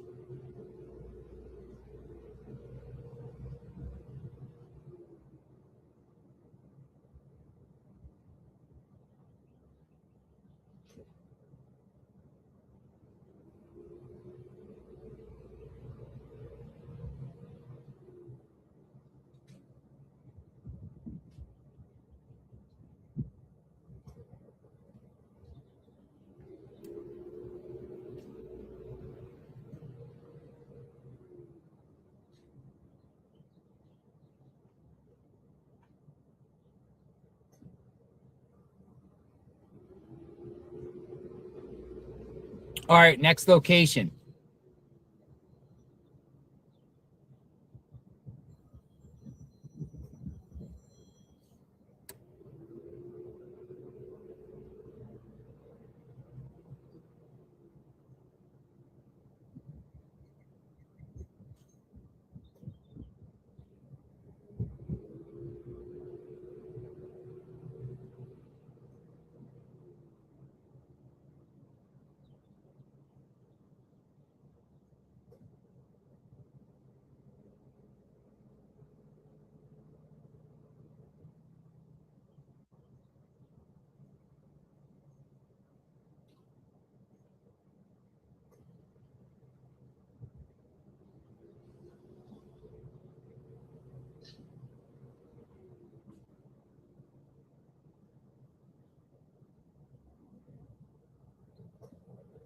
Sheriff's office.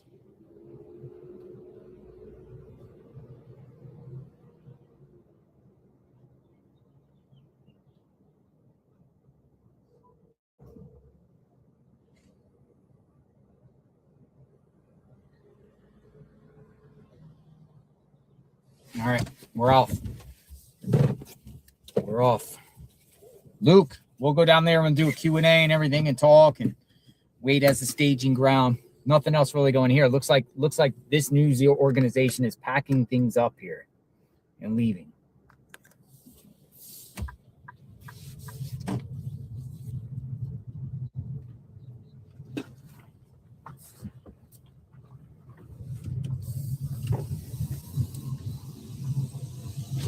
Roll out. Rolling out. All right, go back to ground zero. Sheriff's office.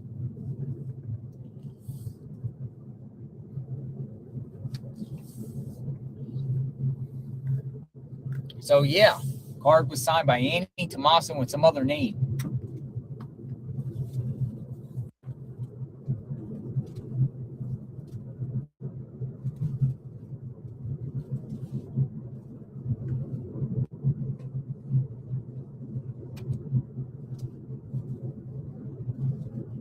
At the next stop sign, turn left.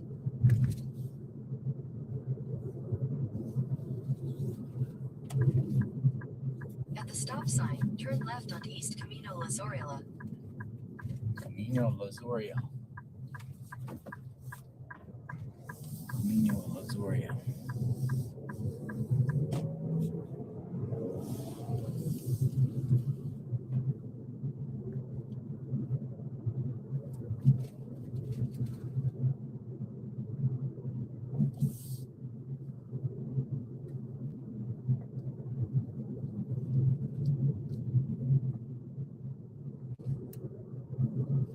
I wonder what the card said.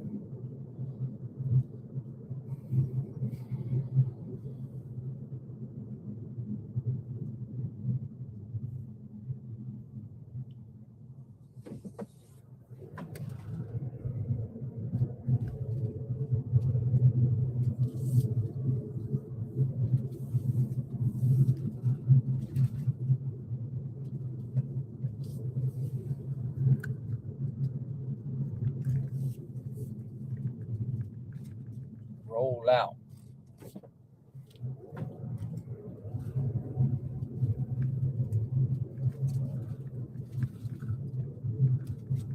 Keep up the good work, Bev Taylor says. We're trying. At the next Keep you stop informed sign, of what's turn going on. left. That's really the biggest news of the day, but I think the two biggest news would be who's the perp and where's Nancy. Turn left onto East Orange Grove Road. But as everything navigates through and things in between, we will continue to share what transpires each and every day that we see on the surface. There's probably a lot that we don't see on the surface. They made a 3-minute stop today outside the home and was very emotional outside the... Now, sheriff deputies were there first before they arrived in a black SUV that was there for about 3 minutes.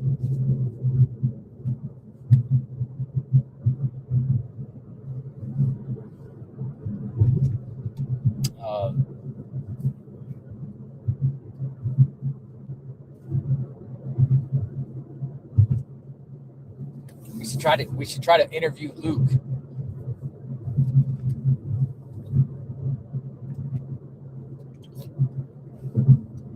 Luke says he's not involved.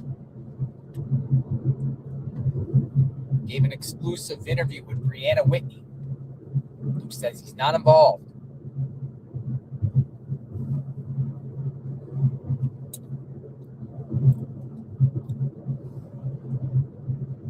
At the next light, turn left.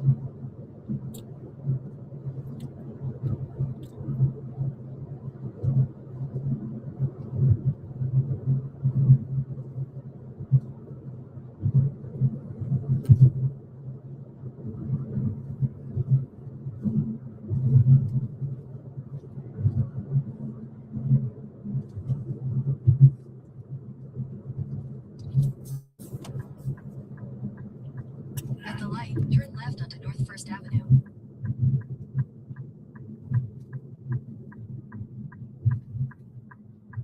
First Avenue, left. The phone's getting terribly here.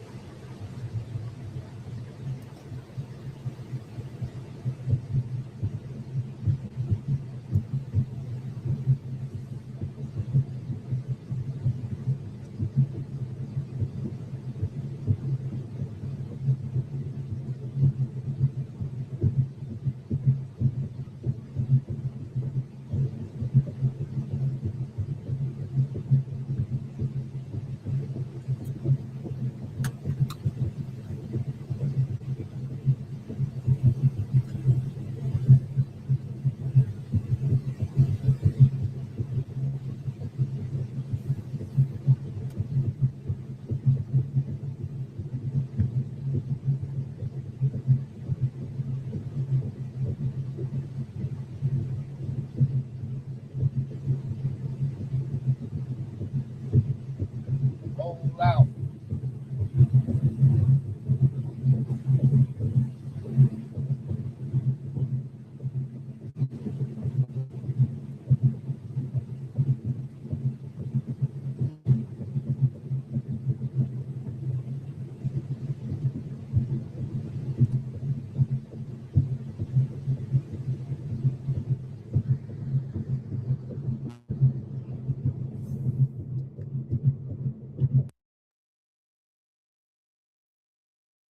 For the hottest day, it says my car says 98 degrees out.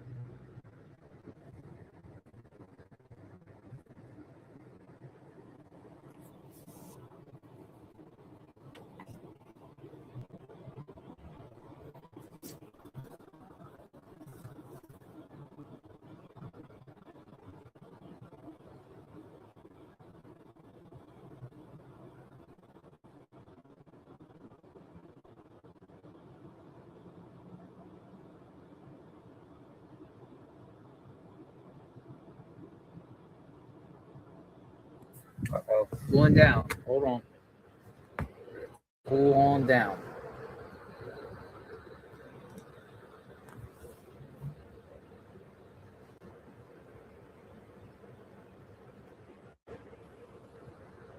Cool down. Anytime I freeze up in the windshield, the phone says cool down, cool down, cool down. Especially when we're stopped.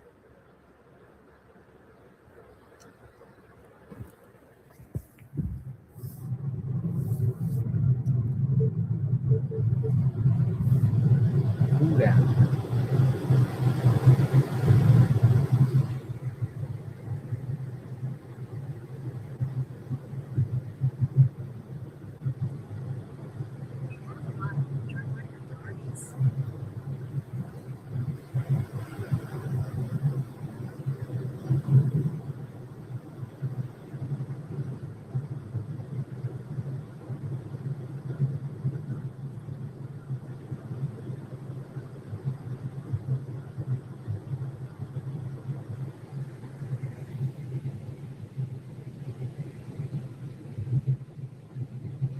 Arby's.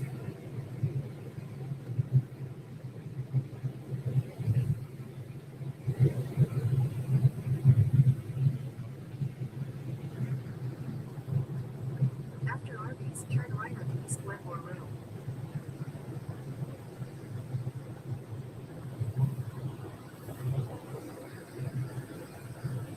At the next light, turn left.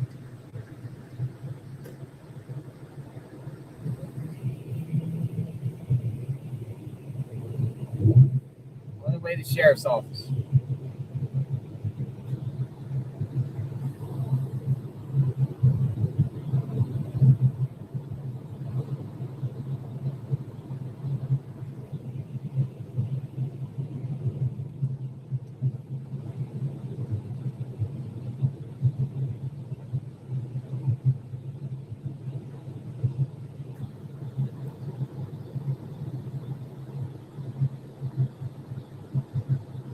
At the light, turn left on North Stone Avenue.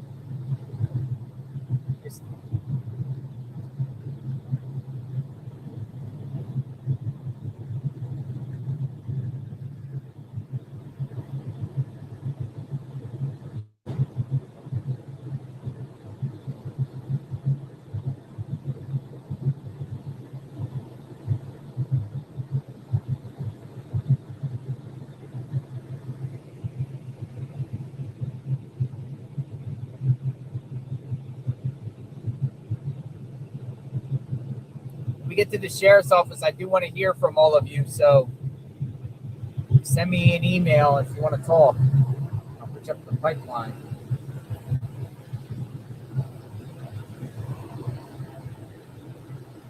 Let me know you want to talk.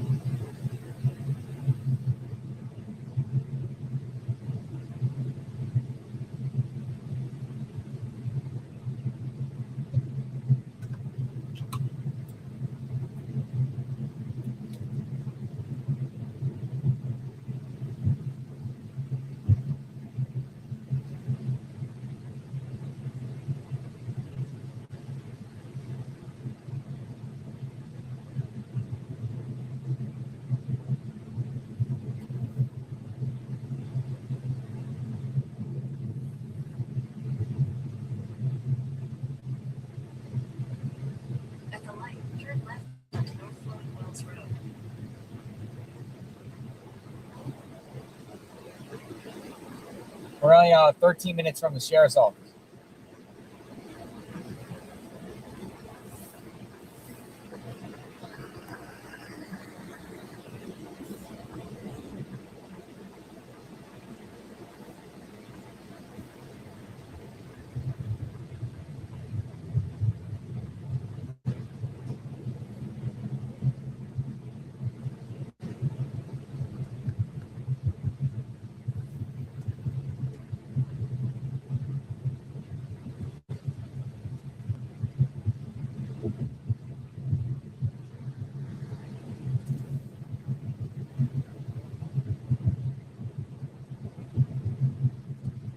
Man, these roads are crazy.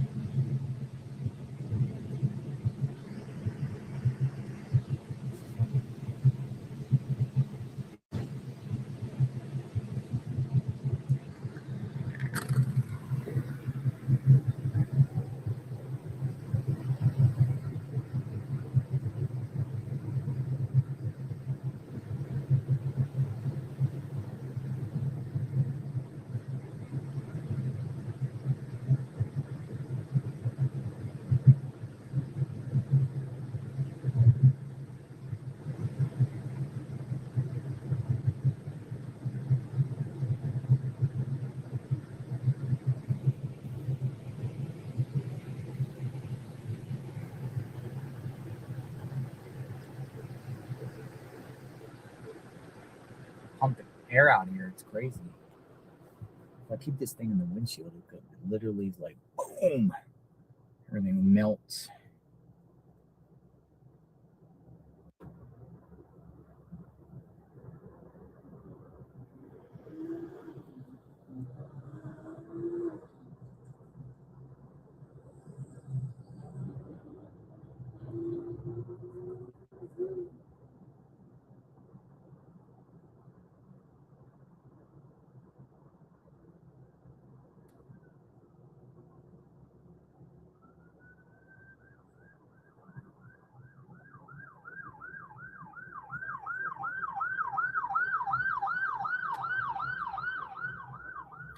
Huh?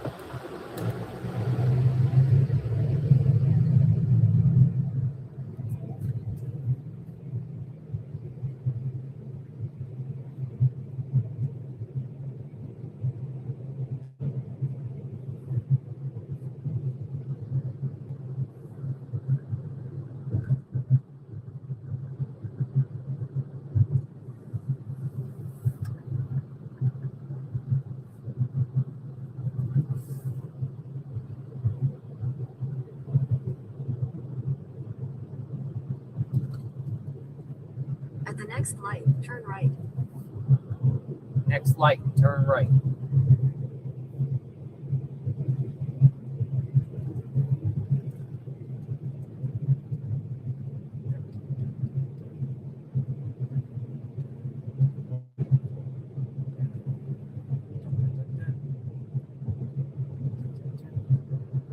Next right, turn light. Next light, At the turn light, right. turn right onto Arizona 77 South, West Miracle Mile. Next right, turn right. Next light, turn right. Next right, turn right. Right. Just on the interstate. I'm getting on Interstate 10.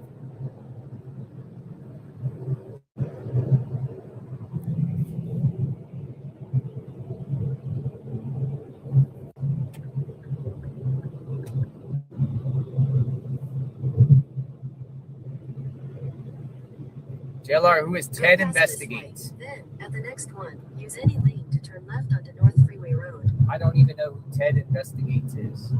Well, that name has been floating around a lot. Ted Investigates. Yes, streaming your live. Let's see. Things addressed to you, asking questions, and it's not you. Really? I don't know anything about TED Investigates.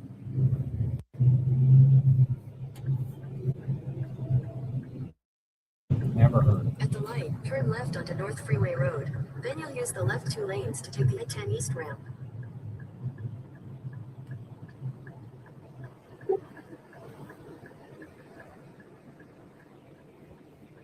We are going back to the sheriff's office. We're going to use that staging area to have a discussion, kind of sit on standby, see what's happening, what's going on, keep the conversation going. I want to hear from I want to hear from all of you. Opinion, speculation, to take the I-10 East ramp. Your thoughts on the chats. We'll be there in like 10 minutes, and then we'll settle in and we'll have a good conversation together. Listen to people. It is a very hot day. This is the last of the hot days before it does cool down. So we will get relief in the next couple of days, back down to normalcy, low 70s, upper 60s. So big difference. It's almost like 90 degrees out here. It is hot. Unseasonably hot for this time of year.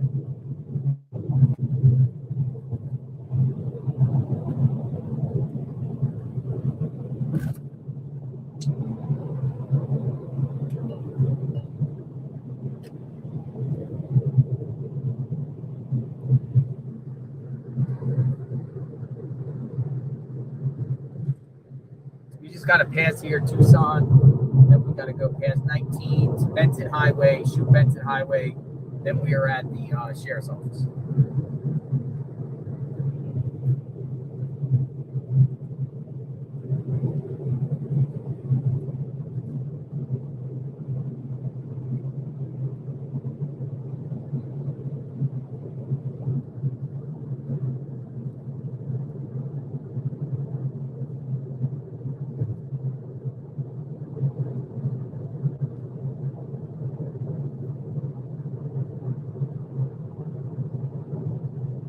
Out in the sun.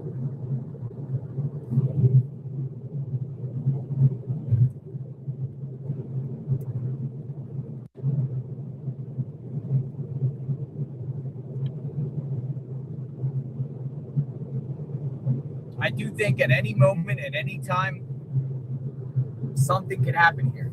Like, this is far from over. I think it's going to ramp up any minute. Could ramp up. There could be an arrest at any given time. Perp, detain, arrest, SWAT raid, something. Any given time with this.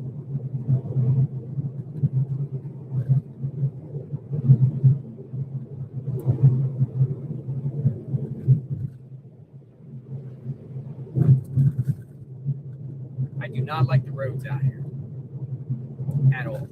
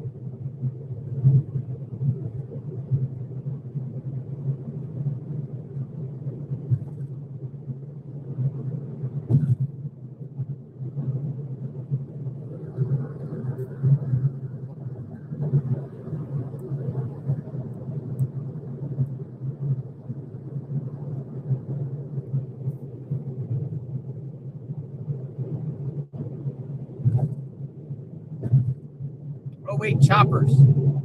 Military choppers. 2 of them. Right above us.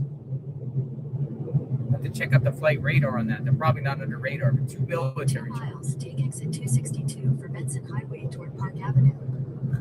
2 miles. Benson Highway. 2 military choppers headed west.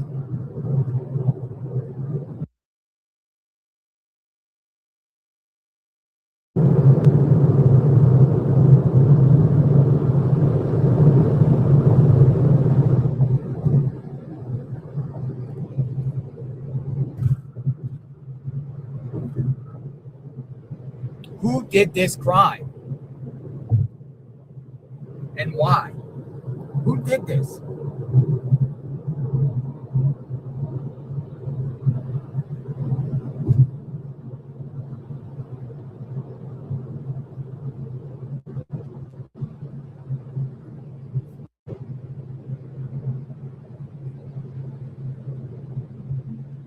Who did this crime and why? That's the question. What's the motive? Who's involved? Who hired who? Why was this done? Who are the perps or the perp?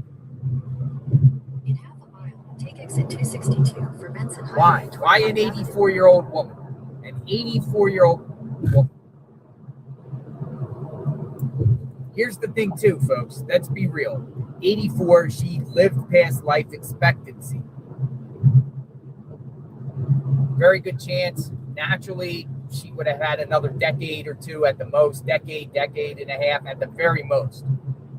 Why would somebody risk their whole life by getting the death penalty or life in prison for doing harm to an 84-year-old woman that was living out her last years of her life?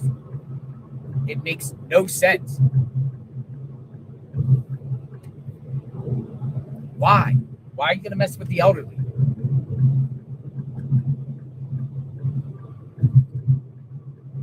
It makes no sense that somebody would risk spending the rest of their life in prison or death row for harming an 84-year-old that, let's be real, that most likely will not be on this earth in a decade or a half. You know, she lived past life expectancy. She probably lived a good life. She probably had some life left in her. I mean, the sheriff said she's sharp as a tack, but you get what I'm saying. Like, it's just ridiculous that somebody would do that. It's crazy. Somebody's going to go to prison for the rest of their life, or be wanted because they're going to target an 84-year-old woman in the later years of her life. It's horrible. It's disgusting. It's pure evil. I mean, every human has value to it. And I'm not saying, you know, anyone like us, middle age or young or whatever, but women and children and elderly are like the no matter what. Yet somebody wants to target an 84-year-old woman, snatch her out of her home or do something inside the home. We don't know for sure if it was a kidnapping where she was alive. We don't know. They say it's a kidnapping. We just don't know, folks.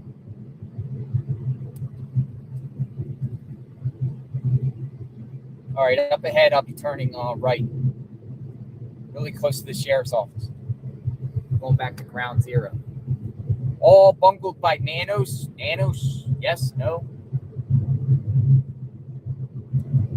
It just makes no sense. It's crazy.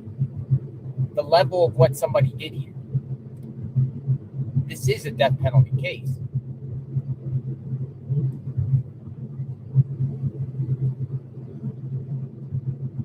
Go past East Apache Park Place and turn right into the parking lot.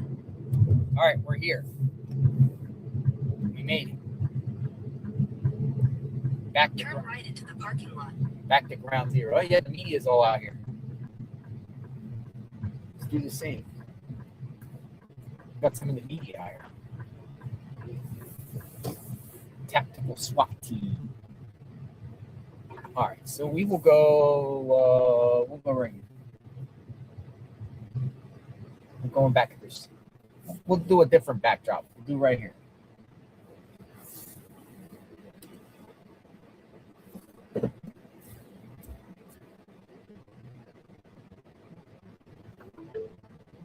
Your destination is on the right.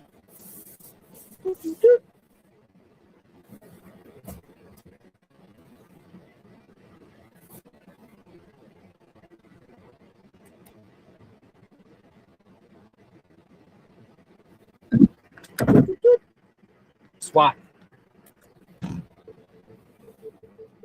All right, welcome aboard, folks. We have a variety of SWAT trucks. Pima County Bomb Squad and SWAT Sheriff. We'll do right here. We'll have a conversation. All right, this is kind of like our staging ground here.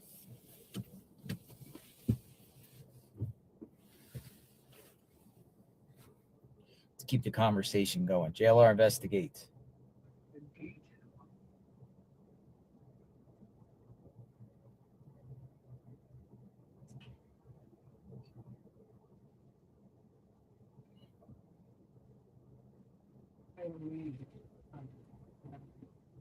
All right, neighbor got back to me. Annie and Tomaso's neighbor got back to me in the text.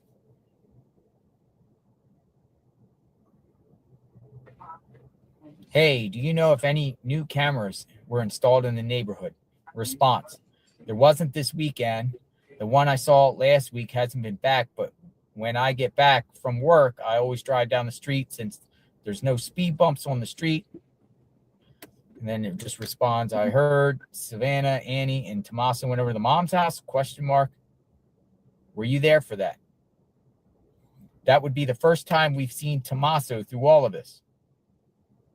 I wonder if Annie and Tommaso will ever move back into their home.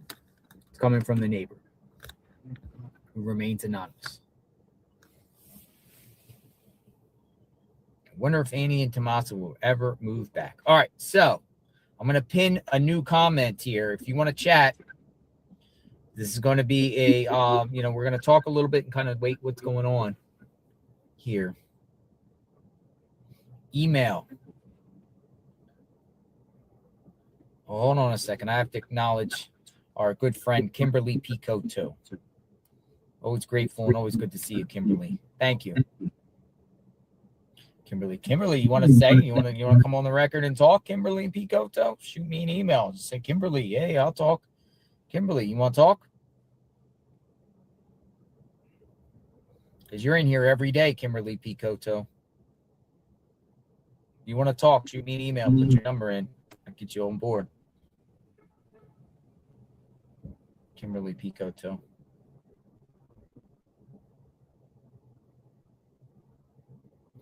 All right, here's the pinned comment. Nancy Guthrie discussion. Boom. All right, it's up. If anyone wants to speak, you want to set the record straight? You got something to say? We would love to hear from you. I would love to hear from you.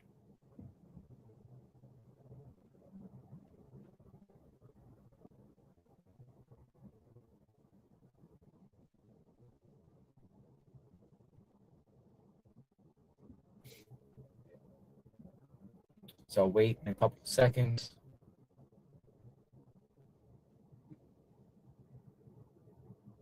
I'd love to hear from you. You want to talk? Who's going to talk?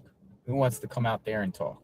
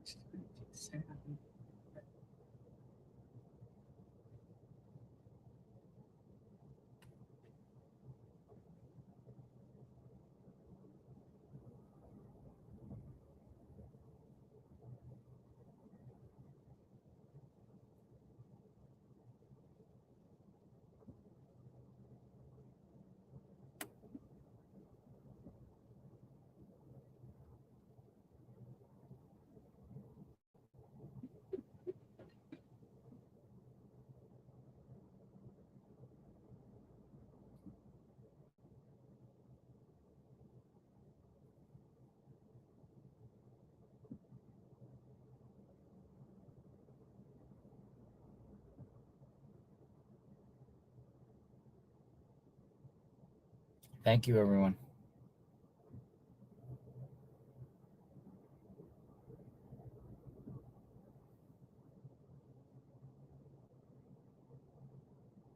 All right, Jamie Medina.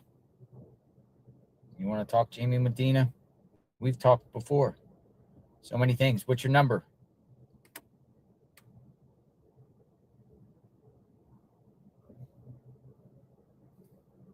Shot one back, Jamie Medina.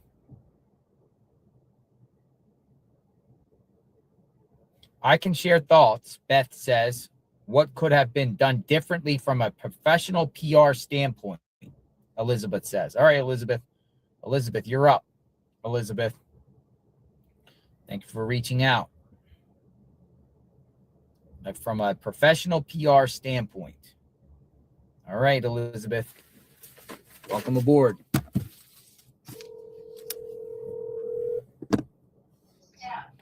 Hello. Hi, Elizabeth. Hello. How are you, JLR? I'm doing fantastic. How are you doing today, Elizabeth? Great. Well, I am a crisis management and PR professional, Ooh. and I haven't really heard you speak to that specifically. Yeah. And I thought that I could share a few things that might be helpful. Oh, so what do you do crisis for? Who do you do? Well, I have done work in both the private sector and the government sector. Oh, okay. And so I just thought I'd try to share a few things that might help people understand how this works, and or give you a couple examples of how it could have been done better. Mm-hmm.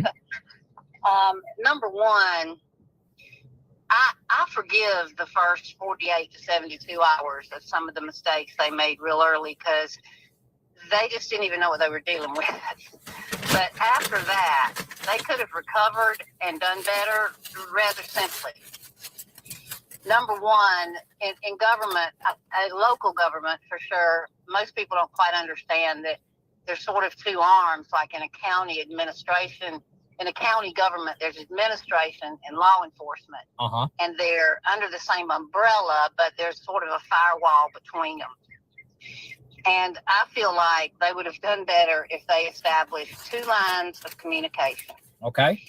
A law enforcement line of communication, and they should have had at least weekly updates where even if they did no more than share what they were doing, like we have 300 agents on this, we've investigated 27 leads, just even if they were just given basic information, they should have come to the podium at least once a week. But they also should have established a second line of communication from Pima County administration. A line that would assure citizens that they're okay, and reassure citizens and communicate with the media. So that's important, right? To assure the public, like yes, they never came out and assured the public or even showed any empathy for the public. And I'll give you an example. I was just distraught the way that they ran off the media off of the street, because I work in media too, but they could have done it. They could have fixed it. They needed to have a formal at the podium announcement from a county administrator or county public works division head that said, look, and that would have in my case been somebody like me. And they could have said, we're closing the streets, and we want you to know that we're balancing the public's right to know and the media's right to report it with the safety and the sanity of the neighbors. We're trying to do both, y'all, so bear with us.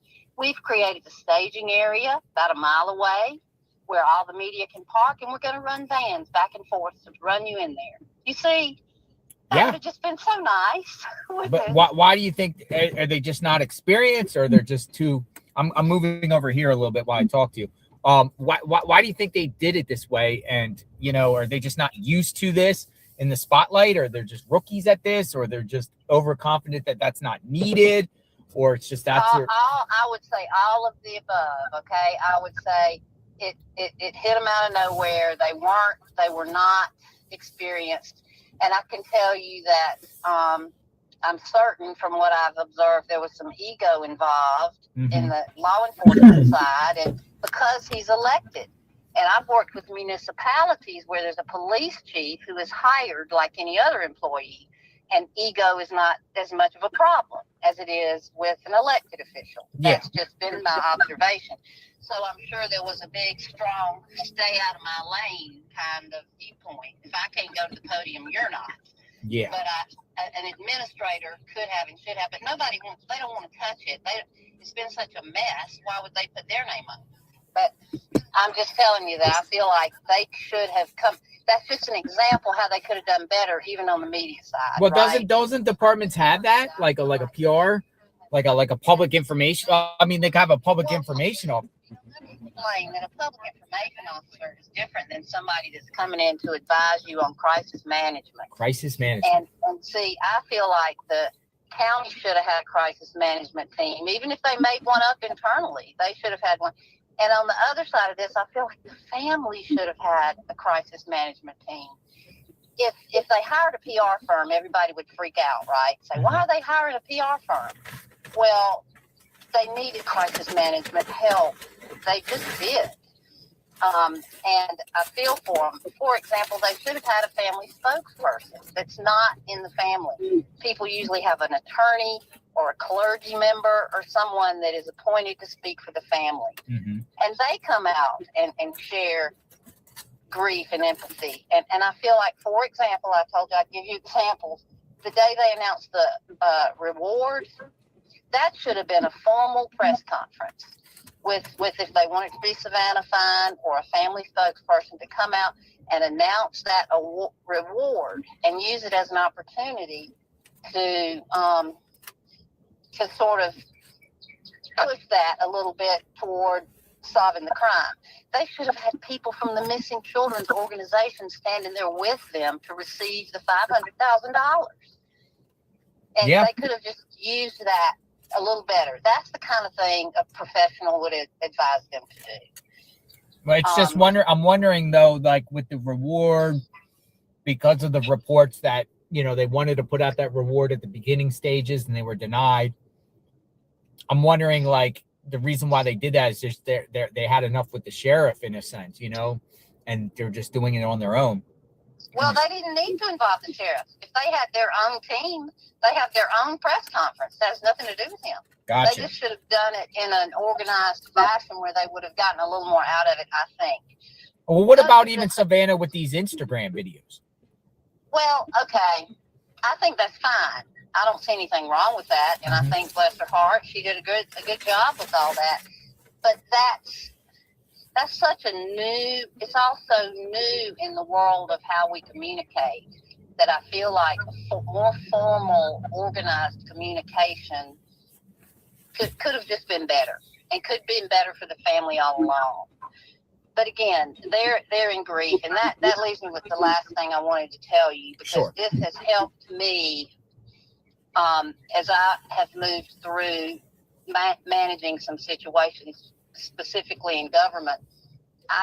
Maybe you can tell I'm from the Deep South. Yeah.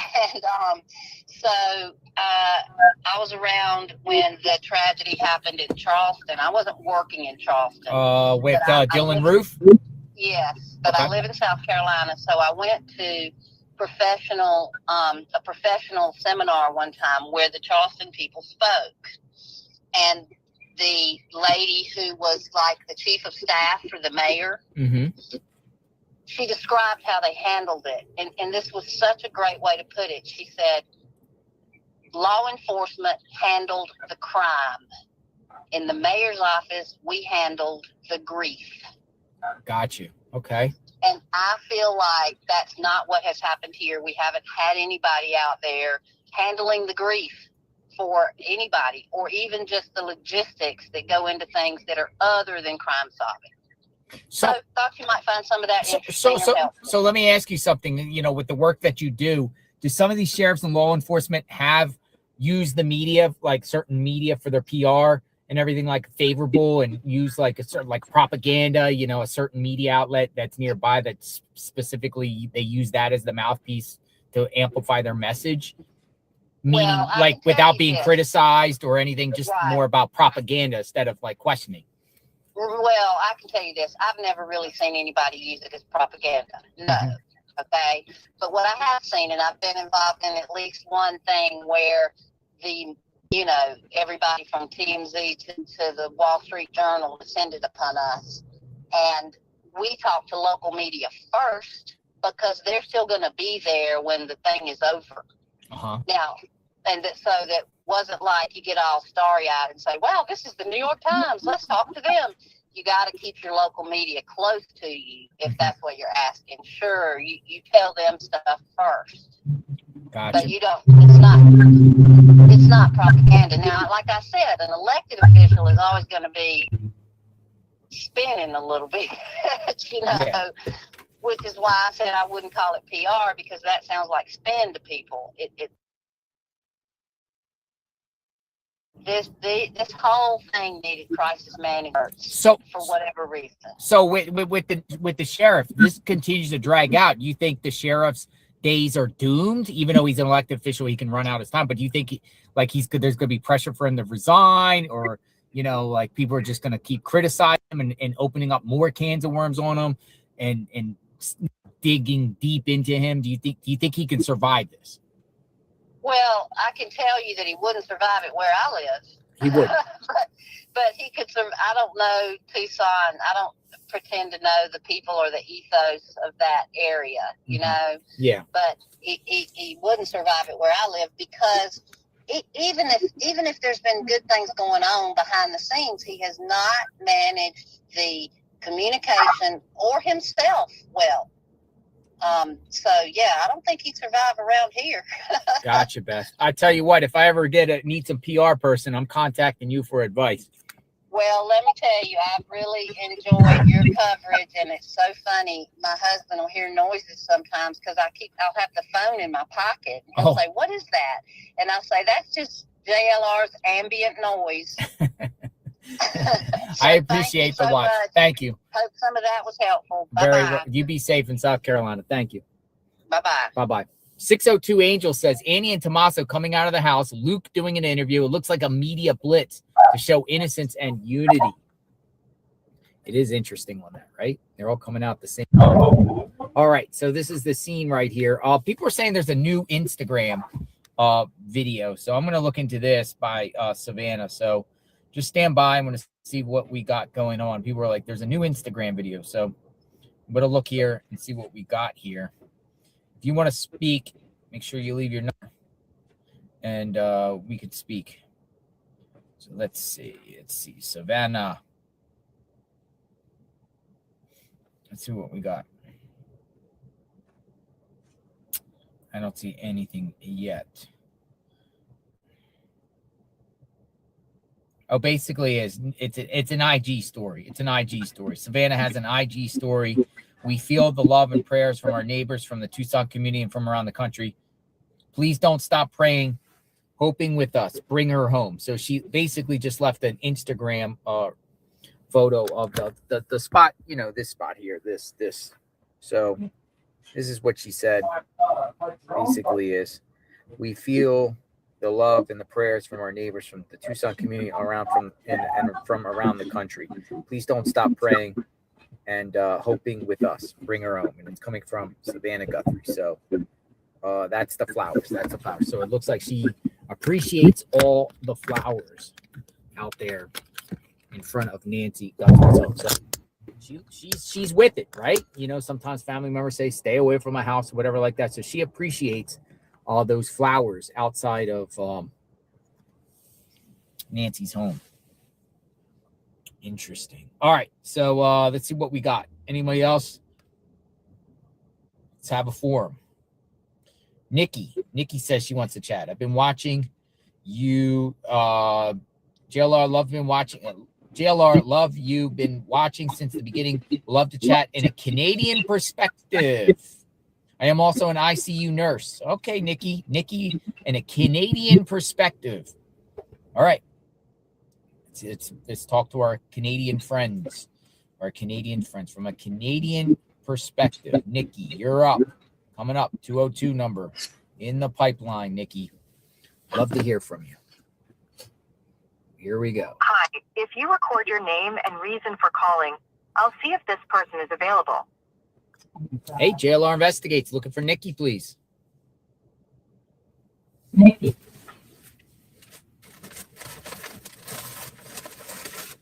Thanks, Nikki. Please stay on the line. No, I'm JLR. Hello. Hi, Nikki.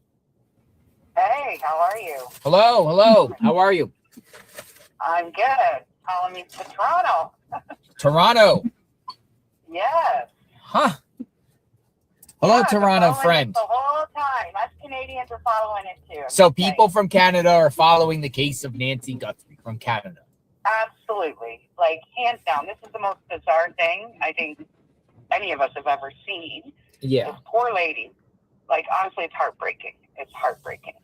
All right. I've heard a lot of people talk about her pacemaker. Mm-hmm. I am a nurse. One thing, even if she expired, hopefully maybe she is still alive somewhere. But if she did, that pacemaker is still going to throw off a signal. The only way that is going to stop is if the battery dies, and those things have batteries for years. I hear in like 7 to 10 years, right? Yes, yes. They generally will, like in my area, they would come into the pacemaker clinic and have it checked once a year. But hers is a newer version, which is hooked up, which she can follow on her phone. Uh-huh. So it's got a really good battery. Gotcha. That will still try to make the heart beat. Like, it basically throws off that signal. It causes contraction. The only way to stop it is to run a magnet over it or to take it out of her. Gotcha. Really. So there is that possibility that they maybe could pick up that signal if, I would say, if they use drones or something, not a helicopter. But you never know. Also, when they were... Uh-oh. We lost contact. Try it one more time. We're going to call you right back.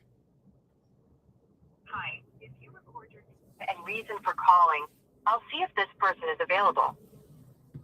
Hey, JLR Investigate.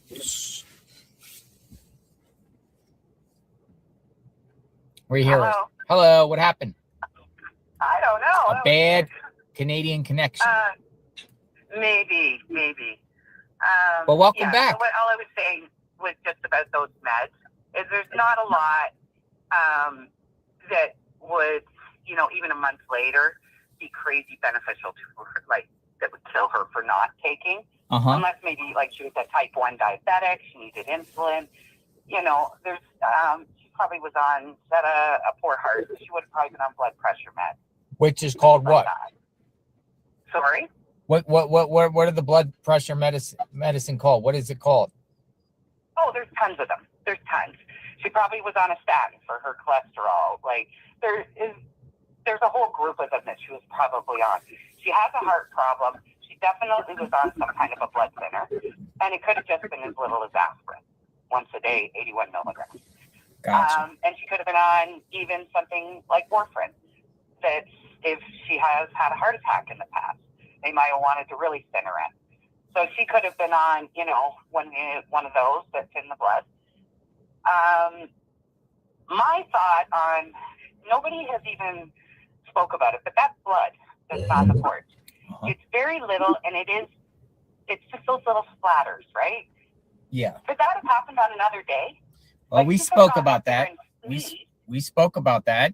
Some people suggest it could have happened. Oh, I might have missed that because I thought nobody's even mentioned that. Yeah. Like, who knows? Because there's so little of it, right? Like, you think if they took her out that front door, even if she had a nosebleed, it would have you would have been finding little bits of a trail. Like, I know there was that one little piece on a rock down on her walkway, correct? Oh, I don't know anything about a rock. Like, I think so. I don't know. It was near the beginning. I think it was one of the reporters that said, "Oh, is that blood?" kind of thing on the wall. It was like just one drop on a little rock, and I'm like, "Oh, hey, that could." I feel like that could have happened at any time. Like, it could have happened the day before. Her just being out on her front step. Maybe some people say elderly people blow their nose all the time. They always. You not notice elderly people always carry Kleenex? Oh. If she's got thin blood, a good blow of her nose could cause a nosebleed. Really? Oh gosh, yeah. If they're thinned out, yes, absolutely. So you can bleed really easy for just the simplest thing as with the cough or a sneeze. Absolutely, because there's just so little of it. I have a hard time wrapping my head around that one. Yeah. And I mean, if she lived alone and she had some sort of like nosebleed, you know, another day or something like that, maybe she just decided not to clean up. Maybe she doesn't have the capability to clean up. Maybe she just feels like the rain will wash it away. I mean, or maybe not even noticed it. Or not even notice You it. know, I mean, like if you might have gone back in the house. Oh, my nose. You know what I mean? Like, but it's just the circumstances makes it appear, oh, she got taken out of the door. Someone did harm to her. There's blood. yes, I agree with that. I just think there was such a small amount, and the length of that walkway is pretty long. And then they would have had to travel her up onto the driveway. When my thought, I think she would have went out. They would have went out either the side of the garage or through that back gate, because it would have been more inconspicuous, right? Yeah. And from the beginning, everybody can come for me, but I just feel Tommaso is involved. Oh, you still? I cannot, from day one, I have not been able to get away from him. What makes you watch this from Canada? Yes. Yes, we see it it's on our news and everything too. It's getting very little. Like obviously Iran and all that stuff is kind of taken over. Like I'm only where I live. I'm like an hour from the border. You know, I can go right in. I'm right by Buffalo. Oh, okay. Or like Watertown area the other way if I went through Kingston. Gotcha. Like we're not far. We're literally across the lake. We go down to our lake, I can see Buffalo. Like it's that close. But yeah, it's honestly, it's mind boggling. And like today, I did see the family part. I'm glad they finally did that. Mm-hmm. I feel their mother deserved it. Annie, she was very dramatic. Like that was excessive. You think that was acting or something for performance? Guilt. You think her emotions were more guilt? Yeah, like they were over the top. Like you know what? If it was my mother, I would be devastated. Jersey Mike sounds good. Unbelievably devastated. I mean, like we're just even at funerals and stuff, burritos. I don't you know. Yeah, but you hold some A pork fried rice, something. generally break down when you're in public. Like oh, I can pull out you know what I mean? Enchiladas that I made while I was really like even Savannah. You know, like I think I still do that. She held her composure. Like, yeah, I'm sure they went in the house and cried their eyes out, and so they should. But I just felt it just doesn't add up. So you're eyeing Tommaso is involved. 100%. I can't get off of him. I don't know. I feel like there has to be at least one other involved. Mm-hmm. And sorry, that bandmate, he really sticks out too. And I'm surprised they have not detained him and acquired his DNA or something. You don't know what they did. He's proclaiming his innocence to the New York Times. Yes, I've seen that.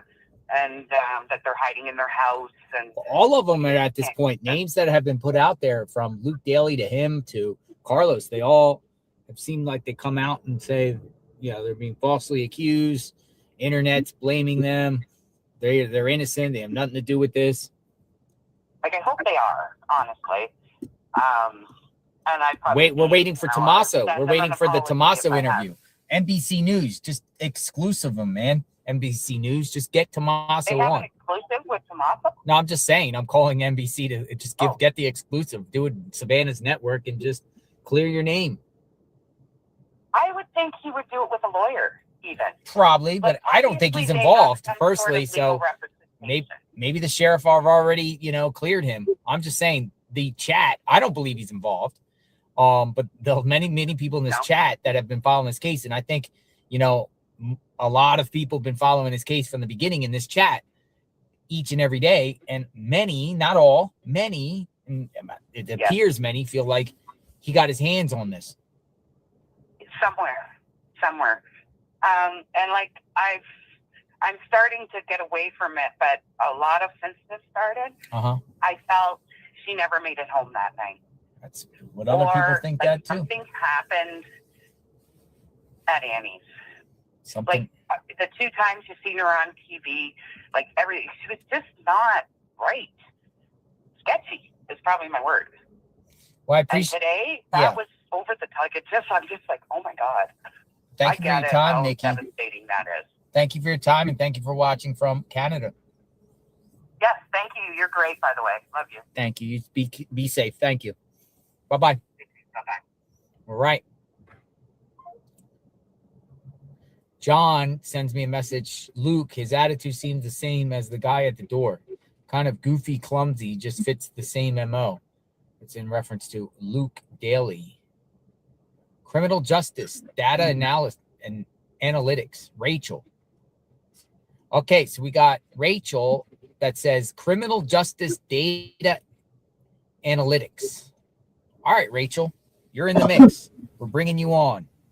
Criminal justice, someone that specializes in criminal justice and data analytics. All right, Rachel, coming on in. You will be getting a 202 number. Welcome aboard, Rachel. Rachel. Hello, Rachel.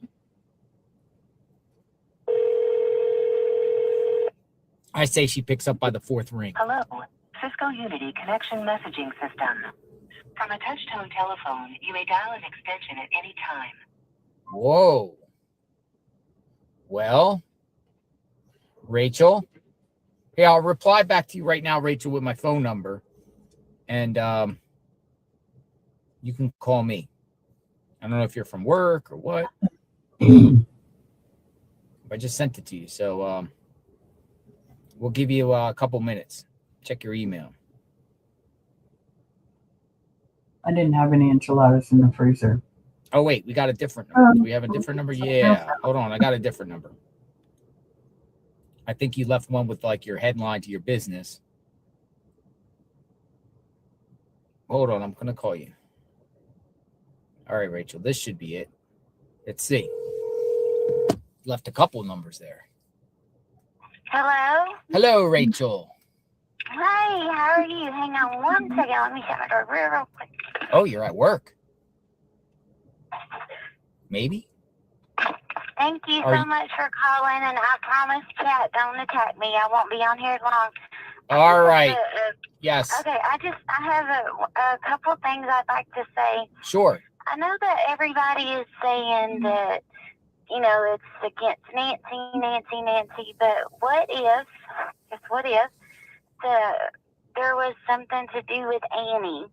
And the reason I say that is when my mom was older, I would stay with my mother at times. I don't know why I'm nervous, but you're fine. Anyway, what if the perp had actually thought maybe Annie might be there, and the target wasn't Nancy. In fact, he thought maybe Annie would be there. And I know that's kind of probably far-fetched or whatever, but I feel like that maybe they should look into the fact that she may have had enemies, because I just saw something where the FBI had said that it was a crime, the way that they worded it in here is like a crime of passion, like something that was meant to hurt someone. But why would you want to hurt an 84-year-old woman? One more thing before I go. Hold on. I want to respond to that. Can I respond to that? Absolutely. Sure. Absolutely. So we have said that in the chat. Numerous people were like, you know, we're all assuming this is because of Savannah and someone's targeting Nancy because of Savannah. But there has been some people we've discussed. What about Annie and Tommaso and their victims in this? And somebody was targeting them or seeking revenge on them and taking it out on Nancy because of something they're involved with on their end, or some beef they got with somebody on their end. Right. And I understand that 100%. And the reason I come to this conclusion is, if you'll go to, and everybody can do this, it's not something that is illegal to do, truepeoplesearch.com. You can type in anyone's name, which I've done this. You can type in your name or my name or You can type in Miss Nancy's name. You can type in Miss Annie's name, Savannah. It will give you. It'll give you their phone number. It'll give you their house. I sent you screenshots. It tells you the size of the house that they live in, the day that they purchased their home, how much equity they have, exactly how much money that they still owe on the home. It's really kind of creepy how much information that this site gives out on a person.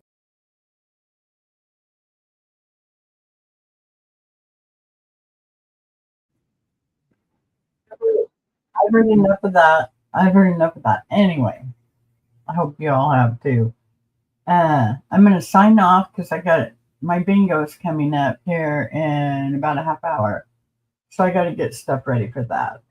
So, excuse me. I'm getting some coffee down so I can be ready for bingo. Anyway, we'll see you all at bingo. Y'all have a good night or good day. And I'll see you in about 35 minutes. Bye, everybody.